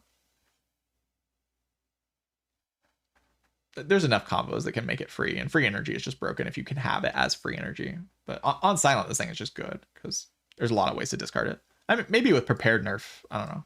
Like Prepared just got nerfed. Maybe this thing got worse on Silent. I'll put it top of C tier. It's pretty bad. The Enthralled is very bad. All right, the Fiddle.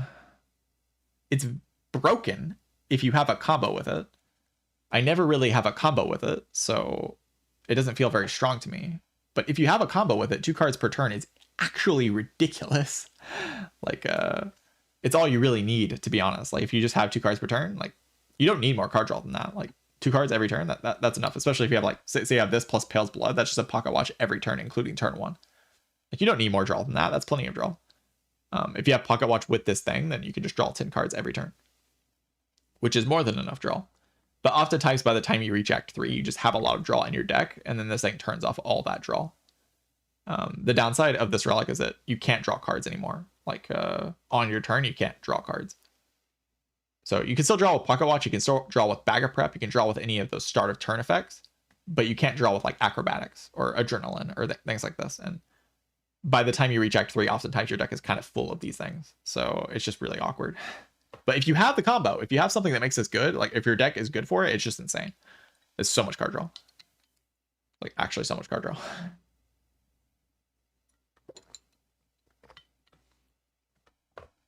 And card draw is good. The earrings. For some reason people like these. I don't really understand why. People say they're good. I need to play with it more, I guess. I keep hearing that this thing's like fine. I don't know. I just think it's bad. Like the earrings are the things that make Vacu play your first turn for you. Just plays it plays from left to right. Plays 13 cards and then stops if you have more than 13 cards somehow. I don't know. I've taken it once. It was completely terrible. But people say it's like pretty solid, so I don't know. Maybe I'll put it like bottom of C or bottom of B. Like I don't know. Seems bad. All right, this thing is my least favorite boss relic in the game. Stops at 13. Yeah, after Vacu plays 13 cards, he'll just give up, I think. So yeah, these are broken. And they also make me sad. Why do we have apparitions in this game? And why do they only cost 9 max HP? Like, they promised us. They promised us before Spire 1 or before Spire 2 release. They said, there's not going to be any intangible. We're going to get rid of intangible. It's going to be gone. There's going to be no intangible. And then, like, they put intangible in the game. And they're just broken. Like, of course they are. They're just stupid. You just take them and then you're invincible for the whole act. It's like, oh my god. I don't even want to talk about this. It's broken. Click it if you want to win. I don't know. It's disgusting. So this thing got nerfed. This thing used to be, I think, probably S tier, actually. Remove 5 for 1 curse is just insane. But now it's remove 3 for a slightly less bad curse. Which is kind of like an empty cage. Which is like fine. I don't know. It's not good. Maybe it's like bottom of A. I don't know. I haven't actually taken this yet. Post-patch. We'll have to see how it is in the patch. My instinct tells me it's probably like around here. It's just like okay now. Like 5 was a lot more than 3. Like 3, it'll still be worth picking, I think, but before it was just crazy. It was actually just crazy. All right, this thing is strong. I think I'll put it here. Yeah, I don't think it's quite S tier, but it's very strong. It's hard to really conceptualize how good it is to add 3 Seeks to your deck until you play with this thing a few times. But adding 3 Seeks to your deck just makes your deck perfect. Like you just always kind of get the exact draw you want. If you want to top deck a card, it kind of bottles your best cards, because you just will draw a wish at some point or on top, and then you'll draw your best card anyway, and then you just get the perfect card for the perfect turn every time. The downside, of course, is that you get 2 curses. I have found this downside to be quite easy to mitigate. Maybe at some point I'll feel like it's a bigger downside than I currently feel, but I really just feel like this thing is worth it in most decks. You just take it, you remove one of the curses, the other curse isn't that bad, and then you have 3 Seeks in your deck, so your deck is just super consistent. You had to spend 1 remove to get like the biggest boost to consistency in the game outside of maybe Beautiful Bracelet. Like it's kind of like Beautiful Bracelet kind of should have this kind of downside on it, maybe like where it gives you curses if you want to make it this strong, because it's kind of similar how much this boosts your consistency in the first deck cycle. Maybe this thing's actually a little stronger, I don't know, but yeah, the curses are bad, but they're not bad enough to take away from how much consistency you get from this thing. It's really good. It's really, really good. All right, this thing is the thing that searches your deck for a power. It gives you a random power and then plays it for, or it gives you into your hand and plays it for 0. Like you can play it for 0. It's fine. It's kind of just generically fine. Like, I don't know. It's not bad. It's just good. Like if you have like the right power, say your deck is just Echo Form, yeah, that's broken. If your deck is just Void Form, broken. Like this thing can't just be broken, but oftentimes it's just kind of good. Like it's not bad at all. It's just generically strong. A lot of generically strong things in this game, and this is no exception. Yeah, the curses can have a big amount of variance, but like your variance is also decreased hugely by having 3 wishes in your deck. So like oftentimes you can make it to a shop. If you can't go to a shop, then this thing is a little bit worse for sure. You're very unlikely to low roll 2 curses, so it's just kind of worth it if you can just remove a curse, I think. All right, the choice is Paradox. I think I'll put here, like below Bottled Apo. It's good. Another generically good boss. Like I played with it 1 time. I've seen it played a couple more times, and every time I've seen it, it just looks strong. Like the retain keyword is a very powerful keyword in this game, and just very powerful in Slay the Spire in general. And this thing gives you a choice of 5 cards, and those 5 cards have retain on them. And being able to retain the exact card you choose for each fight, so you can pick the card that's the best in each fight, and then retain that card for the whole fight, is very powerful. It's just very strong. It's fun to use and also strong. It's just good. All right, the Parasol. S tier. It's A tier. Where in A tier? I'm gonna put it like here, like next to the it's kind of a similar relic to the 999 gold relic. If your run is in a weird spot, like a kind of like janky bad position, this thing can kind of bail you out if you can go to more than 1 shop. It's hard to describe and hard to like really perfectly articulate why buying out the entire shop is really strong. What I would say is if you think this thing is bad, just take it and go to a shop and then buy out the whole shop and see how much stronger you are, because you get stronger. Like you just kind of do. I've taken it a few times. Every time I take it, I'm just impressed with like how strong I feel after the shops. I think I've lost one run with the umbrella or the parasol, and the one run I lost was just a really bad run, and the parasol was the only reason I had a chance to win the run, really. Obviously, you don't pick it in every situation. If your deck is very streamlined and good, then you don't need to like bail yourself out of a bad spot with this. I think as the game gets more challenging, or maybe patches make it more challenging, this thing will only get better. But in the current state of the game, it's just kind of worth it in a lot of decks. Like 3 relics is just so many relics. It's just so many relics. You just buy 3 relics. You buy 2 colorless cards. Colorless cards are just good in this game. You remove a card, so you get rid of the worst possible card in your deck. You buy a bunch of other cards. Cards are just kind of good in this game. Like, I don't know. Every time I take it, it's just good. Try it out. If you think it's bad, try it. Like, it can really only be learned through experience. Like, I can't tell you that it's good and make you believe me unless you just like take it and try it out in runs where it feels like it could be strong. Don't take it if your deck is like a streamlined infinite or something, but you know, if your deck is just kind of a pile of cards and you just want some more power, like just generic output power increases, this thing will give you that if you can go to more than one shop for sure. All right, music box. This is the first relic from, no, this is also Baku, right? Yeah. This is the final relic from Baku. Music box gives you an ethereal attack for each attack you play. I haven't found a great use for this, but I know they exist. Like bombardment is one I keep hearing about. If you have music box plus bombardment, you can do crazy things with this, because the ethereal bombardment will exhaust, right? And then you'll get new ethereal bombardments and they just exhaust from your hand, and then it just scales infinitely. Like it's kind of like a giga boss scaling option. Does so much damage. You do have to play the initial bombardment, but as soon as you play it, your damage is solved basically. But like that's a specific rare on a specific character. I don't know. I haven't found much use for this, but maybe it is more useful than I think. It could definitely be more useful than I think. Right now, I don't think it's very good though, because I just haven't seen it be very good. All right, the maws, the claws, the claw boss relic. This thing gives you 4 transforms, I think. I think it's 4. Maybe it's 6. I think it's 4.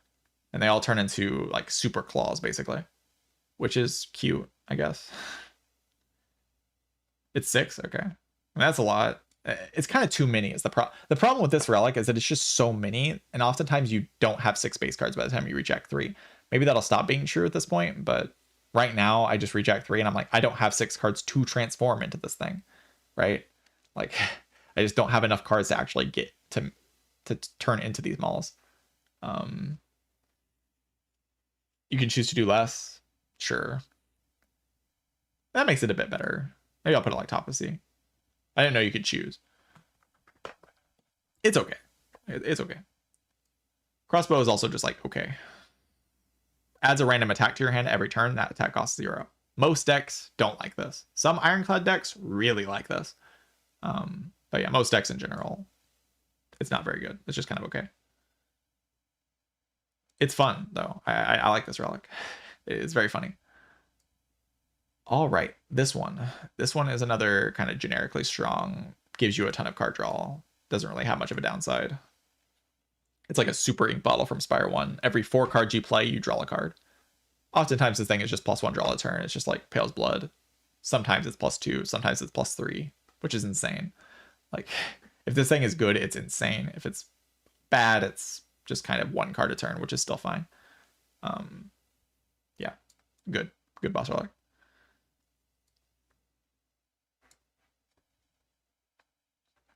Who let me cook? I'm sorry, this relic is so stupid, man.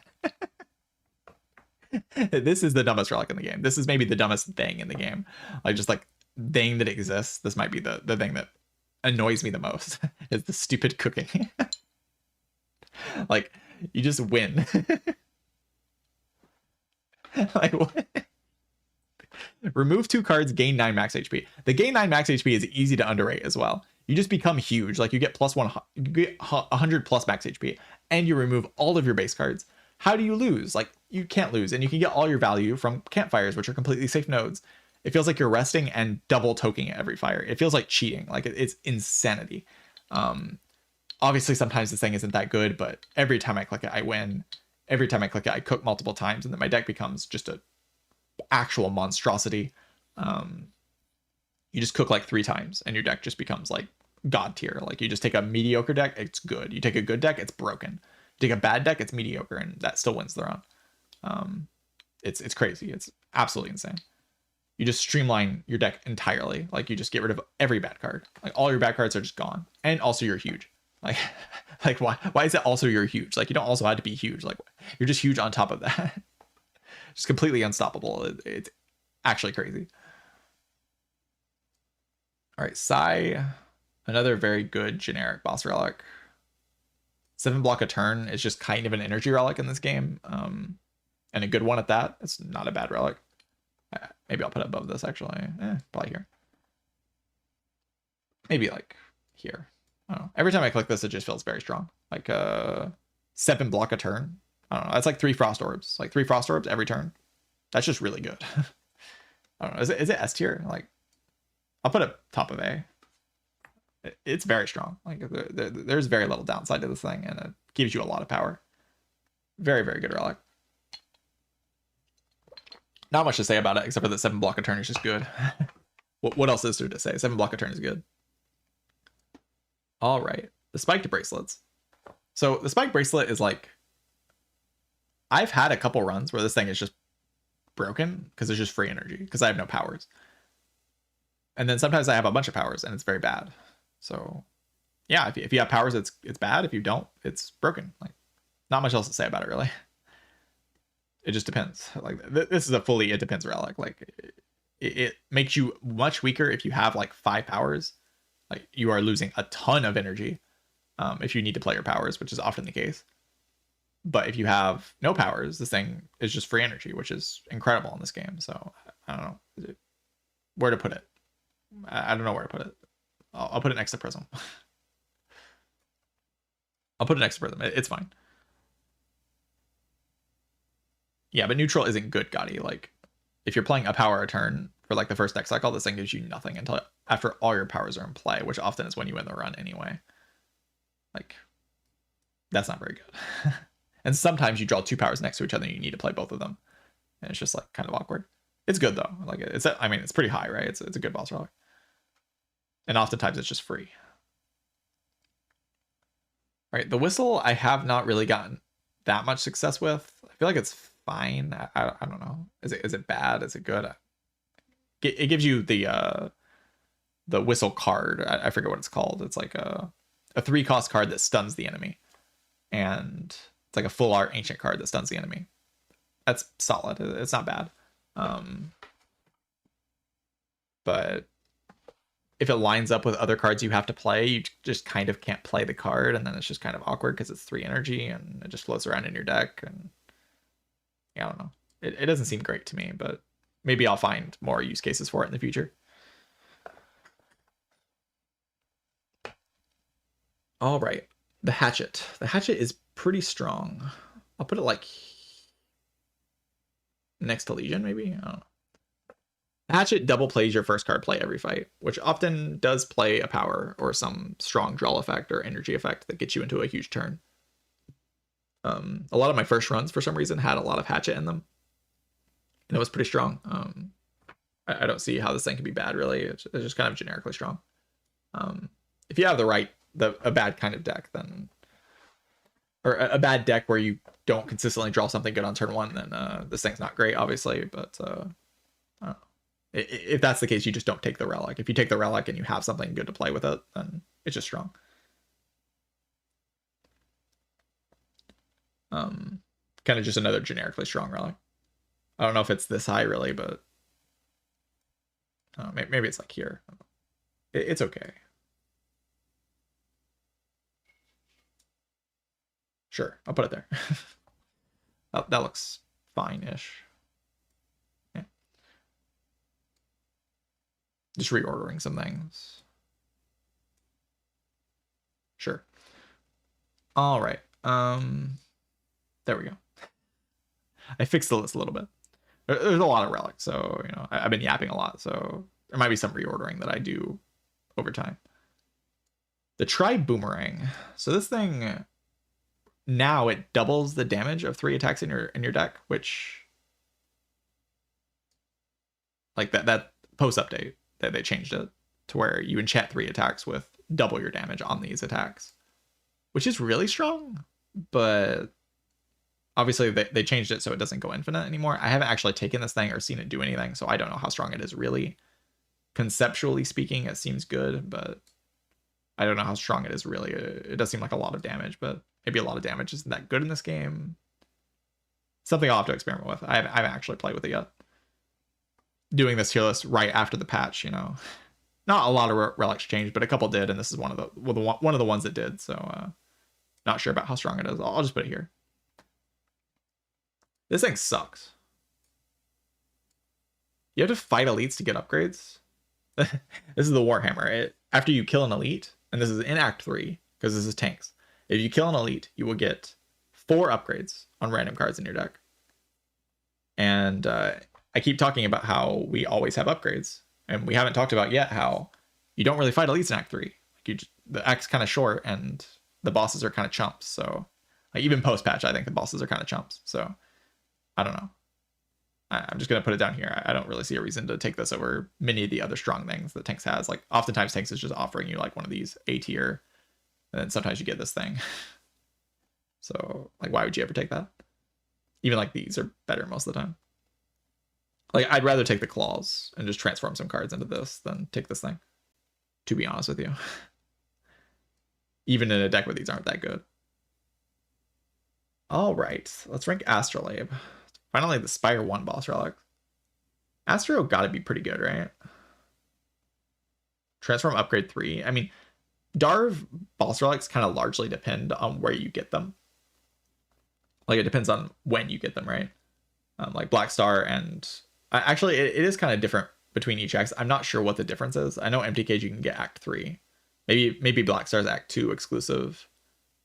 They do have exclusivity. I'm just going to ignore that, though, and just rank them for how strong I think they are. Astro, I think, is pretty good in this game. Transform Upgrade 3 is just kind of strong. Black Star, I think, is just terrible in this game. Like, garbage, trash, terrible. Yeah, bad. Calling Bell, I think, is just kind of mid. I mean, 3 Relics is good, but it's just kind of like, compared to the other things in this game, it's just kind of mid. Empty Cage, probably just next to Preserved Fog. Removes are strong in this game. P-Box. Oh, like just why? A mid. Yeah, okay. A mid where it belongs. Snecko, I think, is a bit weaker in this game. I'll put it like here. I'm just going to rank these really quickly. Ectoplasm. Because we all know what they do, right? We've all played Spire 1. You get no gold for Ectoplasm. Like, that's pretty bad in this game. I'll put it like next to the pumpkin. Sozu, yeah. Potions are strong. I don't really want to not have potions. I like potions.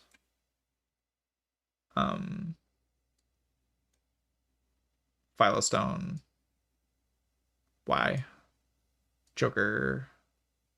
I'll put it next to Snecko.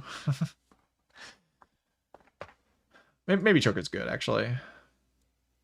Yeah, maybe Joker's good in this game. I don't know. What if Joker's just good in this game?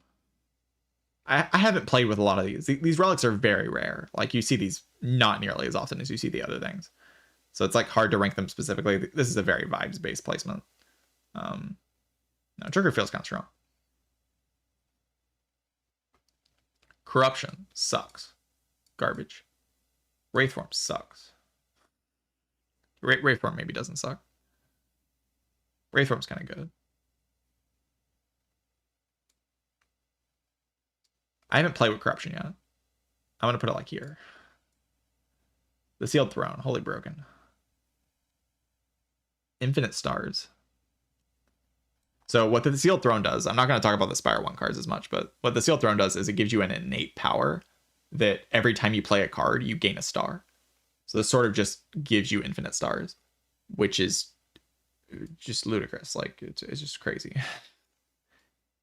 I'll put it here. Very powerful card. Forbidden Grimoire, that's strong. You get a card remove every fight that you play this card. It costs 1 energy, you play it, and then at the end of the fight, you get a card remove, which is crazy. If you get it end of Act 1, like, that's crazy. That is so many card removes. Like, you're sort of just going to win the run, right? Like, that's what's going to happen. You're going to win the run. It costs 2 energy now? What, they nerfed it?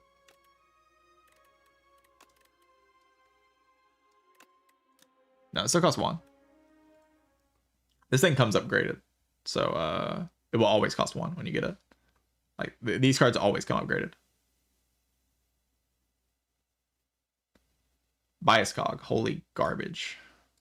I do not think Bias Cog is strong. I haven't gotten it yet, so I'm not sure. But Bias Cog, you have no artifact in this game, and fights go forever. So I think this might be the worst boss relic in the game, to be honest. I just don't think this is ever good. It's my initial vibes on Bias Cog.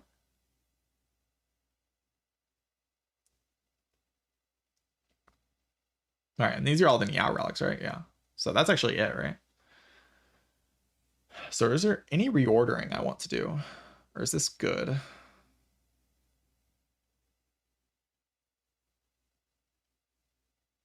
This kind of looks solid to me, right?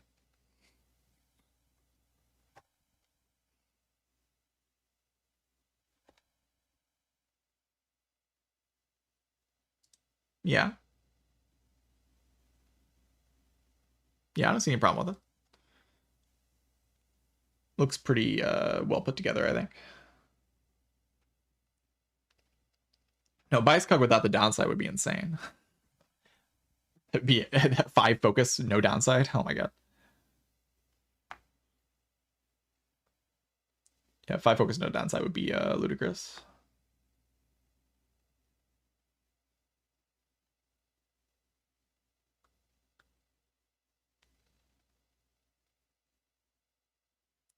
Like, any objections? Chat. Do we have any objections to this? I haven't played. Again, take this whole tier list with somewhat of a grain of salt. Like, all tier lists should be taken with a big grain of salt because people haven't played that many runs in this game. There are a lot of boss relics. There's some boss relics in this game I just have not even taken yet. So, and there's some that just got patched. So, like, big grain of salt. But this is how I feel about these things right now.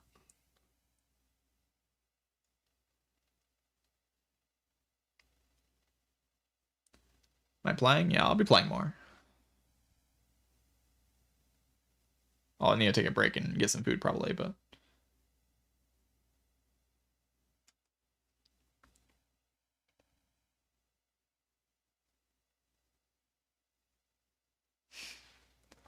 don't think the fruit is truly that bad. Like this one, it is just kind of fine, right? Like it's just kind of generically good, but it's just hard. Like it's hard because of how good Nanu Pipe's like pool is. Like most of her boss relics are in this tier. It's like, when are you ever gonna actually click this over one of the good ones? That's the problem with it. Is like that her stuff is just so strong that like even the like this one just goes down a lot because it's just next to very strong things. I feel.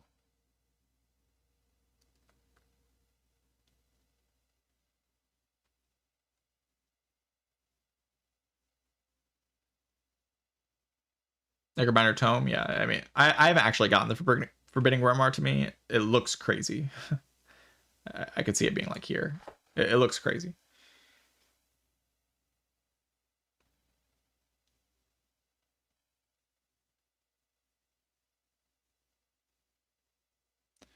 Kuro says that shit is stupid as shit. So I'll put it in S tier. I'll put it in S tier. I believe you, Kuro. I stalled out for Call of the Void Grimoire. You're disgusting. Has anyone ever told you you're disgusting, Kuro? You're disgusting.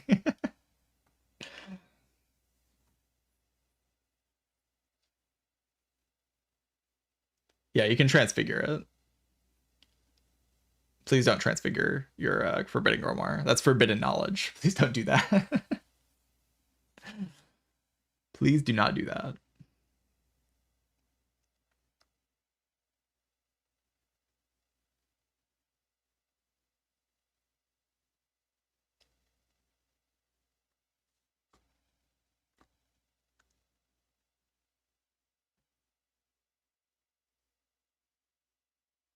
No, this thing can't be the worst boss relic in the game, right? It's probably like here.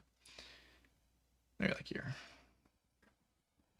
It's not really, this is very loosely ordered, right? Like it's not very strongly ordered. It's somewhat ordered. It is trying to be ordered, but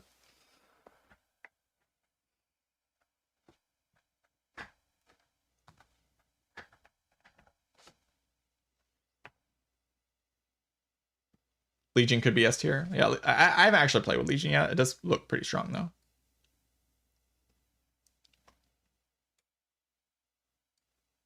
Yeah. Maybe I'll put it there. It does look very good from what I've seen.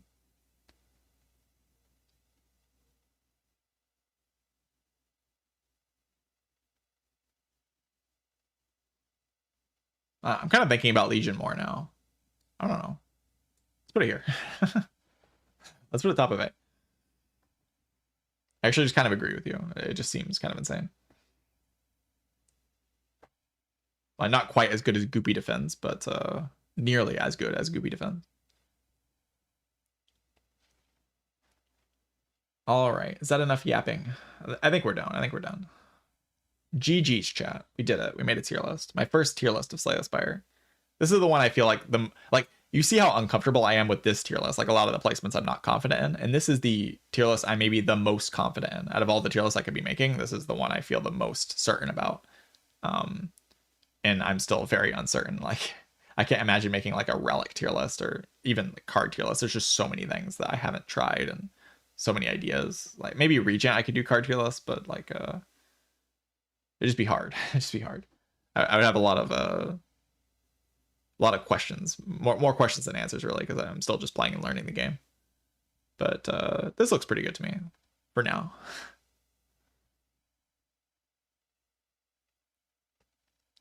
Yeah, do not listen to tier lists from anyone. More listen to what they're saying about the game and like listen to how they're thinking about the game. Everyone's thought process is useful, but the tier lists themselves, like they're not that useful yet. At some point when the everyone's thought process is extremely accurate, the tier list will be very useful. But right now our thought process are somewhat accurate, but there's going to be a lot of holes because we haven't tried a lot of things. And yeah, this tier list probably has a lot of holes in it. There's probably a lot of incorrect information, but probably loosely it's like 80% correct. Because there are just a lot of very strong things in the game. All of these are just kind of generically strong. These things have like clear weaknesses, but they are good. Like that's kind of the vibes of this list. Like these things kind of have a hard time being strong. These things have a hard time doing anything at all. These things are just strong, but sometimes weak. These things are all just kind of generically good. Like they're just solid. And these things are broken. Like you could rename the list. Like you could say broken, you know, generic strength. Strong, but not always. Hard time being strong. Never really strong. That's what I'd say about it. Like this kind of puts it into perspective what I'm trying to say with this list. Like these things are just overpowered. These things are generically just strong, give you power. These things sometimes give you strength, but not always. These things have a hard time giving you strength, but sometimes do. And these things are never really giving you a significant amount of power in this game.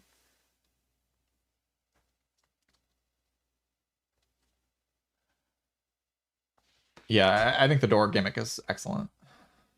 Like the new door gimmick. I've really enjoyed every fight I've done with it. It's been so much more enjoyable than the previous one. But I do imagine the complainers will win out. There's a lot of complainers. They do like to be complaining.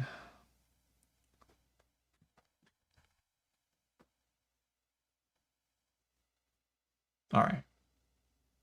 Let's go back to the game.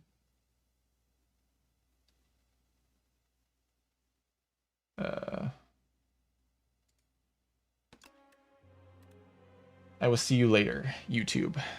Maybe I'll end the video here. You can see my OBS at the end. Goodbye, YouTube. Hello, Twitch chat.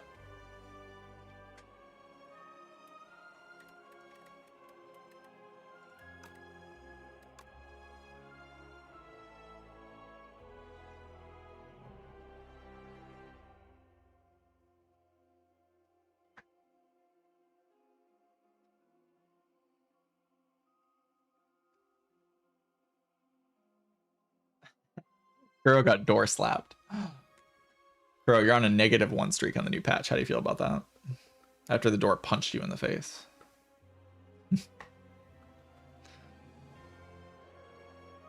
So, chat, what do you think would be a good clickbait for the title for the YouTube video for the tier list? Should I do like a new patch tier list from the best player in the world? Like if Jason could call himself a top 5 player in the world, surely I can say I'm the best player in the world, right? Like that's fine.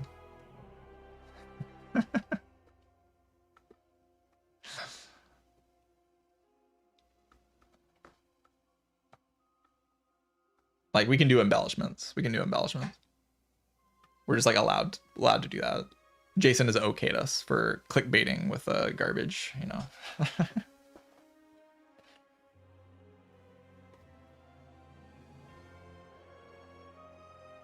Did Mega Crit just ruin the game? Incredible.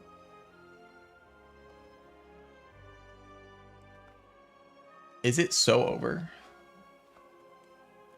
Are we donezo? Is it done?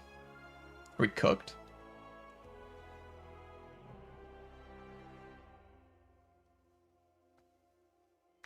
You said pro STS player? Yeah. I could do pro STS world record holder. How's that sound? Just put all the buzzwords in there. Like I don't even put I'm the rotating world record holder. I just say I'm the world record holder. Like just the world record holder. Incredible.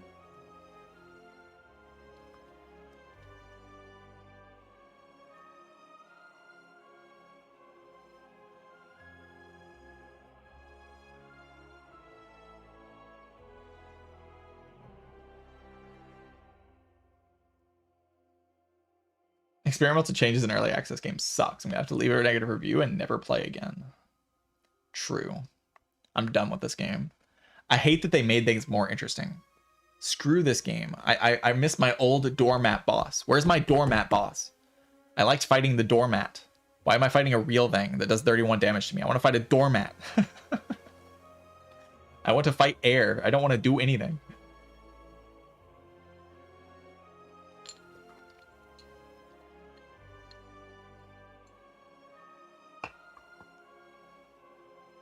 All I want to do is complain. And whine. Complain and complain and whine.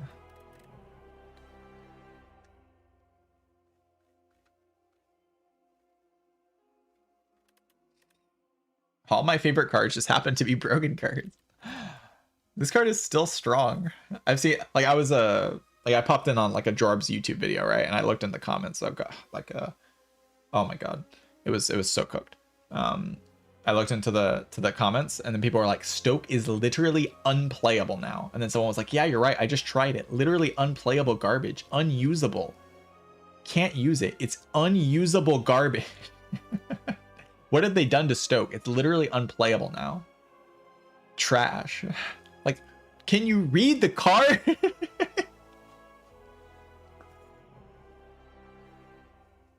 Jason said that? Well, Jason's stupid. Don't listen to Jason. Can you guys just figure that out?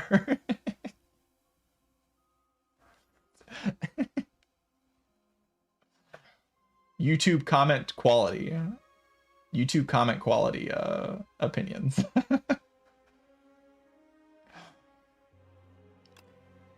Now, Jason just uses the... Jason just is reactionary with his takes, you know? Because he's trying to succeed on YouTube, right? Like, so he's being more reactionary, because reactionary content gets the most clicks on YouTube. Where you just like react to things very quickly. It's respectable. I don't disrespect what Jason's doing, but he's not like thinking through things. He's just trying to get opinions out there, because getting opinions out there faster is better than getting good opinions out there. Like, he's not trying to like think through things and play the game a lot and learn the game and then say what his opinion is. He's just trying to look at the game and then make an opinion really fast. Because being reactionary and making opinions really fast is much better on YouTube. He would tell you he's doing this too if you asked him. Like, this is what he's doing. He's just trying to get reactionary takes out there as fast as possible because that's what the people want, you know? That's what people want on YouTube anyway. Like, that does the best on YouTube. Because a lot of people want reactionary opinions. They don't want you to think through things. They don't want you to take your time. Like, the internet is kind of built off of reactionaryism. Like, just as soon as you see something, just being like, this is the truth. I know something immediately, you know?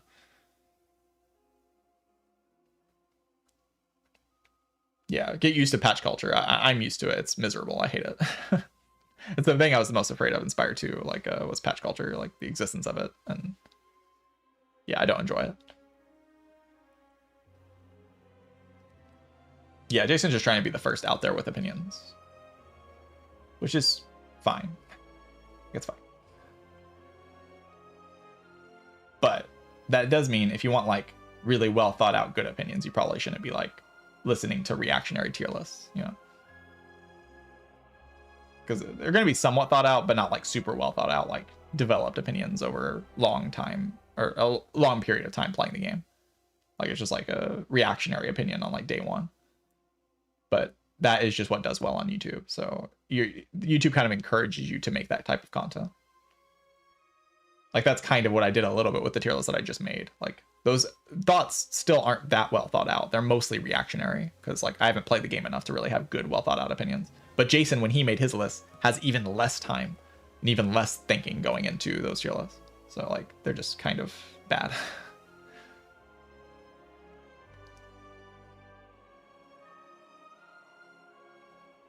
Probably make a video about not listening to anyone. Yeah, but yeah, should we listen to you? Like, should we listen to you about not listening to anyone?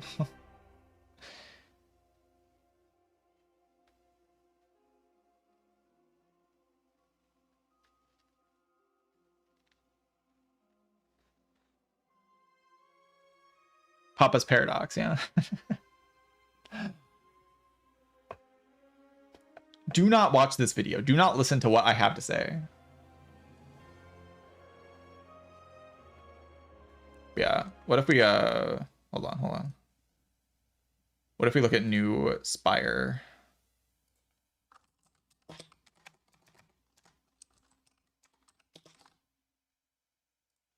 Going to the Slay the Spire 2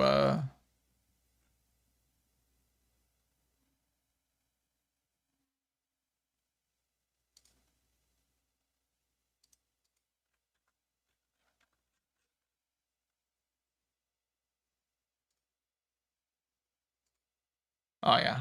Oh yeah. Look at all those negative reviews. Note, the following content is posted in discussion of... Okay, here we go. We got good content here.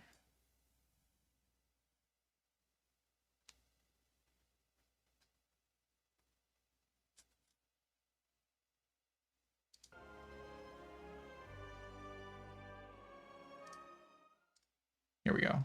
Check this out, chat. We got Steam reviews. Note, the following content is posted in the discussion section of SCS2 just to increase the chances the developers will see this feedback. I have just 500 hours in SCS1 and only about 50 hours in SCS2, so the views expressed here are based solely on my current limited understanding of the game. A failed attempt at balancing. It seems the development team has noticed the issue of infinite loops, quote unquote infinite loops, are becoming too common and gameplay is homogenizing in high difficulty environments. However, the problem lies in the fact that they haven't addressed the root cause. Players don't necessarily prefer infinites, rather, under current environmental pressures, they are forced into cycling and infinite-based builds. What are you talking about? In SCS1, building a high stat scaling deck that didn't rely on events had a relatively clear and stable trajectory. Players would typically prioritize picking up high-value attack cards in Act 1, manage their potions wisely, and defeat elites with minimal HP loss to snowball via relics. Subsequently, at the beginning of Act 2, they would strive to obtain key energy boss relics, using the extra energy and the raw stats provided by relics to establish foundational offensive and defensive capabilities. Okay, they're just yapping. In SCS2, however, the construction logic has almost entirely collapsed. First, the significant increase in elite intensity The significant increase in elite intensity. Holy shit. Compared to STS1, the HP and damage output of elites in the sequel have been seen a marked increase. This is AI. It's too wordy, right? Like, it's way too wordy. Like, people don't yap this much. It's too much. It's way too wordy. But as 44 on the target, perfect. 12, 100%. 6 fires, and 15 other community awards. So people like this, you know.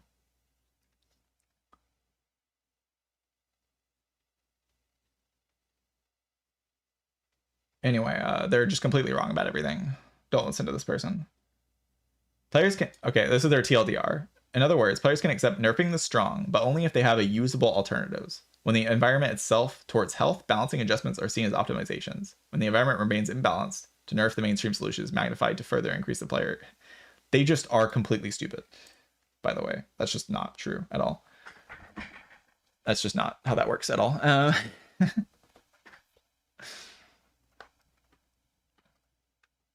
That's just false. Here's the English-Chinese version of the whole review. So this is another like Chinese. So there's a lot of Chinese review bombing happening here, huh?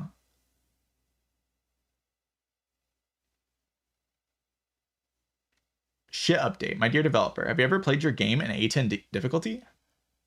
Do we like this, guys? Shit update. My dear developer, have you ever played your game in A10 difficulty? Yeah, I'm guessing they have, actually. Probably. They probably gave it a shot at some point. But if updates keep going in this awful direction, I sadly cannot recommend it any further. There are other games out there, and this one stops being fun due to updates. We will just have to play a different one that does have exciting updates. Example, Raven's Watch. My god, these people are going to make me freaking lose my mind. I'm gonna lose it. The latest balance pass isn't just a failure. It's a breathtaking moment to hubris. It's as if the design team gathered around a dartboard, pinned up names of every character and item, and then proceeded to throw darts while spinning in office chairs. Oh my god. Oh my god. Your game data can be updated, and so can my review, at least. Based on the current cutting-edge version announcements, I strongly do not recommend the upcoming version. Completely nerfing one card prepared that makes Silent work this early on is not the direction I was hoping to see this game go. I understand Sly is super strong mechanic, but there are significantly better ways to touch Sly Silent without touching the main engine in the deck. They could have easily made prepared a higher rarity cost, so it shows up less in runs. Or where prepared doesn't trigger Sly. God, that'd be so bad. Or simply better design enemies to counteract this type of playstyle and Slay the Spire. 1. But the whole idea of Silent since Slay the Spire is to quickly cycle through your deck, playing cheap cards and quickly take out the enemy. Now they're just removing this key aspect of the character. Oh yes, nerfing prepared removed Silent card spam, guys. It doesn't exist anymore. Shivs, they're gone. Acrobatics, deleted. Tactician, gone. Calculated Gamble doesn't exist anymore. After Image, where is it? I don't see it. It doesn't exist. These cards are fake.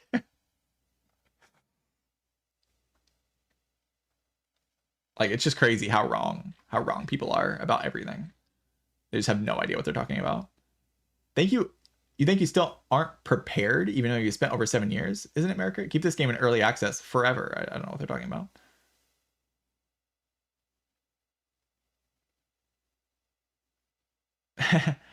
Look at this. Look at this. I don't support this new age of players playing to QA games. As it stands, STS2 is fun but horribly unbalanced. Most encounters are endless damage ramps with no room for setup. Endless damage ramps with no room for setup. Like, what are you talking about? That is the exact opposite of the problem. Following the success of STS1, there's literally no excuse for the devs to hire Eternal QA. We're mad at that AI is taking development jobs, but what about devs erasing tester jobs in lieu of you playing to do it? Okay, I guess this person hates early access. Sure, whatever. Pretty decent game. So excited for the first bound touch. Reads past notes. Thank you, devs, for making the game worse the first chance you got. Wow, you made it worse because I lose more, and losing is bad. I don't want to lose. I want to win every run.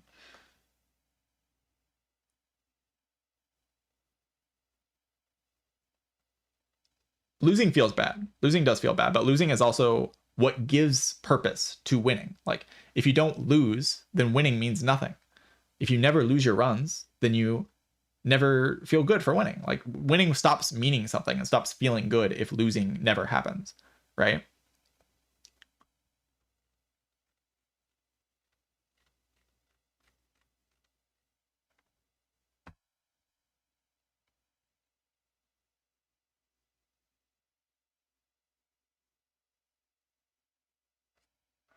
Anyway, let's keep reading reviews. These are funny. These are actual reviews, not the new ones. I want to see only the new ones.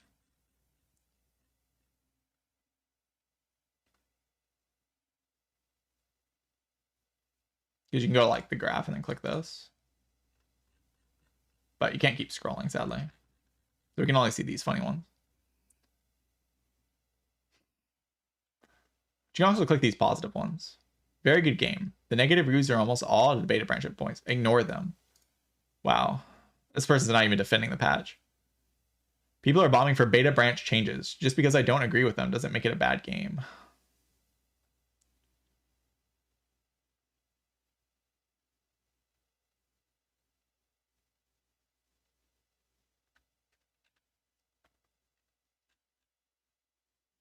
Anyway.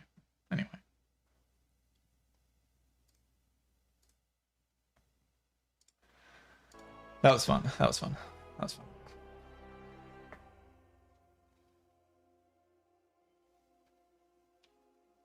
Yeah, the Chinese community is trying to, like, guys, we gotta do something about this. The Chinese community is trying to kill Slay the Spire. They're trying to make the game for babies. The Chinese communities, they're coming for us. they're coming for us. Oh God.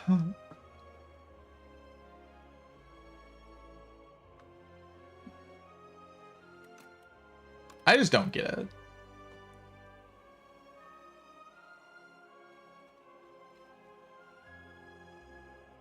Yeah, I just don't really get it.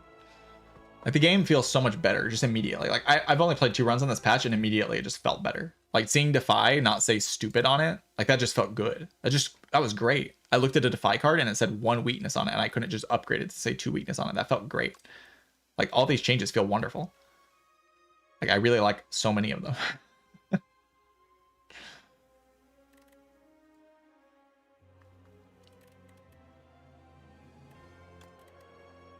Like I'm gonna play a silent run, I'm gonna look at prepared, and it's not gonna say win the run instantly on it. It's gonna be great. Also, yeah, Clad got buffed overall. Like yeah, you lost your infinite stuff, but like your damage comments got better. Like this thing does 24 damage for 2 energy. Big. And overall, I think people are kind of underrating Clad in general. But like now you have like much better damage options. Like Emo got rebuffed. The nerf did not last very long for this card. Now it's back to being stupid. It was balanced for a few days, though. It was balanced for like a couple weeks. Now it's stupid again.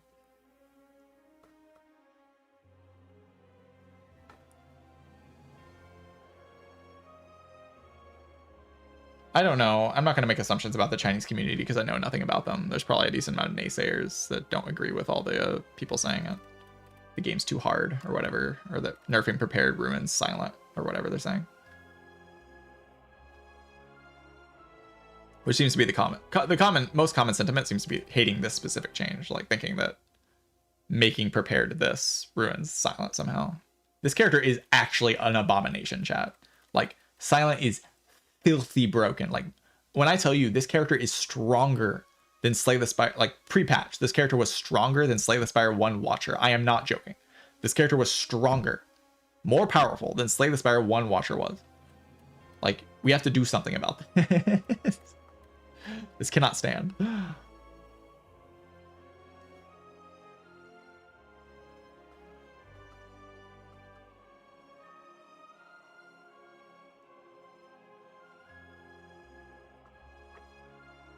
Corrosive Wave got nerfed. They did nerf Corrosive Wave. As 1 less poison on it, which is a decent nerf. Like prepared was so over centralizing. It was overbearing to play this character. Like genuinely, I would play silent and it would just feel like all my runs are just prepared spam. Like every run is just prepared, prepared, prepared, prepared. Every single turn is just prepared, prepared, prepared. It's just like your entire card pool centers around this, and it was obnoxious. Like it was genuinely terrible. I'm so happy it's gone. I was buying Dolly's mirror to mirror unupgraded prepared. I was buying Dolly's mirror, 230 gold I spent on this thing, to mirror an unupgraded prepared. That is a thing that I did. It was not okay. It was just not okay.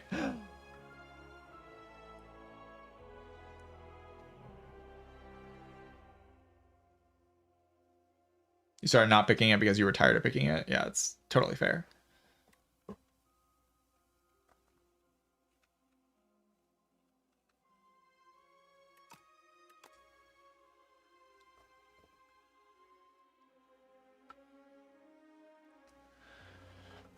But sadly, I do think based on the most recent patch, there is a decent amount of like whining does kind of work on the Slay Spire devs. Like they buffed Permafrost. Permafrost, the numbers on this relic were like totally fine. Absolutely no problem, right? Like Permafrost was totally fine. 6 was more than enough on this relic. Like it was a good relic already. But people complained. And it got buffed because people complained. Like that is the only reason why this would get buffed, right? It's because people are like, this relic sucks. It sucks. It sucks. It sucks. It's bad. It sucks. So they buffed it. You know, when it was already quite good. Like it did not need a buff at all, and it got buffed because people complained. So like, complaining works. Like whining about things that you don't like in the game will get them changed. Like genuinely, which is bad. That's scary as a thought. That you know, like whining can get you buffs in the game, and then like people are whining a lot about things getting nerfed. So like every nerf is going to get countered with a bunch of whining that will make the things get buffed.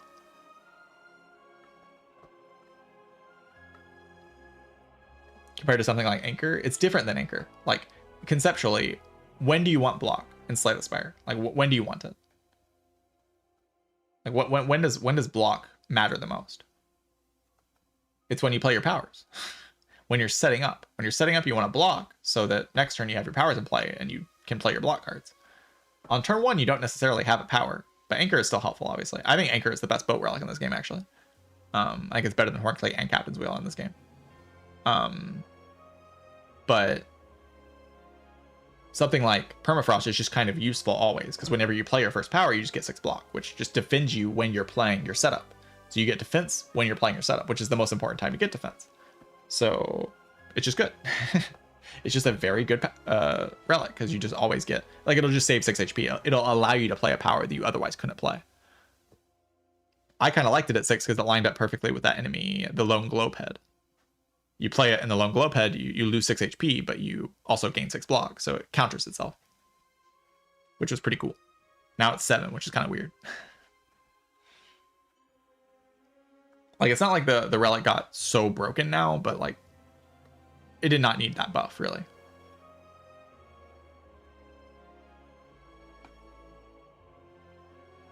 Yeah, also this is the first set of changes, and there's a decent chance a lot of these will be rolled back because people are complaining. Like, look at those Steam reviews. Like, that was a lot of negative reviews. Like, how, as a game developer, you're gonna react to just suddenly getting review bombed, right? Which is gonna make them maybe a bit more skittish about patches. So that's the thing I'm worried about, is that pushback and people who are really bad at the game, like truly terrible people at the game, like they are not good, and they are defining what the developers think should be like changed about the game. When, like, for their own good, like for casual players and bad players' own good, it is better for the game to be difficult. They just don't see it. They just don't understand, because it feels bad to lose, but they don't realize that if they do win, or if they win too much, the game will become less interesting, and the game presenting you with challenges makes the game more interesting. Like, for their own good, like genuinely, you might think, well, their perspective is different from yours, but like, they just can't see that it makes the game more interesting for even them, for the game to be more challenging.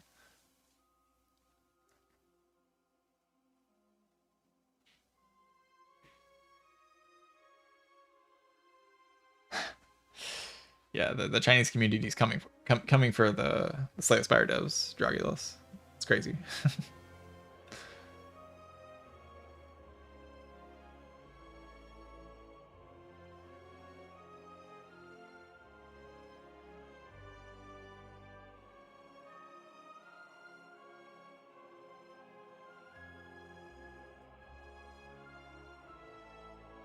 But there is a lot of changes coming to this game. There's going to be 2 different acts, or 2 different act 2s, 2 different act 3s. There's going to be an act 4. A lot of the enemies are going to be changed. Like, this is just the first patch. The first one. Like, think about this. This is the first patch. Like, the first balance change since the game came out. And look how big it is. Like, look how much it feels like the game doesn't feel completely different, but like, it's big. Like, there's a lot of changes here. And this is just week 1, like the first patch. So I am very excited for the future of this game, especially if they don't listen to the complainers and they like keep up with this mindset of trying to make the game better instead of like trying to make the game easy so people will not complain.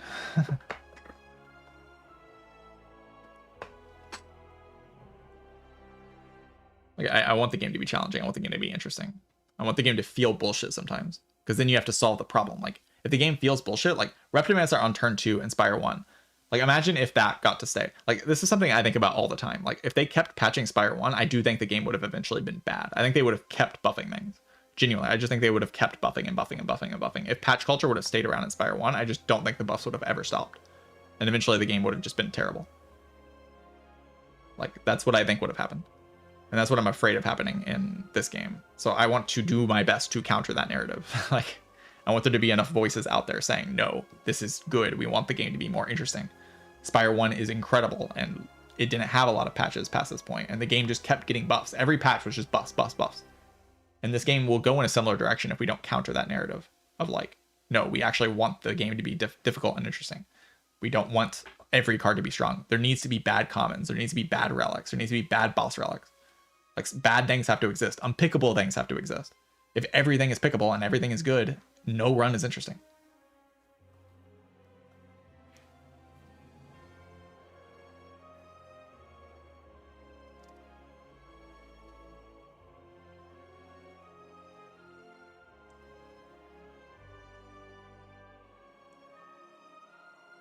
The Diablo series. Well, I don't think the devs can do whatever they want with the design. I just want the game to be interesting. Like, I don't want the game to hand you free wins. That's like a concept broadly. It's not like a specific design thing that I need to stay the same. There's no design element that I'm like, you can't change that. Like, you can change whatever you want in the design space, like, as long as it's interesting.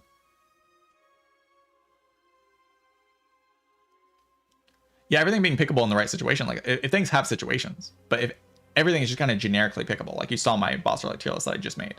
Like, in that boss relic tier list, so many of the boss relics are in just generic strength. They're just strong. Like, they don't feel like they have many weaknesses.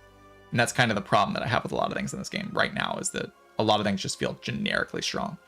Like, nothing feels like you have to be in a specific situation for it to be strong. You have to be solving a specific problem for it to be strong. It's just strong.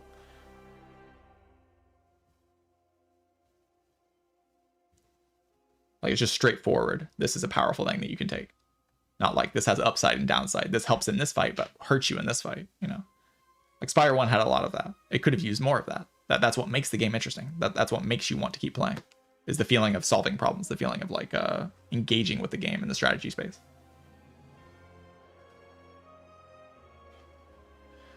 Is the shrimp balanceable? I mean, the shrimp could be in a balanced version of the game, because you could put the shrimp in a version of the game where it's just one of the strongest boss relics in the game. And you have to prepare for it and think about it. It's fine for strong things to exist. That's fine. But when everything is strong, you run into problems. Where like no run really feels like it's teetering on the edge. No run feels like you're fighting for your life. Every run just kind of feels like you're able to do whatever you want.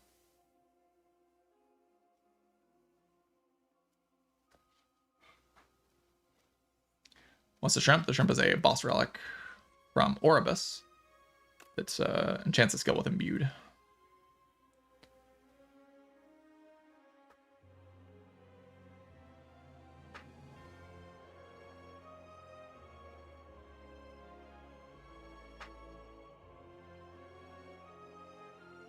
How do I feel about not being able to prepare for boss relics? I do feel like I can prepare for boss relics. Oftentimes before Act 2, I am thinking about shrimp. Like I'm thinking about having a skill to enchant with this before I interact too.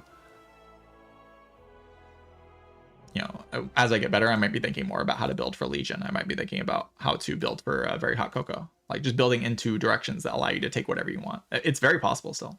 It does not feel limited at all. Upgrading base cards so they come upgraded with the like Archaic Tooth and stuff.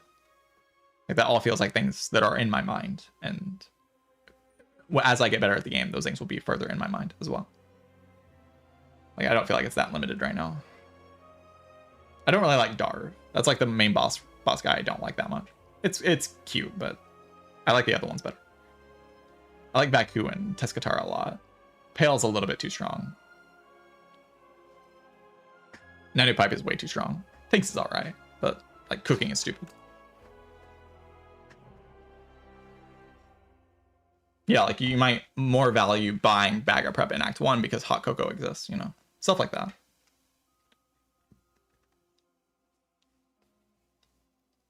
Is cooking still OP? Yes. You don't need to go infinite for cooking to be strong. Cooking just streamlines your deck so you play similar turns and your deck becomes super consistent. That's why it's broken. Infinite does make it stronger though, for sure.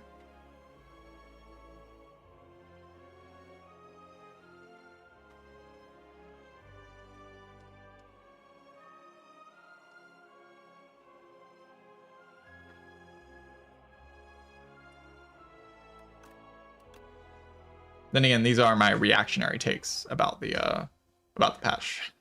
Yeah, I am being slightly reactionary. I haven't actually played very many runs in the patch, but I've seen a couple runs and I played a couple runs and it feels pretty good so far. It does feel like an overall improvement. Maybe some of the stuff isn't perfect, but I don't like all the complaining. I don't want to see like things getting nerfed and people just instantly going to like whining and complaining because I know what that leads to. I've seen it happen in so many communities. I know what that leads to. It just leads to a bad game. That needs to not happen. People need to just have a more open mind and like really embrace the problems and challenges that patches bring them, not just immediately reject everything bad.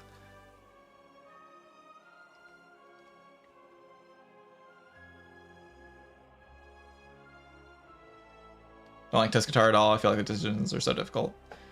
Yeah, I guess that is like a downside of Teskatara a little bit, is that like sometimes it can be pretty easy to pick just the storybook because the storybook is so much stronger than the other things. But breaking boss relic with Teskatara is pretty fun. I do like breaking boss relic with Teskatara.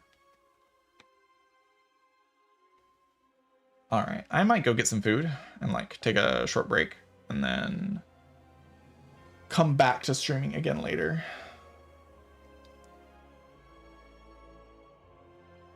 Like just end here for now and then come back later.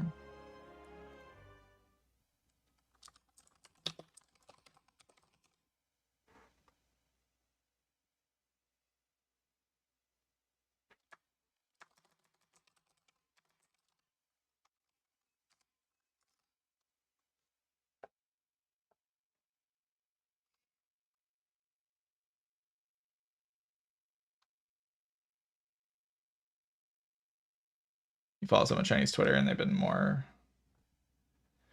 Yeah, I imagine it's not the whole Chinese community.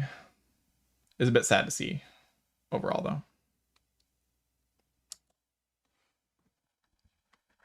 Yeah, I will be back later.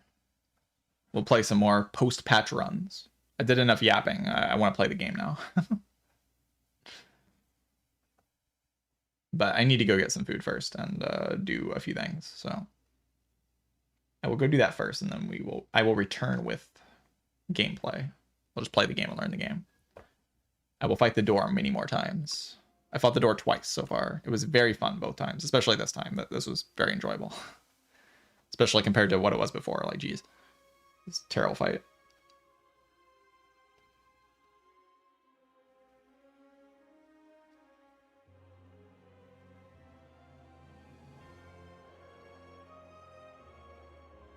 Goodbye, LT.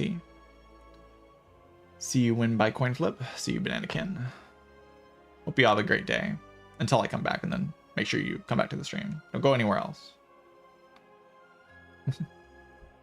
See you, Claire. Go say hi to Croven. Say Rip Croven. That's my raid message. Rip Croven. Rest in peace. Yeah, see you, Slee.